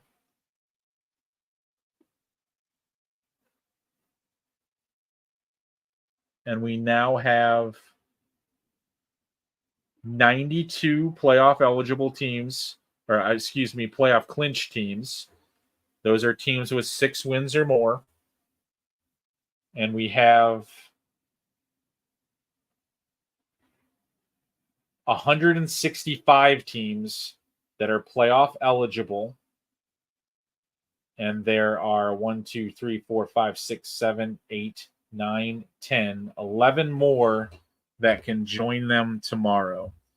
So potentially 176 teams that would be playoff eligible after tomorrow's finals. So interesting numbers on that count. I can take some peeks at some playoff fields right now if there's a specific class that you guys are interested in. We can talk about it a little bit.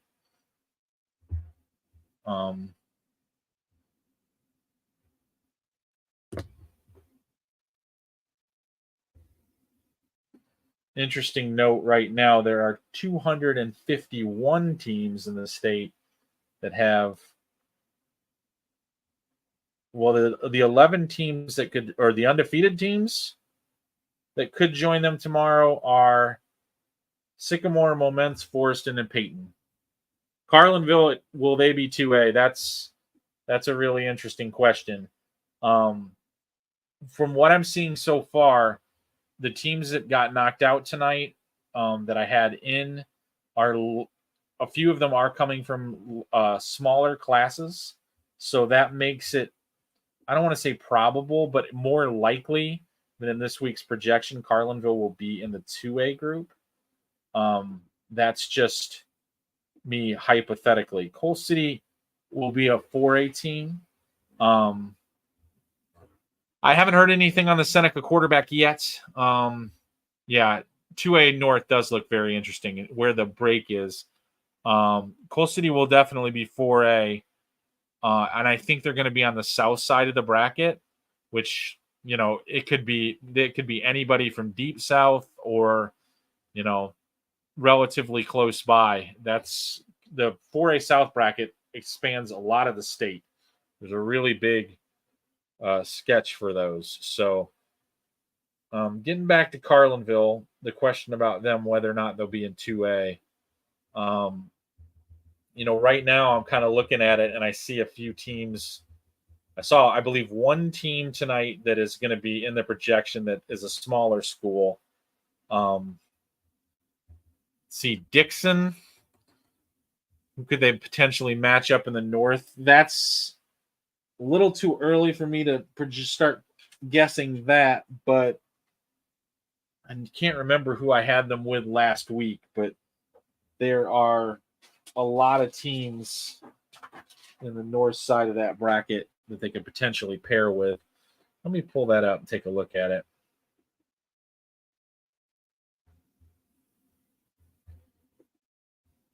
So I think for the most part, everything kind of went the way I thought it would in 4A. So looking at it right now, I would kind of guess at somebody like Ridgewood for potentially Dixon.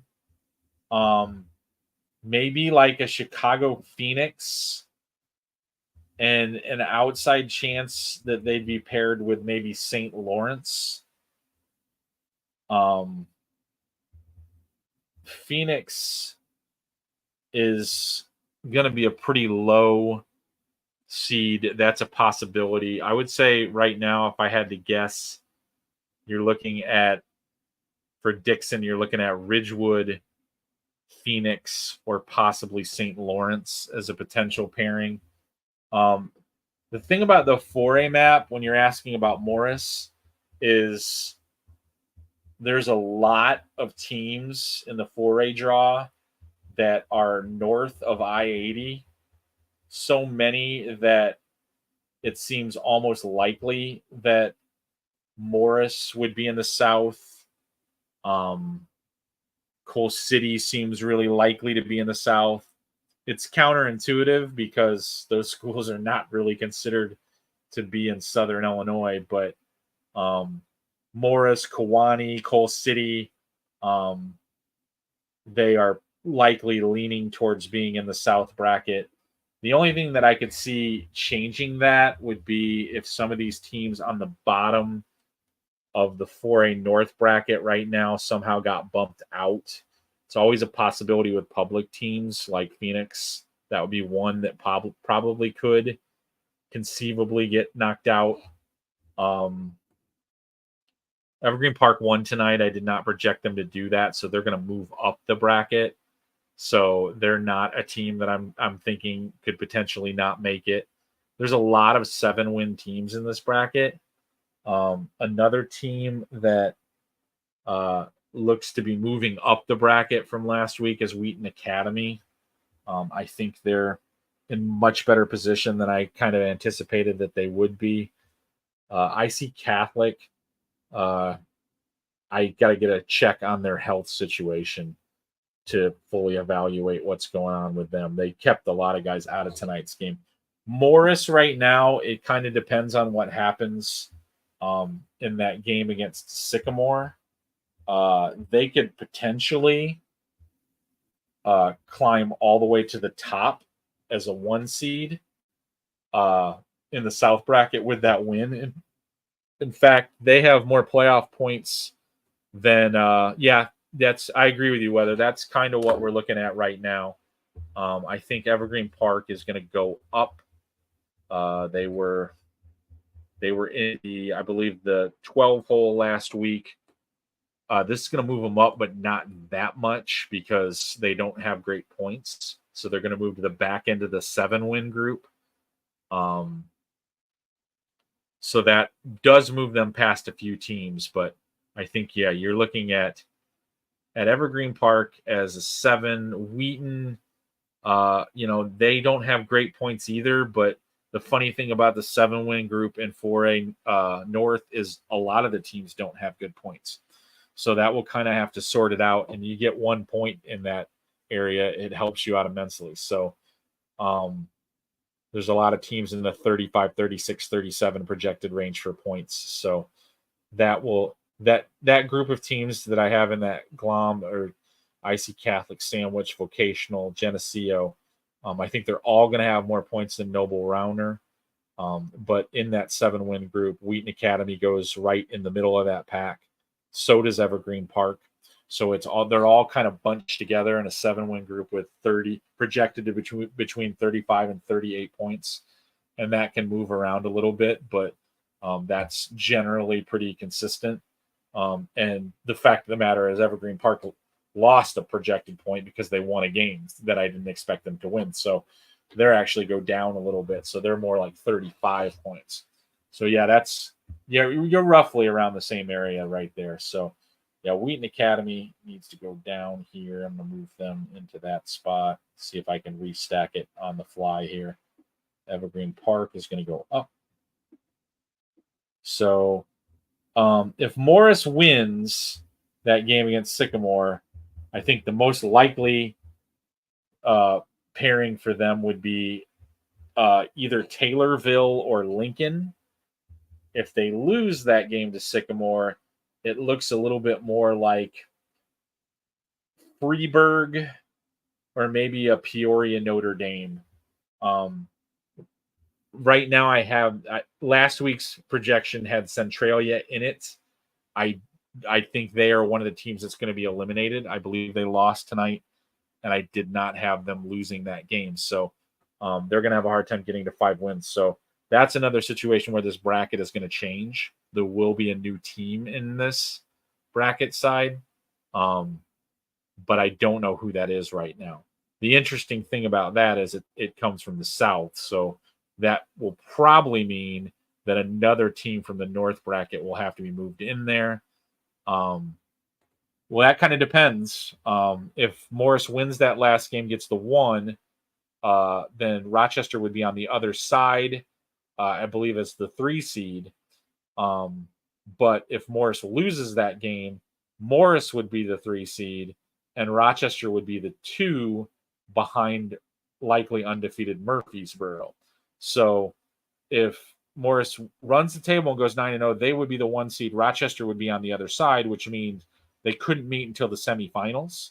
But if Morris loses that game, drops down into the 3 seed, then Rochester and Morris would be on the same side of the bracket.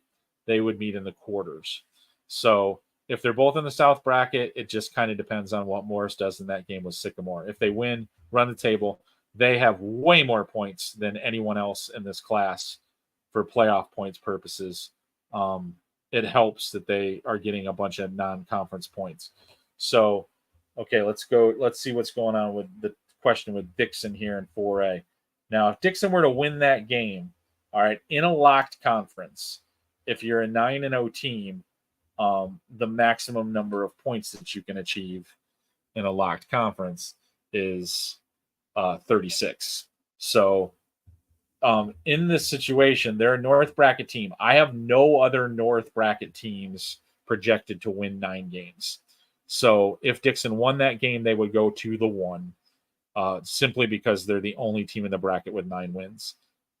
There's not any real potential for any of the teams to move into the North bracket unless something weird happened and Morris somehow ended back up in the North bracket, won all their games, and then that's the only scenario that would have Dixon moving to the 2. Right now, I only have 2 teams projected to finish the season 9-0. So Morris wins the last game at home, and the last game, could they be at home or away game? They would start, obviously, with a home game. They're going to start with a home game in the first round of the playoffs. And then each subsequent round after that, where Morris is based on how many home games the other team has played. If they're tied, it always helps to be the highest seed that you possibly can be. So I would think that Morris would have the opportunity to host multiple playoff games regardless of what happens. So, yeah, I agree with you, Weather. I think that would be a big charge for Dixon to win that game against Byron. So, yeah, definitely an interesting type of situation. So, any other classifications or any other questions that I can answer?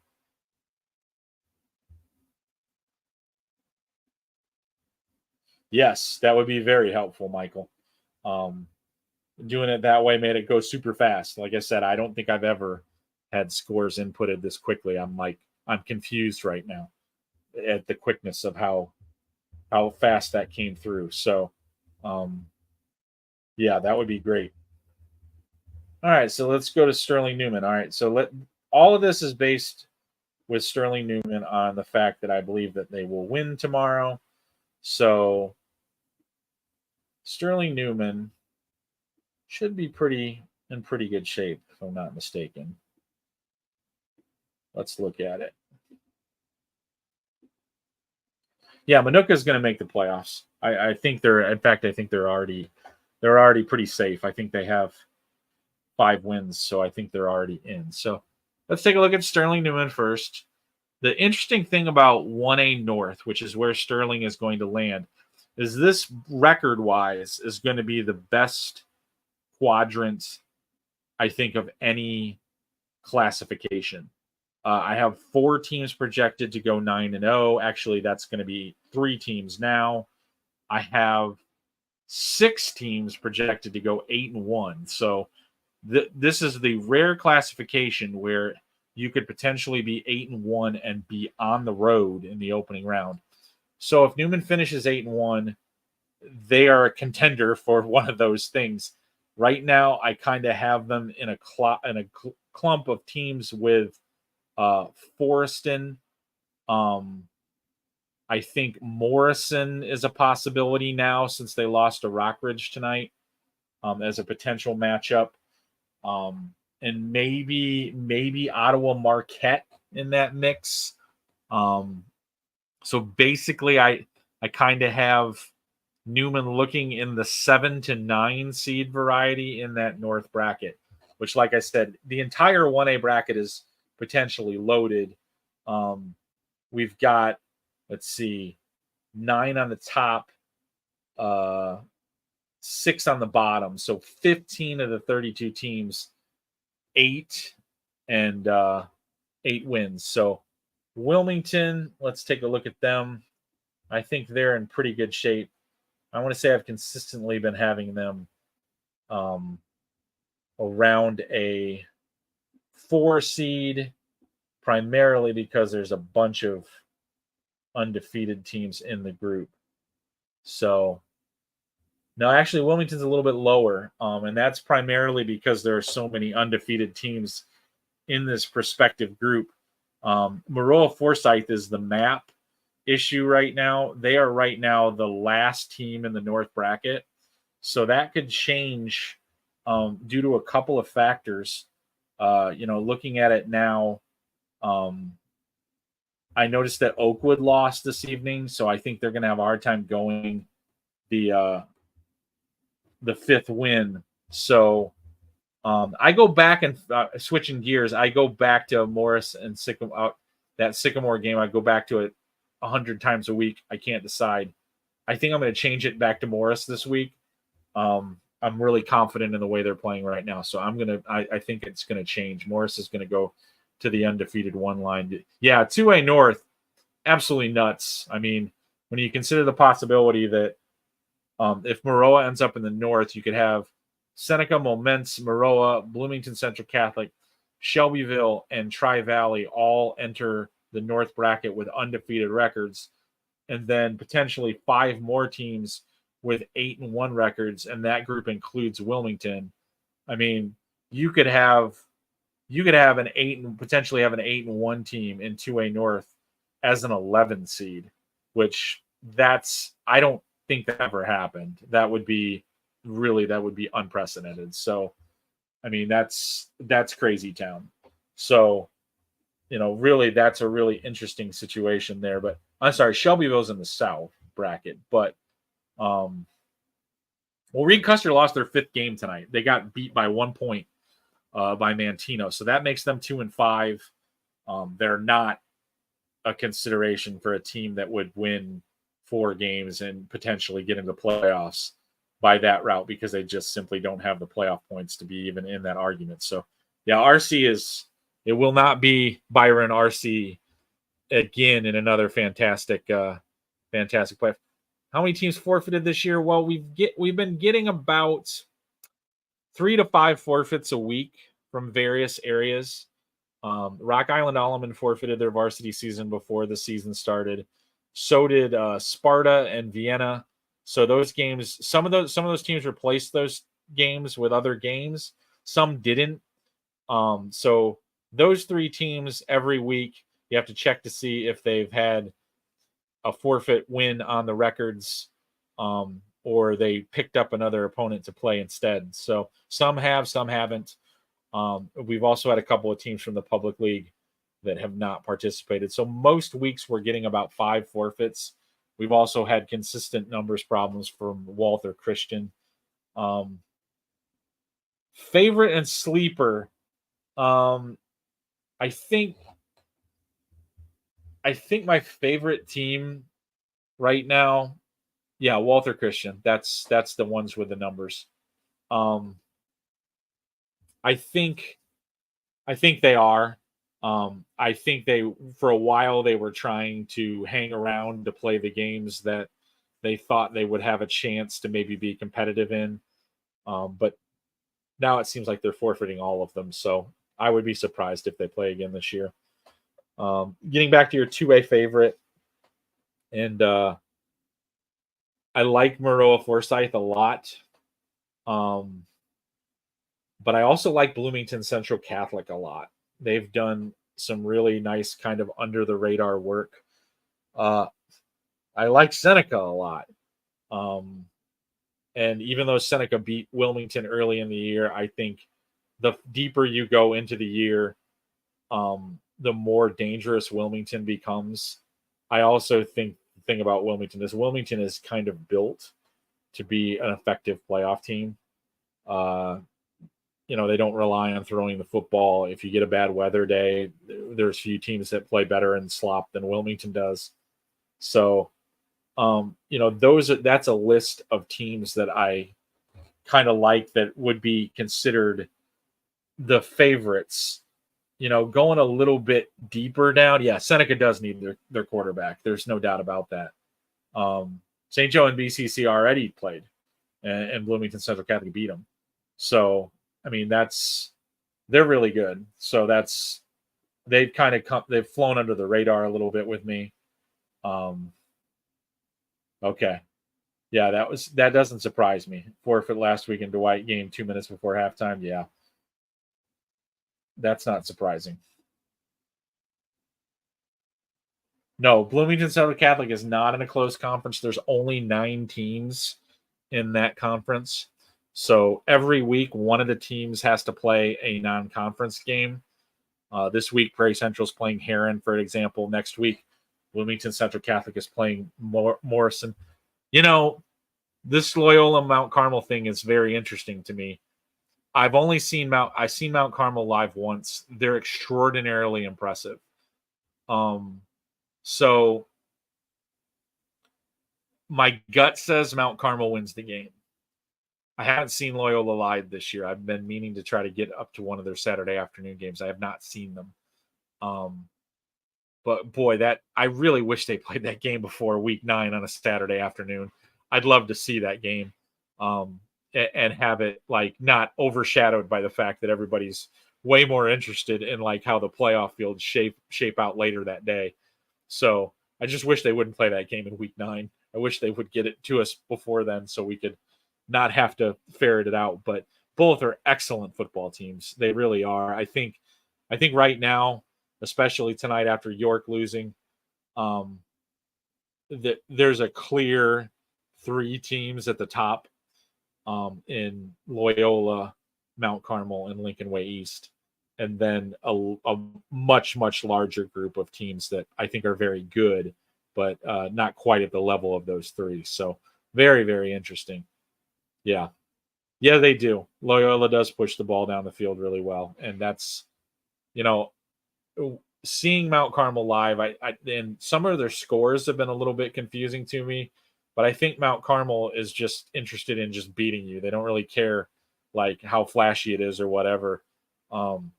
I think Loyola is a little bit bigger than them in the trenches, but the one thing that I think is underrated and kind of gets lost in the shuffle, Mount Carmel's got a really nice offensive line. They're very good.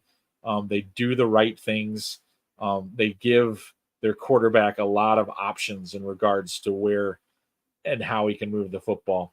So I know 3 kids in particular sat out for IC Catholic for sure, and it might have been more than that. I know they played without their quarterback tonight. They played without KJ Parker. They played without I can't remember the other kids that I'm drawing a blank on his name right now. I'm going to look because I want to know. And JP Schmidt. So they played without some significant players tonight, and it was kind of vague on what their status really was. They might have been a little dinged up and putting their roster in a situation where they had to go against the 100. I think the linebacker played, but I do not know that for sure. I heard that report from a secondhand account, but I definitely know for sure that that they didn't have a large chunk of their major contributing players. Loyola was winning that game 35-0 before we even blinked. So I think IC Catholic was just simply trying to survive that game tonight and move on to next week. So IC's already in the playoffs. They're not all that concerned about how high their seed is or anything like that. They feel like they can compete with anybody in 4A, and I think they're right. So they may end up ultimately ending up I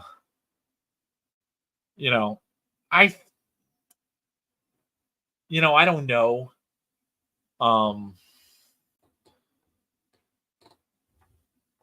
I don't know if it will affect them. I think I got the sense, and I haven't confirmed this, that it was more of a protective measure for those kids more than it was a serious sort of, like, if this was a 4A playoff game, these kids would have played. Whatever was bothering them, they would have played through it. I do not know that for sure, but to my understanding, the coach was non-committal after the game if they'd be available next week. So it was, I think that was what it was. But like I said, I think if this were a game that they felt like they could be competitive and potentially win, these are probably injuries that would have been, not too serious for them to keep them out, or maybe limit them a little bit, but not keep them completely out of the game like they did.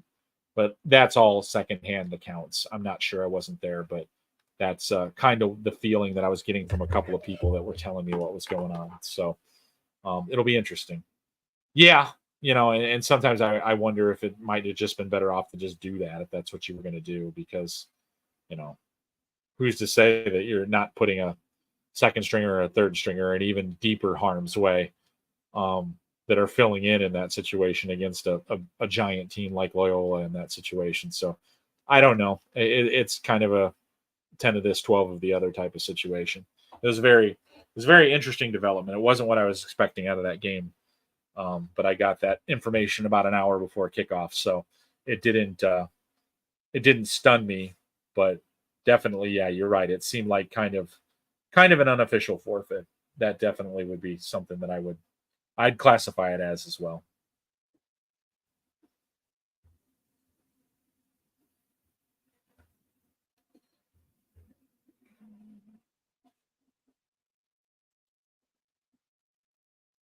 Okay, I just found the Thornwood score, guys. We win again. Thanks to my friend Billy Judge helping me out there. So all the Friday scores are in. Crazy town.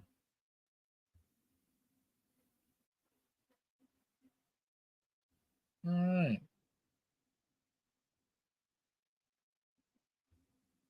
I might. I was actually thinking about maybe taking in that Bismarck Henning Moments game tomorrow. That's a little bit of a south drive for me, but well, it's a good question. I'll start with the Kankakee question. Kankakee is going to be a 6A team this year, and I really like them. I saw them in week 1, and I was very impressed with them, especially on the defensive side of the ball. The biggest problem for them is they're likely to be squaring off with East St. Louis pretty quickly, because of the fact that East St. Louis currently has 2 losses and does not have a week 9 game scheduled. So if they don't get a week 9 game, they'll finish 6-3. So it'll technically be 6-2, but for seeding purposes, they'll be 6-3. So that could put them around like the 8-9 game, and Kankakee would be the top seed in the South bracket. So you could see St. Louis playing Kankakee as early as the second round. And as much as I like Kankakee, I don't think everyone is an underdog to East St. Louis in 6A. I know they've lost a couple of games, but those losses are to Mount Carmel and currently the number 3 ranked team in the entire state of Texas. So that's definitely a deceiving potential 6-win team in that bracket. So that'll push East St. Louis down to like a 9, a 10, somewhere in that neighborhood. So the best thing that Kankakee could hope for was that they actually ended up being a 10, or maybe snuck their way up to a 7, because Kankakee looks like they're going to pretty much locked in as the number 1 seed in the South. But they will not be, like I said, they'll be an underdog to East St. Louis, just like everybody else. So the longer they can stay away from East St. Louis, the better, because that's an extraordinarily talented team. So, all right, Sterling, 5A North this year, if they can make the playoffs, since they gave Quincy a push tonight. That would be interesting.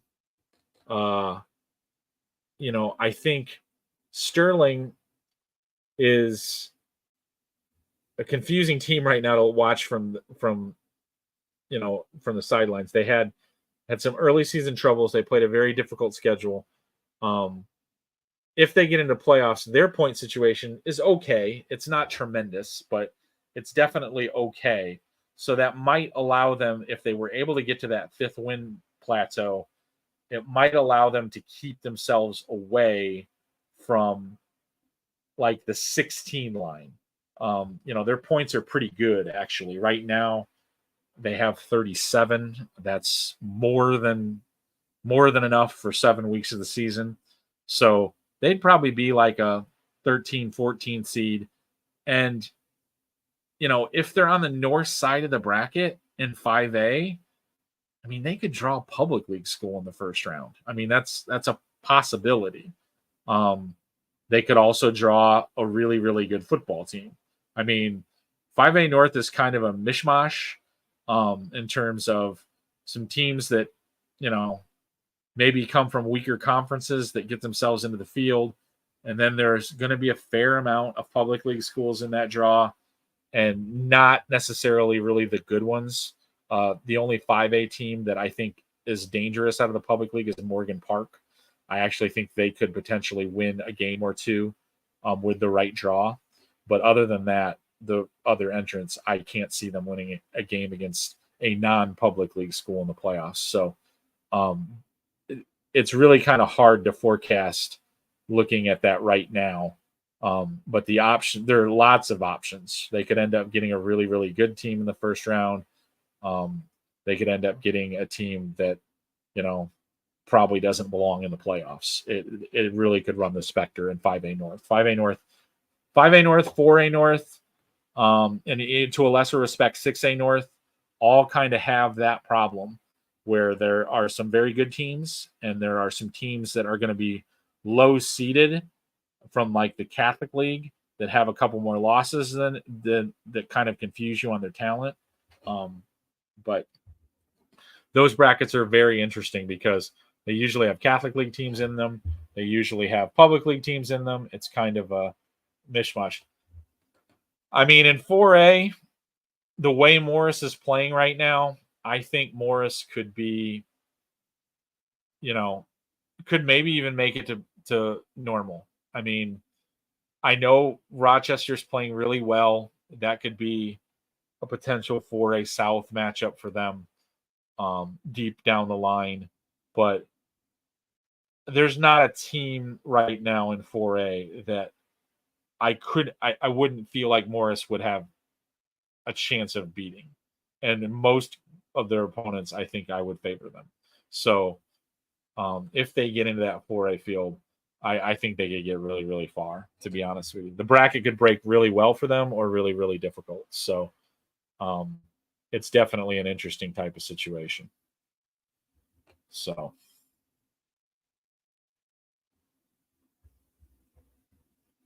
All right, guys, I think I'm going to wrap it up for tonight and get a head start on some of the things that I like to do. So appreciate all your help today. And it definitely was nice getting that assistance. I'll answer that Bishop McNamara question. I saw them. I used to see them a lot more often, and I saw them earlier this year against Marion Central Catholic. They're extremely young, and the program numbers are down considerably to what I was used to.